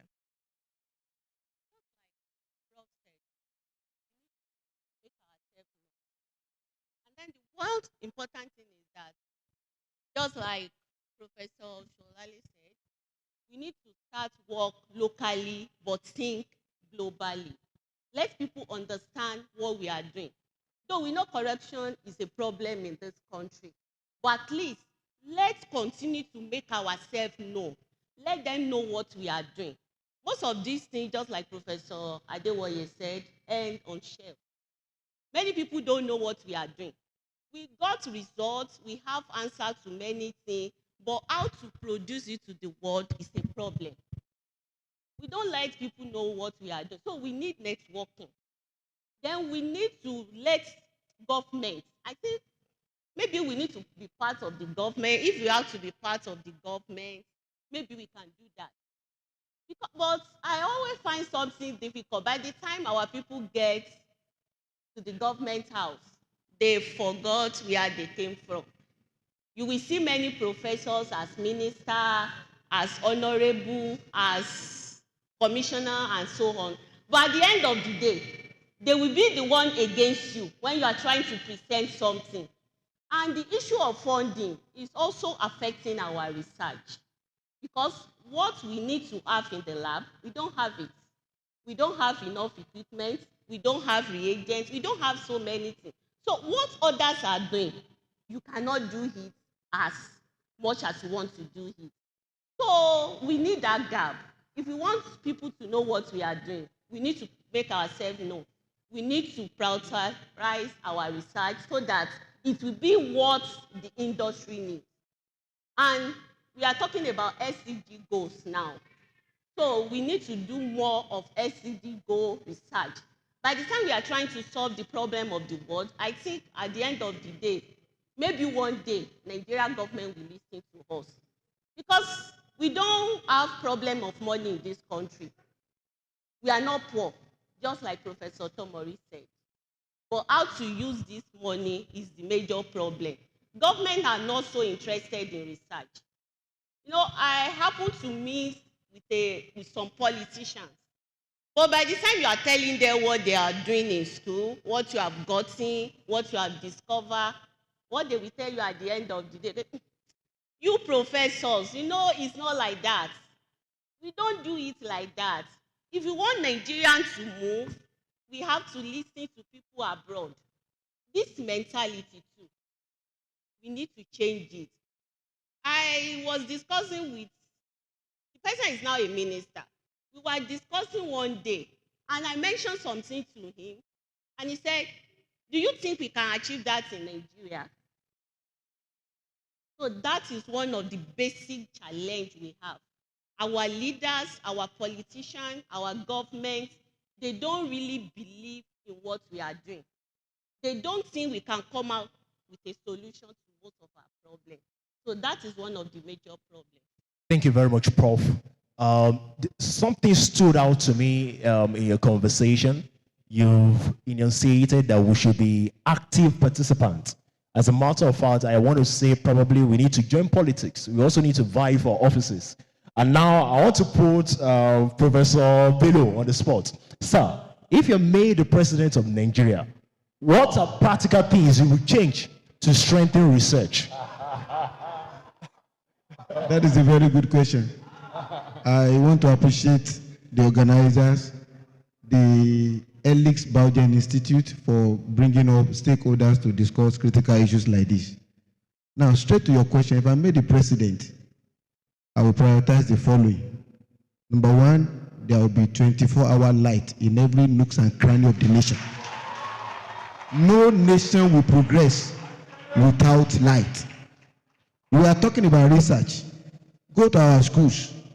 A lot of things have been wasted because we don't have light. And no matter how good our talk is, no matter how brilliant our discussions are, if there is no steady supply of light, there is nothing we can do. Thank God we are dealing with biomedical research. If you go to where these are done, light is there 24/7. So the first thing I will do, I hope, if I'm made the president, I will ensure that there will be light 24 hours. Then secondly, I will invest heavily in research. When Professor Loke was giving his presentation, he said it took him 13 years to be able to come up with Trino IB. If you ask him, that cost him a lot of money. Personal fund. Now, research where things are done in the right way, there are funds for research. Let me give you an instance. I was opportune to do a postdoc elsewhere, outside the country. My supervisor was given a grant. The grant was running to, in Nigerian currency, it was running to almost 100 million. At a point, we could not exhaust the grant because we did all that we could. We went for conferences, we went for workshops, we organized all manner of things. And after the whole thing, they said we should come and do something like retirement. So when we retired, we discovered that unspent fund, unspent, was about 50% of that amount. In Nigeria, I don't think you'll be given a grant that will be able to sustain your research, talk less of having unspent fund. When Professor Murray was talking, he said, that fund that we are enjoying, the type of money they give to researchers, you observe that most of our institutions, they are mortuaries of abandoned research. Why? Because they gave you a grant when exchange rate is 800 naira to $1. That was when the letter was issued. Before you get the fund, it has increased to 1,600 naira to $1. Now, the money they gave you will not be enough to even execute the project. Eventually, you have to cut a lot of things and do just a makeshift work and just leave it that way. Where research is to be done and we are looking for output, there should be proper funding for research. In UNESCO, education should be given minimum of 26% of the budget. In Nigeria, what's our percentage? Less than 8%. If we have 26, that's the minimum recommended budget for education should be 26%. Nigeria is 65 years now. We are still having less than 8% for education. And we are talking innovation. Where will it come? The salary you are being given as a professor is not enough to cater for your need. Talk less of buying chemicals. Talk less of analyzing samples. So if I made the president, don't let me forget what you are saying. I will ensure that I spend heavily on research. And not only that, let me wrap it up. They have said well and they have spoken brilliantly. We need to solve our local problem. I had a challenge. I was in Abuja in 2020 for an award. After the presentation, the person in charge said, oh, this is a brilliant work, all manner of adjective. Now, he now ordered the Honorable Minister of Science and Technology. It's late now. The name is Ogbonayonu, you know him. He said, can you speak to this? He held the microphone. He said I should give my slide to his PA that we are going to talk after the exercise. I was so careful because I didn't give the whole slide. I had to extract some things because this is Nigeria. So I gave them the extracted portion. I called them several times. At a point, they are not picking my calls again. Now, they said this is a solution to our local problem. And you will not go far. We get the solution right on our soil here. And all of them, they applauded it. As if that was all. We'll do a group of investment. They called me, write a synopsis. We are going to solve our water problem, pollution problem, all this contamination we are going to solve. Let me have your synopsis. Within 24 hours, I give them synopsis. Up to today, nobody has called me. So one, we have solutions to our local problem, but we need people that encourage us to scale up what we have done in the lab to a commercial level. These are things I will do, and I know it will take us forward. Thank you. Thank you very much, Professor Bello. I want to jump over to Professor Oyedepo. Ma'am, we know that government cannot do everything, and that's the truth of the matter. How can we get private companies to be actively involved in research, and what are the things they need to do? Yes, thank you so much. I like that word, that governments cannot do everything. As we were discussing, it just occurred to me that we also need to look inward.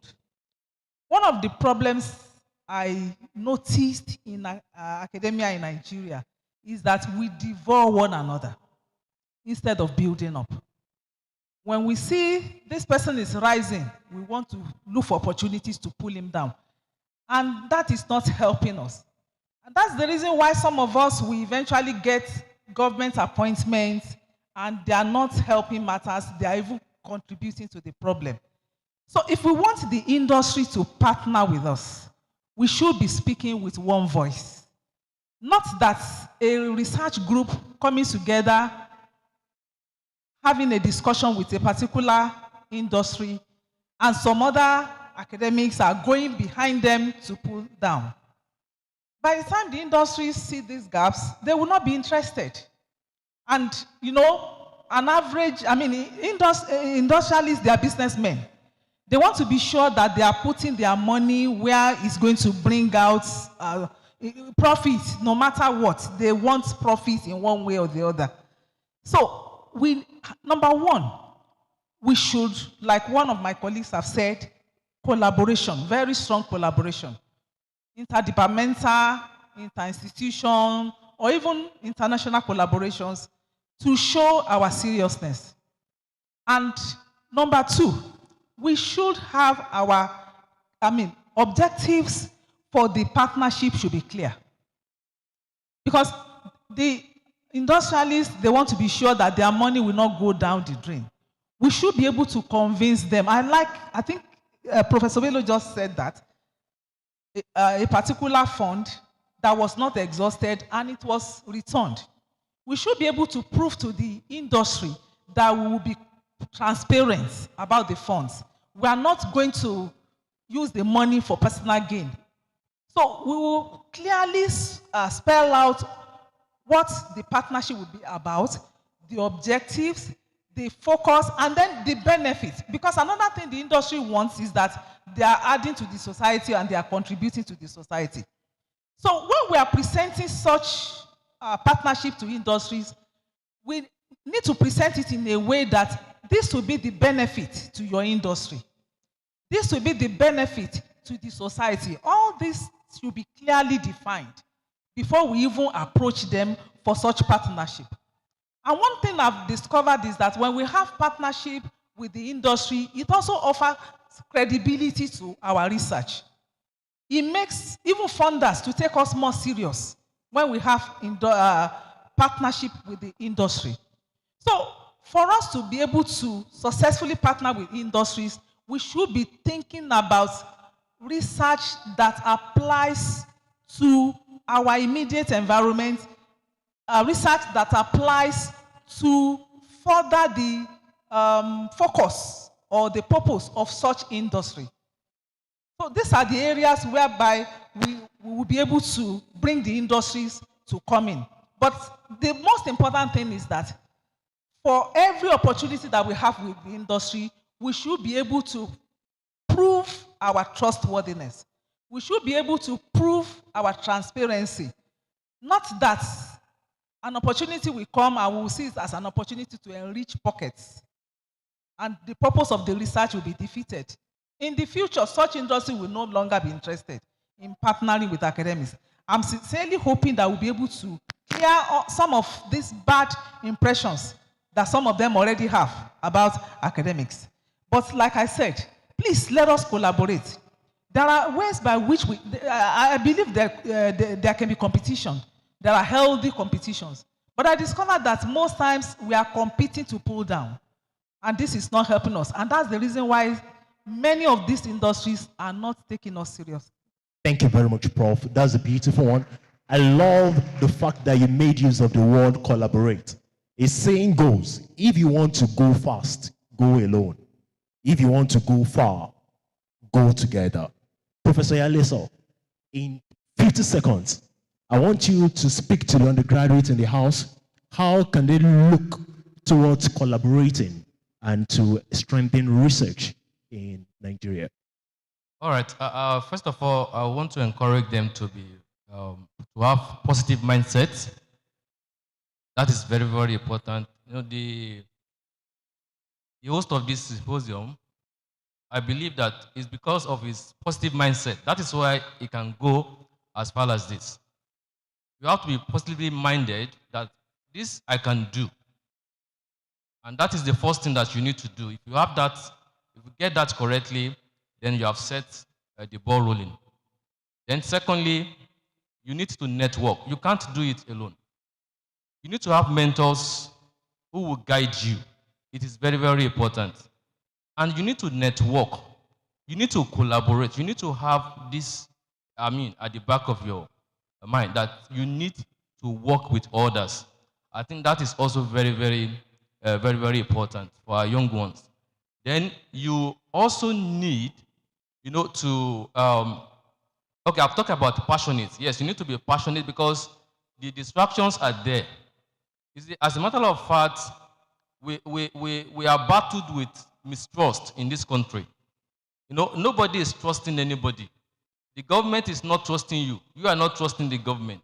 The company is not trusting you. You are not trusting the company.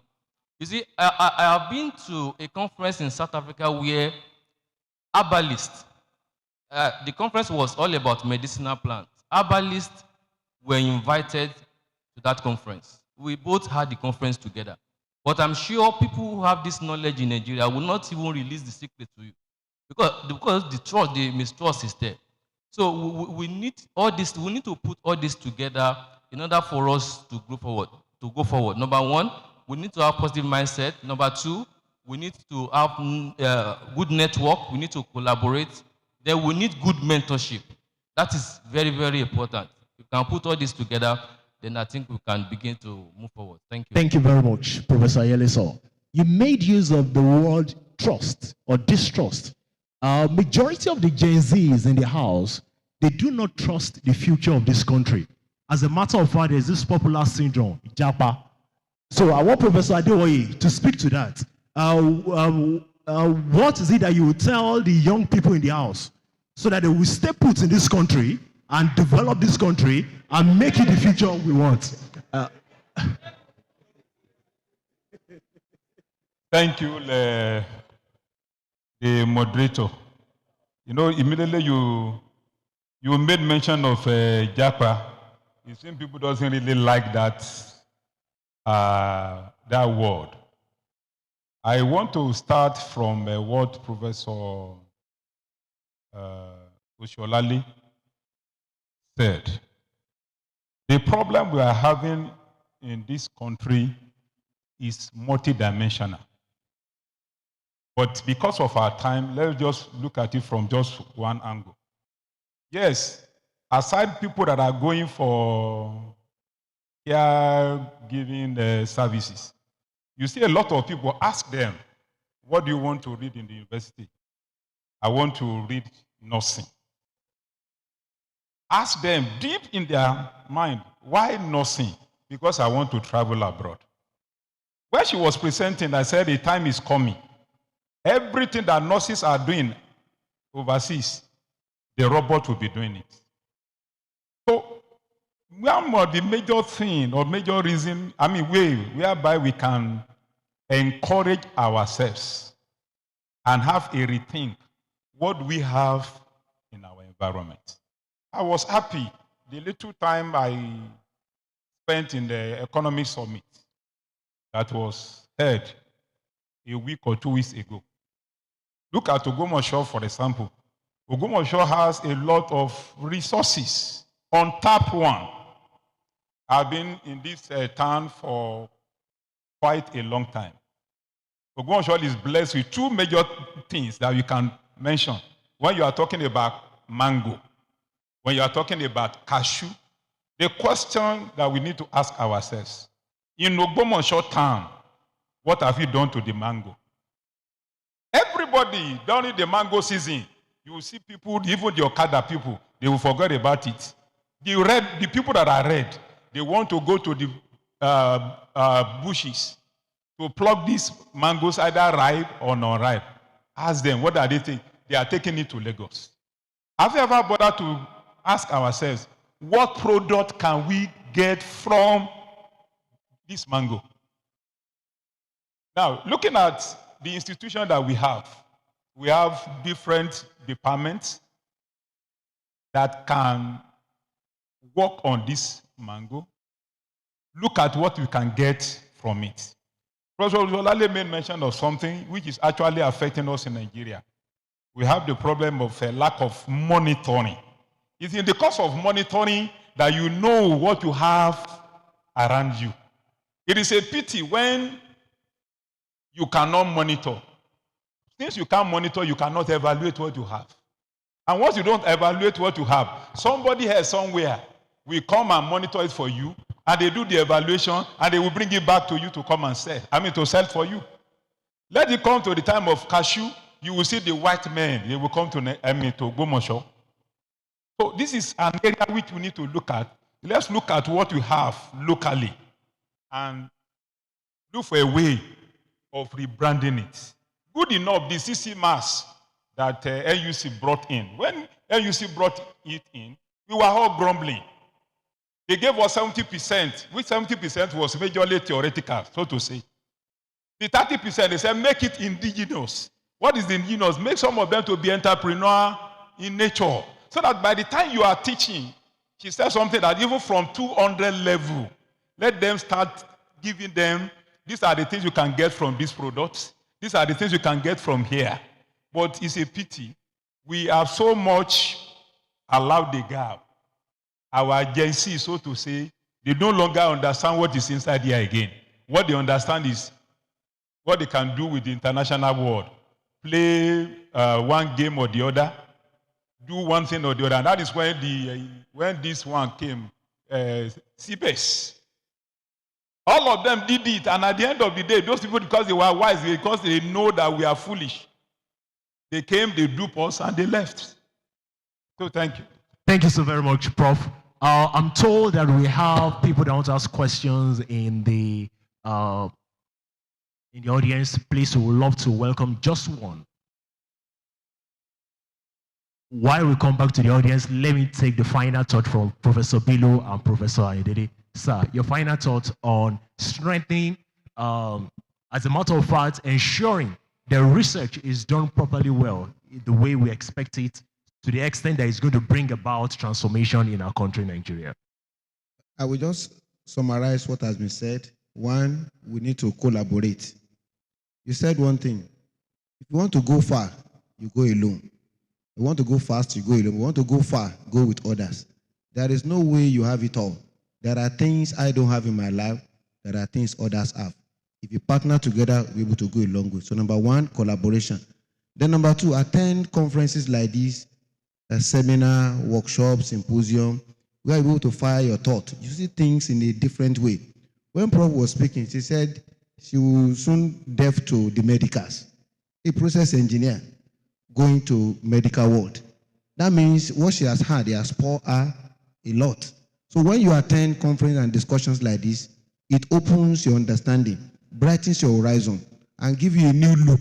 So by the time we do this and we brainstorm, hopefully we'll get there someday. Thank you very much, Prof.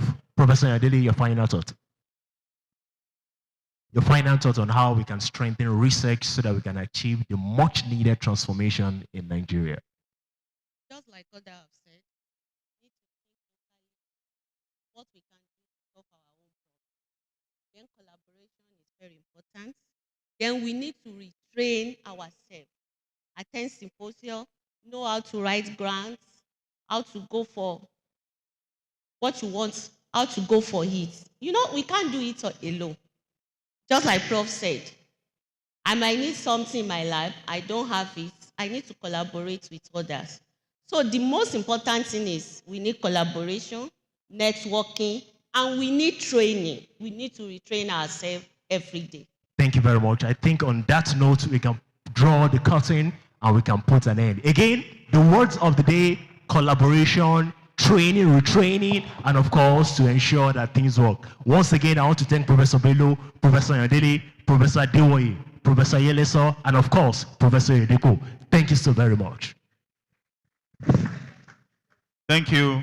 The panelists, we have pictures with the moderator and the host of the event. Please, the owner of this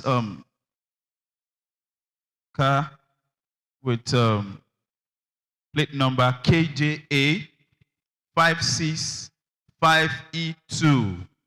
KJA. Awesome. Thank you, sir.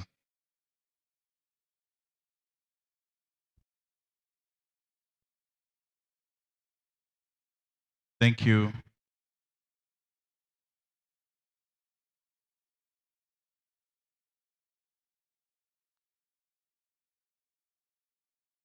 All right. Ladies and gentlemen, it's been an amazing day here today. From the welcome address to the goodwill message to the keynote by Professor Tomori. It's been so amazing. And of course, our panelists, they kept us thinking and they have challenged us to strengthen research, collaboration, and infrastructure in Africa. Now it is time to take a pause. It is time to take a pause. So it is on this note that I want to announce that we can have our lunch break just for 20 minutes. And after 20 minutes, we'll come back for... Okay, please, let's just stay seated. Let's remain seated where we are. We are going to be served. So they'll bring in our item 7, as we all call it. It has been an amazing day, like I said. My name is Motunrayo Oyeyode. They call me MC That Face. And together with the co-host, Excel the Excellent Compare, we say, please enjoy your lunch. Now, please, as we're enjoying our lunch, we've moved all the aura together. So after the 20 minutes now that we relax, we just move on to aura together. We just have 15 aura to take, and we'll move on. And pending the time, we are taking our lunch, be enjoying the music that Helix did for the symposium. So because we have blended science and music together, and it's interdisciplinary. And after that, we're going to take few. Yeah? Yes. Oh, we want to welcome Dr. Bright. We're going to give, as they are serving, music is going. Dr. Bright will just come and give us his word. And after that, Dr. Aderito will come and give us just 1 minute. These are people that we are together in the echo space in Ogbomoso here. And luckily, Dr. Bright, come on board. Come on board. So, Dr. Bright, come now. So, you will lead the stage while Dr. Adenito will follow. No, Dr. Adenito, you are coming now. At least Jade is not around. Oh, you have also come out. Dr. Adenito, come out. We are all here in Ogbomoso and we do things together. Appreciate Dr. Adenito, SQI. Well, in case you don't know, Dr. Adenito is the founder of SQI College of ICT. Please round of applause for him. And it's a monotechnic. Yes. And you can pick them from JAM. Well, that's true. And recently, I think they have spread the tentacles, the wings to Abuja now. Yeah, they're in Abuja. Okay. So, it's good to have you here. It's Dr. Bright who always starts. It's the starter. Wow. How are you all doing? Let me open my hand. I think you can see me better now. I want to say a special congratulations to my brother, the Associate Professor Oladipo. Please, let's give him, awesome. As I came in, I just saw the arrangement, everything. Being the first one, this is the first one, I know that we are going places. Ogbomoso is going places. And we are touching the world from right this place. And this is going to be an awesome. And as I entered also, I saw a vision of a medical center, a hub. Okay, only 3 people are clapping because you are the only people from Ogbomoso. Now, highscapers are coming to Ogbomoso, and we're going to have the first highscapers being the medical highscapers. Think about what is the largest story building we have in Ogbomoso? I mean, the longest. I think it's about 4. Is that also the tallest? Is which one? Teaching hospital. And we are not using the top ones. So we are going to have a lift in this one. Amen. So it's going to pass. Thank you very much. God bless you. It's good to be part of you. Good afternoon, everyone. This has been an amazing moment so far. I think about 17 years ago when we chose to come down to Ogbomoso, or no, let me change it, to come up to Ogbomoso. It was a real struggle. And each time anybody asks the question, why are you in Ogbomoso? It's always like a mockery question somehow. See if you do not know what you are doing. Think at the point when I mentioned where SQI campuses are, someone said low-cost environment. It was embarrassing. But do you know that recently, about within the last 2 years, you will now be almost proud to say to anybody that you are from here and your company is here, because people are now asking that what is happening in Ogbomoso. And I must let us know, if things like this should continue, Ogbomoso will become a place where people want to jackpot to. Yeah, it will become people in Lagos are moving to Ogbomoso, Port Harcourt are moving to Ogbomoso. So I'm so glad to be part of this. And on seeing that what we are doing today is the first of its kind, first Next-Gen Africa Biomedical Science and Innovation Symposium, right here in Ogbomoso. In fact, the future is just so bright. So I want to say a big thank you to the Helix Biogene Institute, because you are not just doing this for yourself, you are doing it for all of us. If we have more organizations, more companies here, then we'll be able to have the capability to do more greater things. So a great thanks to the team from the Helix Biogene, and a greater thanks to the founder himself, Dr. Kolawole. Thank you so much, and God bless you all.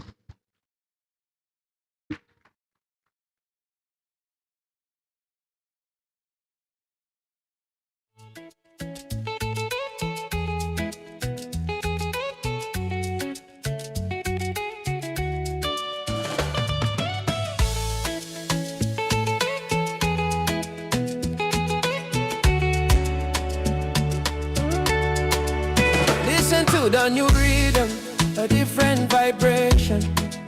Not for juju or Fuji, but for the salvation of our people, our nation, across every border. The young doctors and scientists are taking new orders. With microscope and laptop, they're searching for answers to fight the diseases causing life's cancers. No be juju, my people, this one a pure knowledge. A new generation is breaking the old wall. Oh, Nextgen bio, Nextgen, make we gather for Ogbomoso, with research and innovation to build a healthy nation. Oh, empower the youth, empower them all, to bring the globe impact show from Ogbomoso to the world. A new flag is unfurled. Oh.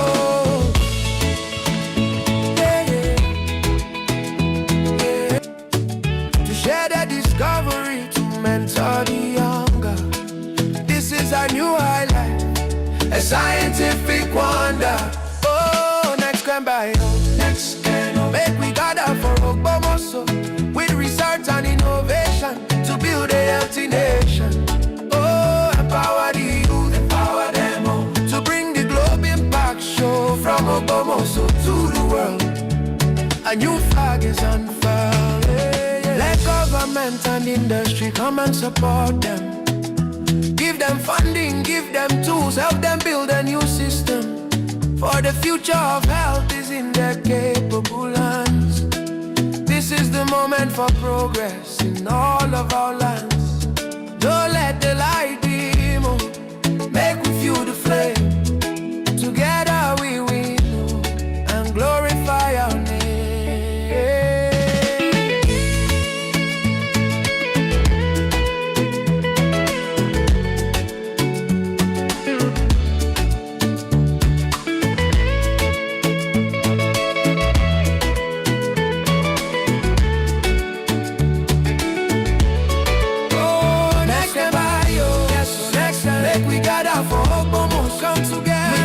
And innovation, a healthy nation, a healthy life. Empower the youth, give them chance to bring the globe impact show. Ogbomoso to the world. A new flag is unfurled. It go better, oh, our health go better.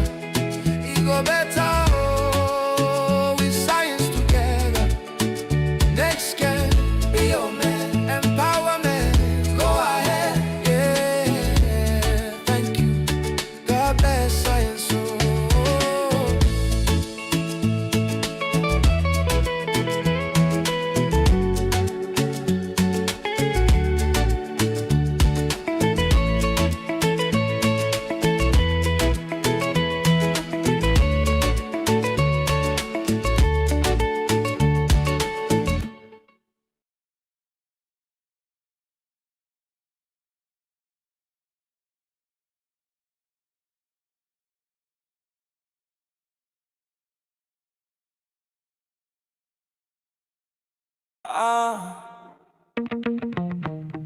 They say Africa is rising. No, no, no, we're already here. The future is now. The science is clear. Helix Biogen Institute bringing the fire. It's the next gen vibe, oh yeah, let's go. Oh, the Helix beats make my spirit rise. Nextgen Africa, looking through new eyes. No more waiting, we're the solution. Biomedicine, pure revolution. From Lagos to Cairo, we lead the way. Healing the world with the science we praise. It's the next gen vibe, yeah. Omo, it's true. Helix Biogen coming for you. Check the mic 1, 2, hear the speakers call. Labs are buzzing, breaking down the wall. From the bench to the bedside, the journey's deep. Sleeping sickness, no we no go sleep. Hey, I'm on the running, algorithms fly. Personalized healing beneath the sky. No small thinking, we dream it big. Future of health, we gotta dig. The innovation flow cannot be stopped. New ideas pop, pop, pop, we getting chopped. Oh, the Helix beats make my spirit rise. Nextgen Africa, looking through new eyes. No more waiting, we're the solution. Biomedicine, pure revolution. From Lagos to Cairo, Please, all poster presenters, please go and stand beside your poster outside now. All poster presenters, let's go outside. The assessors will come to assess them. All poster presenters, let's go outside now to stand beside our posters. Assessors will come. Thank you. the genomic road. Heavy is the load, our DNA story written in the stars. Finding the cure that will mend the scars. Pharmacoeconomics, that's a new flow. Fighting the malaria, making progress grow. We no copy paste, we write our own script. African biology, every single clip. Big, big, big, big, big data. We gather the facts, power of the knowledge, no turning back.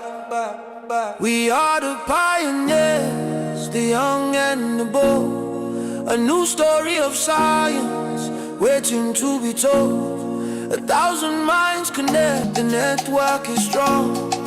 Where we belong. Helix Biogen, they lit up the stage. Turning a new leaf, turning a new page. Nextgen Viber. Nextgen Symposium. Nextgen Viber. Oh shit, the future of health is ours. Nextgen Viber. Keep the science moving, keep the things. Nextgen Viber. Oh yeah. Nextgen Viber.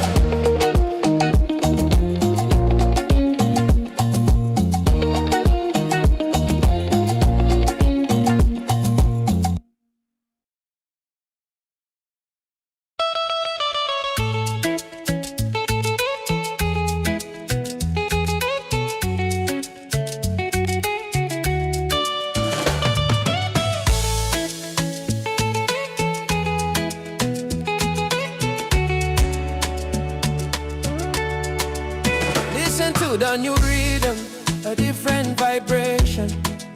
Not for juju or Fuji, but for the salvation of our people, our nation, across every border. The young doctors and making new orders. With microscope and laptop, they're searching for answers to fight the diseases causing life's cancers. No be juju, my people. This one a pure knowledge. A new generation is breaking the old wall. Oh, Nextgen Bio, Nextgen. Make we gather for a bomoso. With research and innovation to build a healthy nation. Oh, empower the youth, empower them all. To bring the globe impact show from a bomoso to the world. A new flag is unfurled.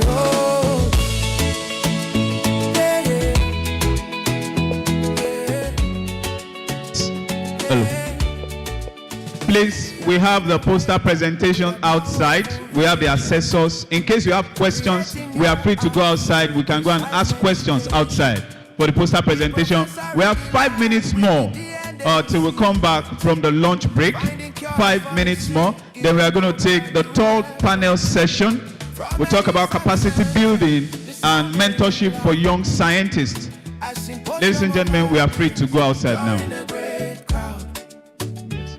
5 minutes till the end of our lunch break. This is our new highlight. scientific wonder. Oh, Nextgen bio, Nextgen. Make we gather for Ogbomoso with research and innovation to build a healthy nation. Oh, empower the youth, empower them all to bring the globe impact show from Ogbomoso to the world. A new flag is unfurled. Let government and industry come and support them. Give them funding, give them tools, help them build a new system. For the future of health is in their capable hands. This is the moment for progress in all of our lands. Don't let the light dim, make we fuel the flame. Together we win and glorify our name.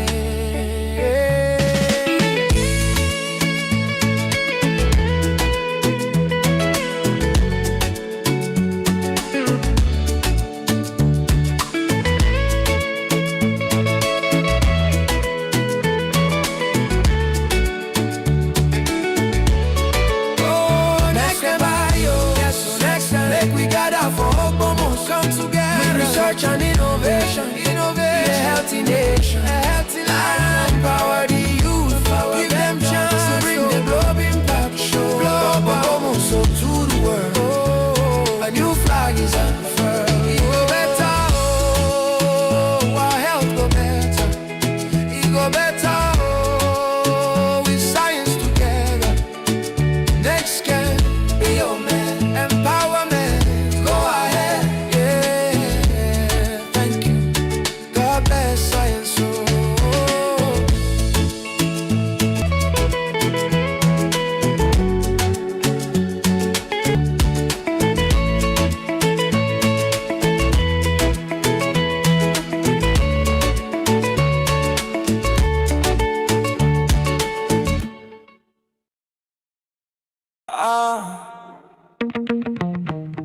They say Africa is rising.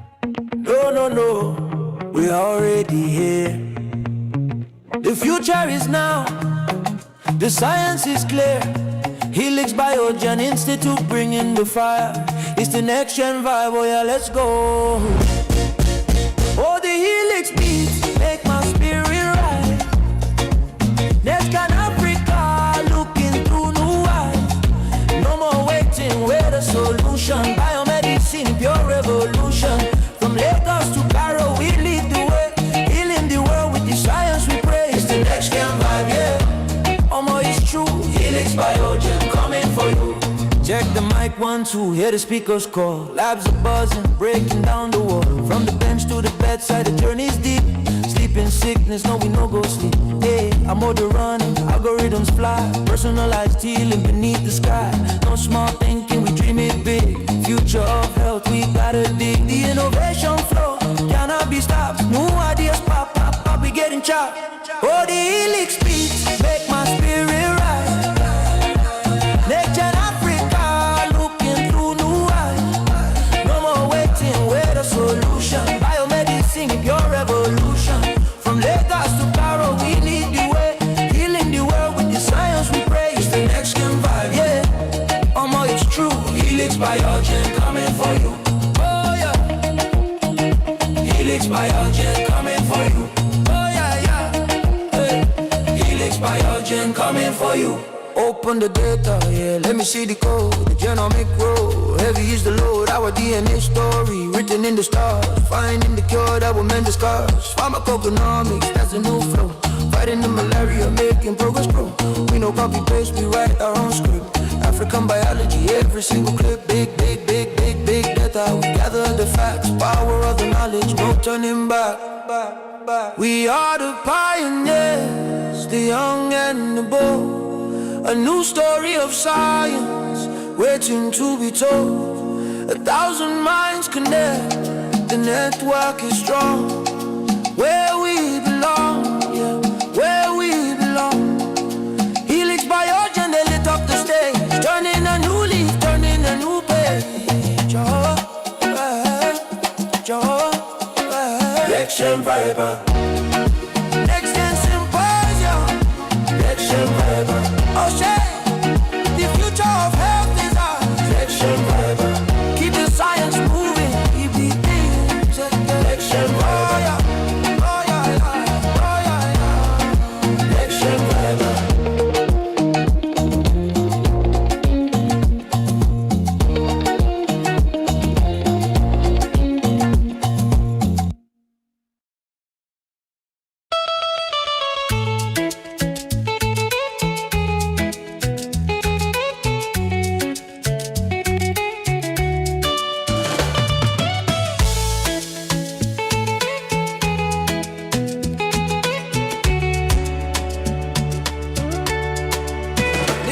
with a new rhythm, a different vibration.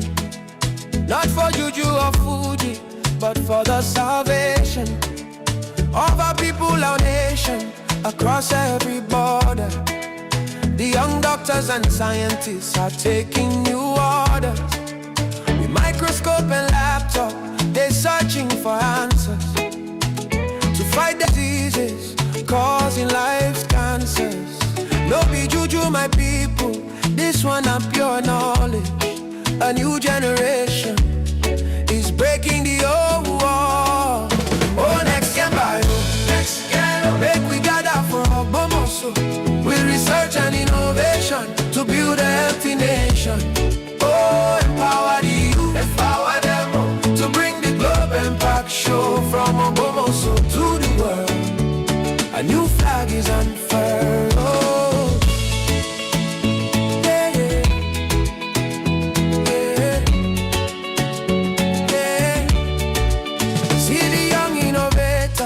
A powerful vision, creating new apps for a precise medication. The professor in the lab with the DNA sequence, finding cures for the sick, giving hope a new reference. From Elisam Central, the sound they ring loud. A symposium of ideas, drawing a great crowd to share their discovery, to mentor the younger. This is our new highlight, a scientific wonder. Oh, Nextgen bio, Nextgen, make we gather for Ogbomoso with research and innovation to build a empower the youth, empower them all, to bring the globe back show from Ogbomoso to the world. I want to believe, please, on the background, I enjoy the music. Can we have it on the background? Just reduce the volume. The engineer, can you hear me? So I want to believe we've gotten our bellies filled. I've gotten mine filled with talks and talks, actually. So now, all of us outside, please let's come back inside so that we can conclude this symposium. I'm still traveling to London tonight. I don't want to miss my flight. What's going on? Dr. Ajibade, why are you laughing, sir? You don't believe I'm traveling to London tonight? Please, all of us outside, let's come inside.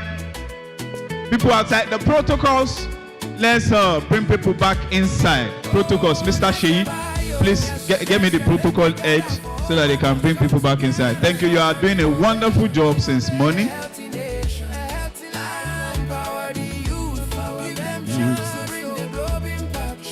And immediately, while we have people coming inside, the next program will be, before we have the oral interview, ladies and gentlemen, we are going to take the third session. We are going to be talking about capacity building and mentorship for young scientists. Third panel session, I believe Mrs. Esther Jima is good as mine. I received the beating of my life. So again, it's good to brainstorm, just know what you are being curious about. So once again, that was the special delivery by the chief host. Can we put our hands together for Professor Julius Kola-Oloke one more time? Now, ladies and gentlemen, for the panel session, I welcome Mrs. Esther Jima, the moderator. Please put your hands together for Mrs. Esther Jima.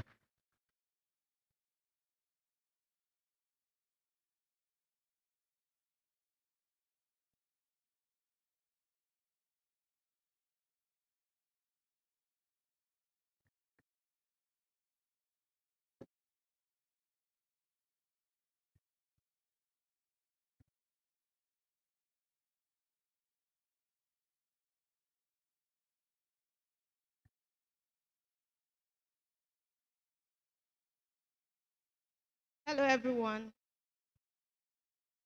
Are we tired? Permit me to stand on the existing protocol, then allow me to call to the stage here the panelists of the next phase. Not in any particular order, I'll be calling Professor Abel Oyebamiji. He's a distinguished scholar and researcher in computational chemistry at the University of Ilesha, Nigeria. With extensive experience in molecular modeling, computational drug design, and theoretical chemistry. He has contributed significantly to advancing chemical and biomedical science through innovative research and mentorship. Professor Oyebamiji is passionate about developing young scientists and fostering research excellence across disciplines. As a mentor and academic leader, he continues to champion capacity building, research integrity, and innovation in science. Today, he joins the panel to discuss capacity building and mentorship for young scientists. And next, we'll have Professor Grace Babarinde. Professor Grace Babarinde. She's a distinguished professor at Ladoke Akintola University of Technology, Ogbomoso, Nigeria. She's renowned for her research in food chemistry, nutrition, and product development, with several publications in high-impact journals beyond her scientific contribution. Professor Babarinde is a passionate mentor dedicated to nurturing the next generation of scientists through academic guidance and mentorship. We have next is Professor Ajayi. We are honored to welcome you, Professor Ajayi, a distinguished scholar from the Department of Physiology, Ladoke Akintola University of Technology, Ogbomoso, Nigeria. Professor Ayodeji is an accomplished researcher and mentor whose work has significantly advanced biomedical education and human physiology in Nigeria. And join me also to welcome Professor James Indako, a distinguished medical microbiologist and a respected faculty member at the Adeleke University at Nigeria, with extensive experience in infectious disease research, diagnostics, and biomedical education. Professor Indako is deeply committed to capacity building and mentorship, having trained and inspired numerous young scientists through his academic leadership and collaborative projects. So please, I would want to implore everyone in this hall to please pay attention to this next phase, especially the next generation of scientists, so that we'll know how to go about our careers. Thank you.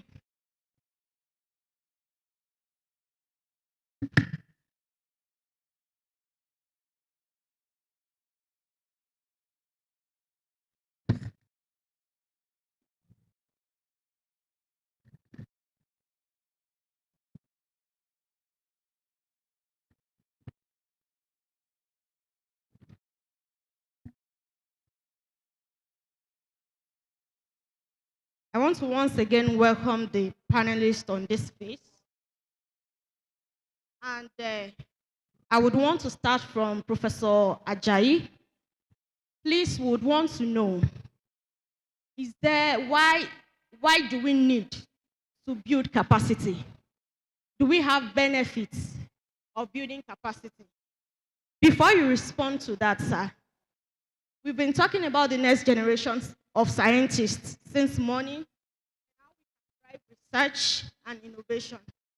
But it would be unfair to the next generation if we don't pass the baton to them properly and let them understand to go about their various career.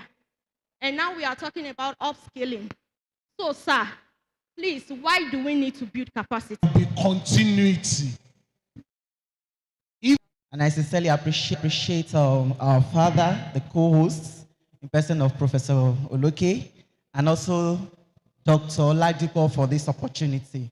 Without wasting time, I just want to emphasize what would have happened if Dr. Oladipo did not build capacity. Now we are referring to Professor Oloke here. We are referring to Dr. Oladipo because while he was in school, it wasn't just about cognitive learning. It was about developing skills.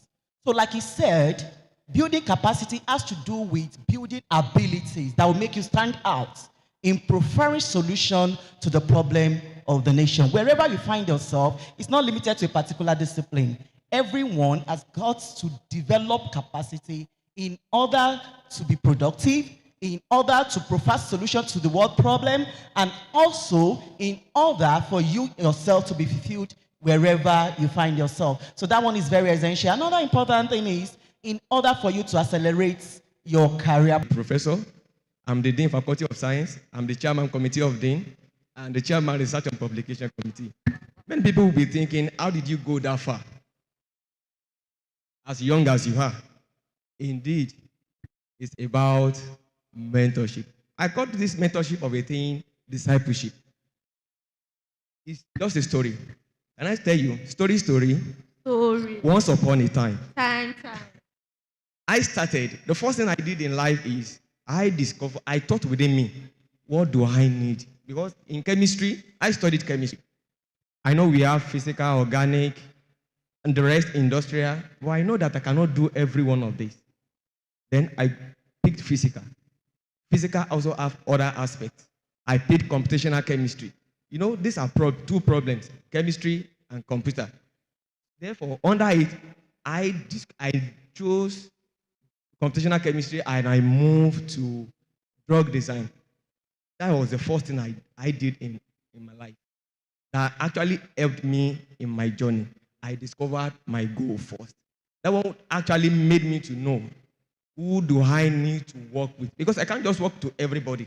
Because since I've defined my goal, that I want to go to computational chemistry and I want to do drug design, definitely I have to look for anyone in that area that can actually help me before now leveraging on that area before I get to this stage. And I believe that that one also can, because I don't need to tell theories. I'm just telling you the real practical. Thank you. Sir. So in other words, you are telling the next generation of scientists to first identify what they want to do and approach the person in that field. Exactly. Thank you very much, sir. So I believe they are also following and they will put it in good use. So, Professor Indako, please can you tell us some of the established structures that are in place already in Nigeria that's through which we can build capacity, if there is any? Building capacity, I want to first of all appreciate Dr. Kola for this massive achievement and to equally appreciate our father here, Professor Oloke, because today we are celebrating Kola is the product of good mentorship. Congratulations once again. When with regard to capacity building, let me be very emphatic with our young scientists. We have to be very definitive. We've had a lot this morning with regards to how nonchalant our government is when it comes to the issue of capacity building, in terms of sponsorship, in terms of availability of funding. I found out that our young scientists right now are battling with so many things, except they are determined to be difficult for them to sponsor themselves for any capacity building opportunities. And that is why any opportunity our young scientists have, let's be very definitive, what do we want? What kind of capacity building do we want? Because there's nothing to throw away right now. If that capacity building opportunity or avenue is not in your field, please don't bother about it. So that one, you can define what you want, get what you want, maximize time. Because one thing about capacity building, there's no time wasting in your avenue. Every time matters to rocks. No, either you're in Gen Z or Gen A or whatever, time is of essence. So any opportunity for us to have our capacity built or improved upon, let's define it. Let's be definitive about it. If you don't need it, don't go near it. If you need it, make sure you do all you can. Maybe by the time I talk about mentorship, I will be able to express the place of mentorship with regard to building capacity for this particular young scientist, as it were. All right, thank you, sir. Please, I'll move to Professor Ajayi. I want you to react to, if we want to know if there are established structures like organizations that are into building capacity. Not only, it doesn't have to be related to biomedical sciences alone, but if there is any of this organization in this country that are into capacity building. Thank you. Yeah. I will start by saying that every university must have structure whereby they will build capacity. Every university, and students should also key into this structure. University must have structure for capacity building, for mentoring. That is what I'm saying in essence. So the university must have a structure. Then there are online platforms. There are online platforms. There is a platform that is called e-mentorship. There is one called e-mentorship. There is another one called, let me say it directly, called MentorNet. So you can go and look at that. There is another one called MentorUp. There are online platforms where you can be mentored if you want to do it online. Then there are also networking events, like people have been saying, conferences, workshop, seminars. When you go there, you are not going there for fun fear. You are not going there for fun fear. You are going there to meet people who are authority in that area. So conferences, workshop, seminars, they are ways of building capacity. They are ways of getting people that can mentor you if you cannot get from your locality. Another way is international organizations. There is this National Research Fund, NRF, that have helped to mentor a lot of people. They have mentored a lot of people.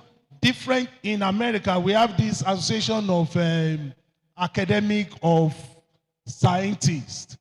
They are organizations that can, so you, in Nigeria too, we have organizations that can mentor. Now, let us go back home. You can also attach yourself to your supervisor.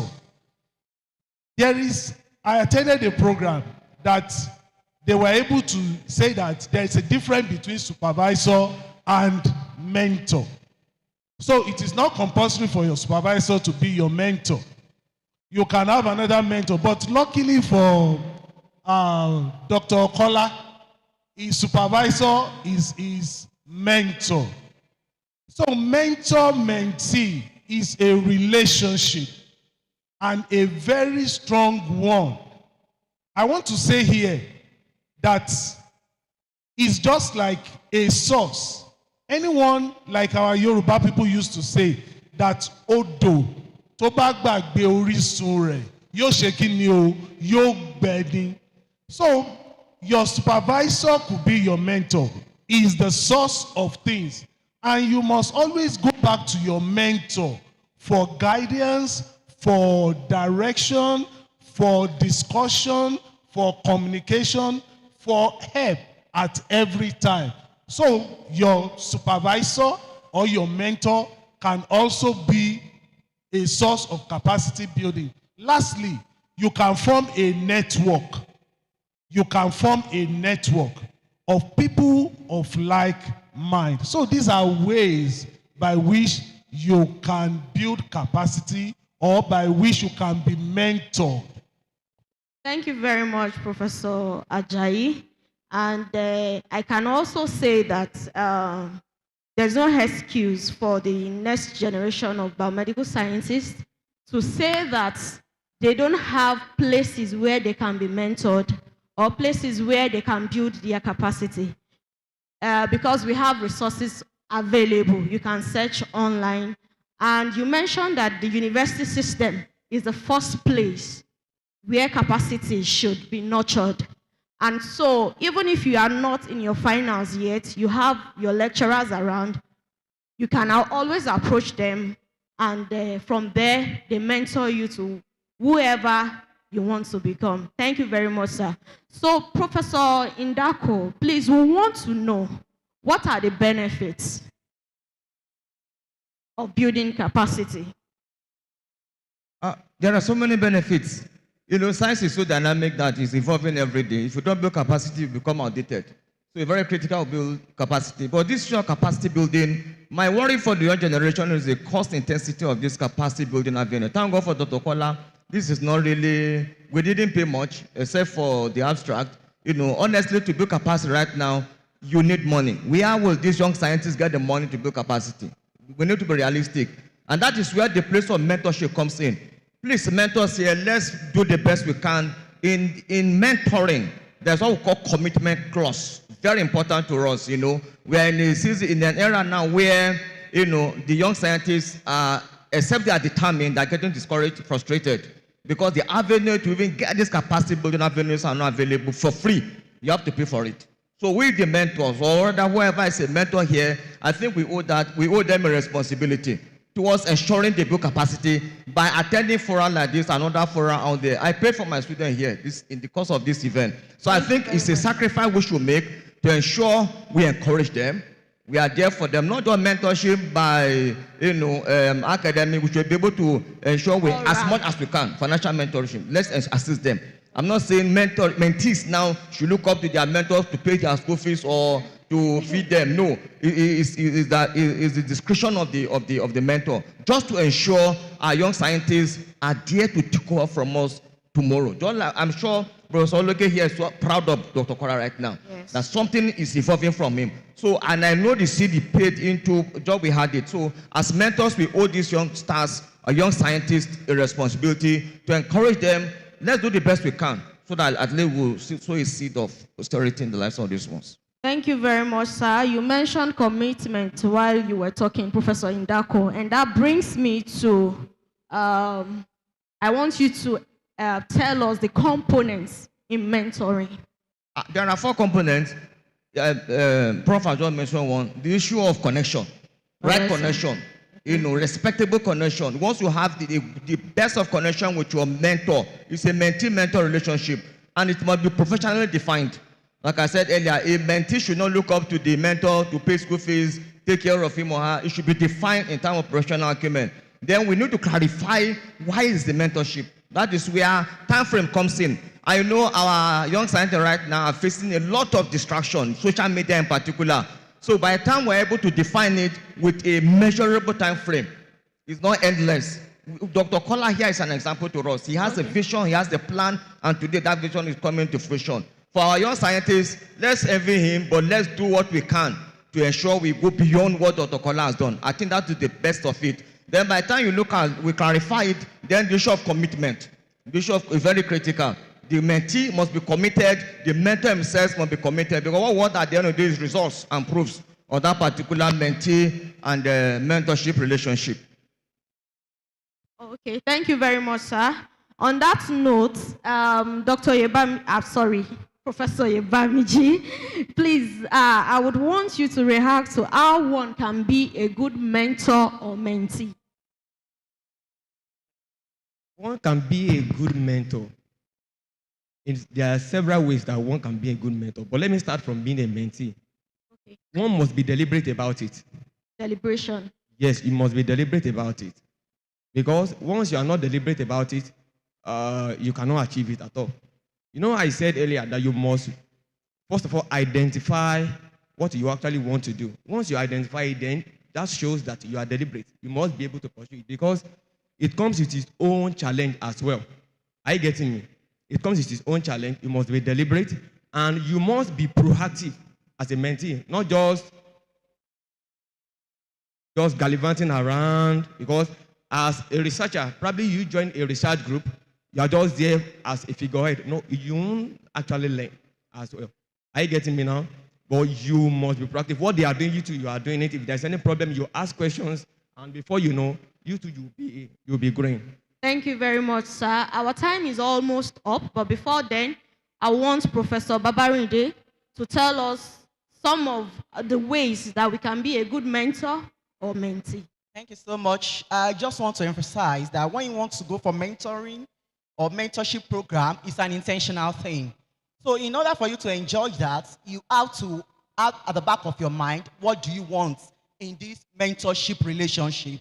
That's number one. Number two, you have to be intentional and have positive attitude. If you don't have positive attitude, you won't be able to take anything out of it. I went through a formal mentoring program. There are two different types. You have the formal and the informal. But most times it's always good to go for formal mentoring because then you will have to be responsible to someone. So during that time, there are tools. You have career timeline, whereby you say, okay, I am a professor in food science. I started my journey in 2007, and I could have a track progress because I had a mentor. So the first journey I had outside the country was because of my mentor. There was a program we applied for, agricultural women in agricultural research and development, award. That gave me the opportunity to be open to opportunities of mentoring. So it was an intentional one. There's one more thing that's very important. What is your purpose? Purpose roadmap, that is your utmost goal. In this journey that you have carved out for yourself, what do you intend to have at the end of the day? So that will help you in that your journey. A mentor is not supposed to be a boss. A mentor is not supposed to boss you around and say, come to my house, fetch water for me. No, at the same time, the mentor will not be running after you. So as a mentee, you are the one that should be proactive, have a positive attitude. You must always give feedback. In case you are giving assignments, go back to your mentor. This is what I've done. So then before you get mentor, please check your attitude. I think Prof mentioned something about any grade the other time. So the compatibility is very, very essential. Then at the same time, please have scheduled time. It's not about gambling. If you want to make something out of mentorship, then schedule time with your mentor. Not that, oh, Professor Babarinde, you are my mentor. It's only when we meet once in a while that we discover that we are mentors. Thank you so much. Thank you very much, Ma. Please, I would want to take one question, if there is any, from the audience. I can see a hand up there. Okay, two is okay, but I can see someone, the first person there, this line. So please give it to Professor Bello. Professor Bello.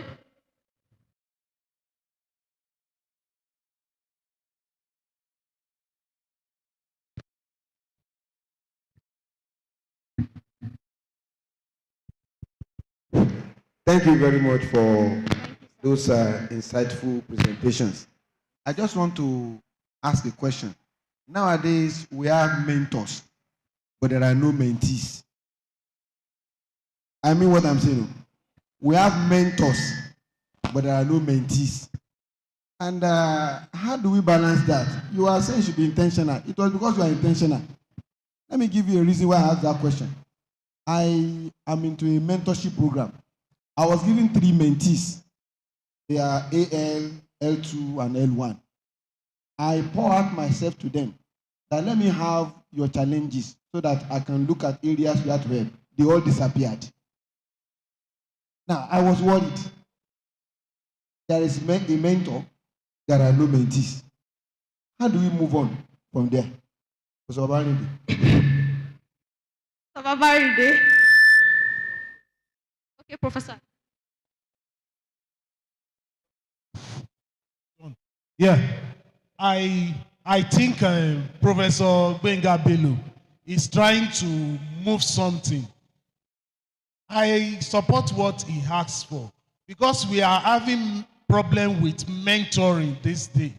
Like he said, we have mentor, but there are no mentee. There are some mentee that want to start as boss. They will arrive as boss, even dictating for their mentors. And there are some mentee that they are not loyal at all to their mentor, and they are not consistent with what they are doing. I don't know. I will just give one thing. One of the solutions to it is clear communication. Clear communication.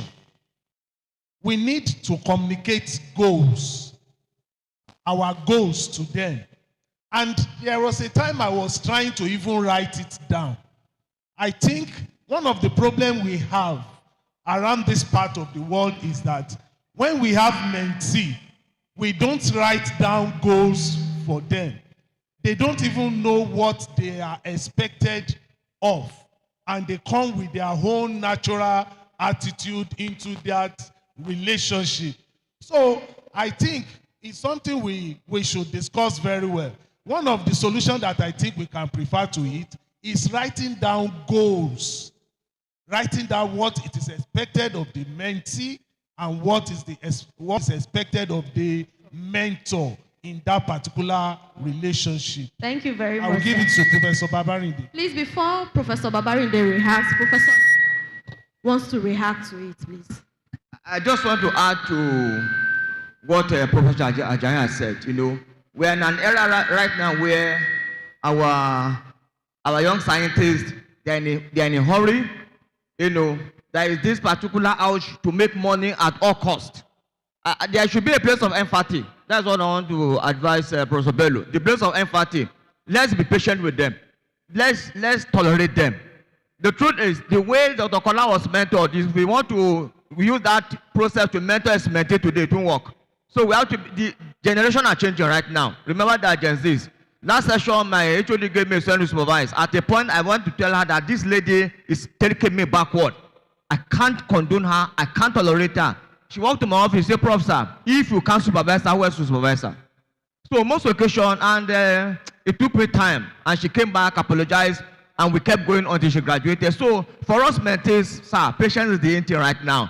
We need to tolerate them, but that does not mean we should condone their ineptitudes. The truth is, it's a generation. We have to bear with it. And they are the ones to speak for us tomorrow. So we cannot give up on them. Thank you. Thank you. Because of our time, I want to say the issue of mentorship is something that should be deliberate. You can't keep on running after somebody who is not ready.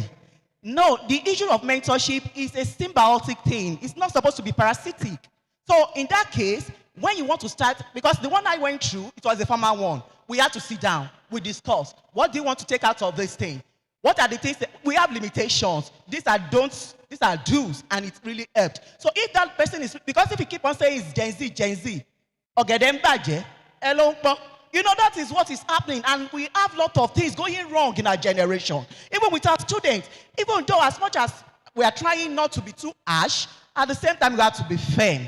So it's just a matter of, if you want to see far, then you have to stand on the shoulders of a giant. God will help us. Let me just add, let me add to this, please. One thing I want to say about this is this. My own is not quite different from what they have said. The mentor as well should update their method of approach. Their method or their approach. Yoruba usually say, I don't know. But if you are using your archaic method, okay, and you said the Gen Zs, we understand or they will listen. Sir, there's another question. Sorry. Good afternoon, everyone. Good afternoon, ma. For an insightful section. My name is Yetunde Amao. I'm a registered nurse. My question is this. How can a young scientist find the right mentor, especially if their institution doesn't have a formal mentorship program? Right. Thank you.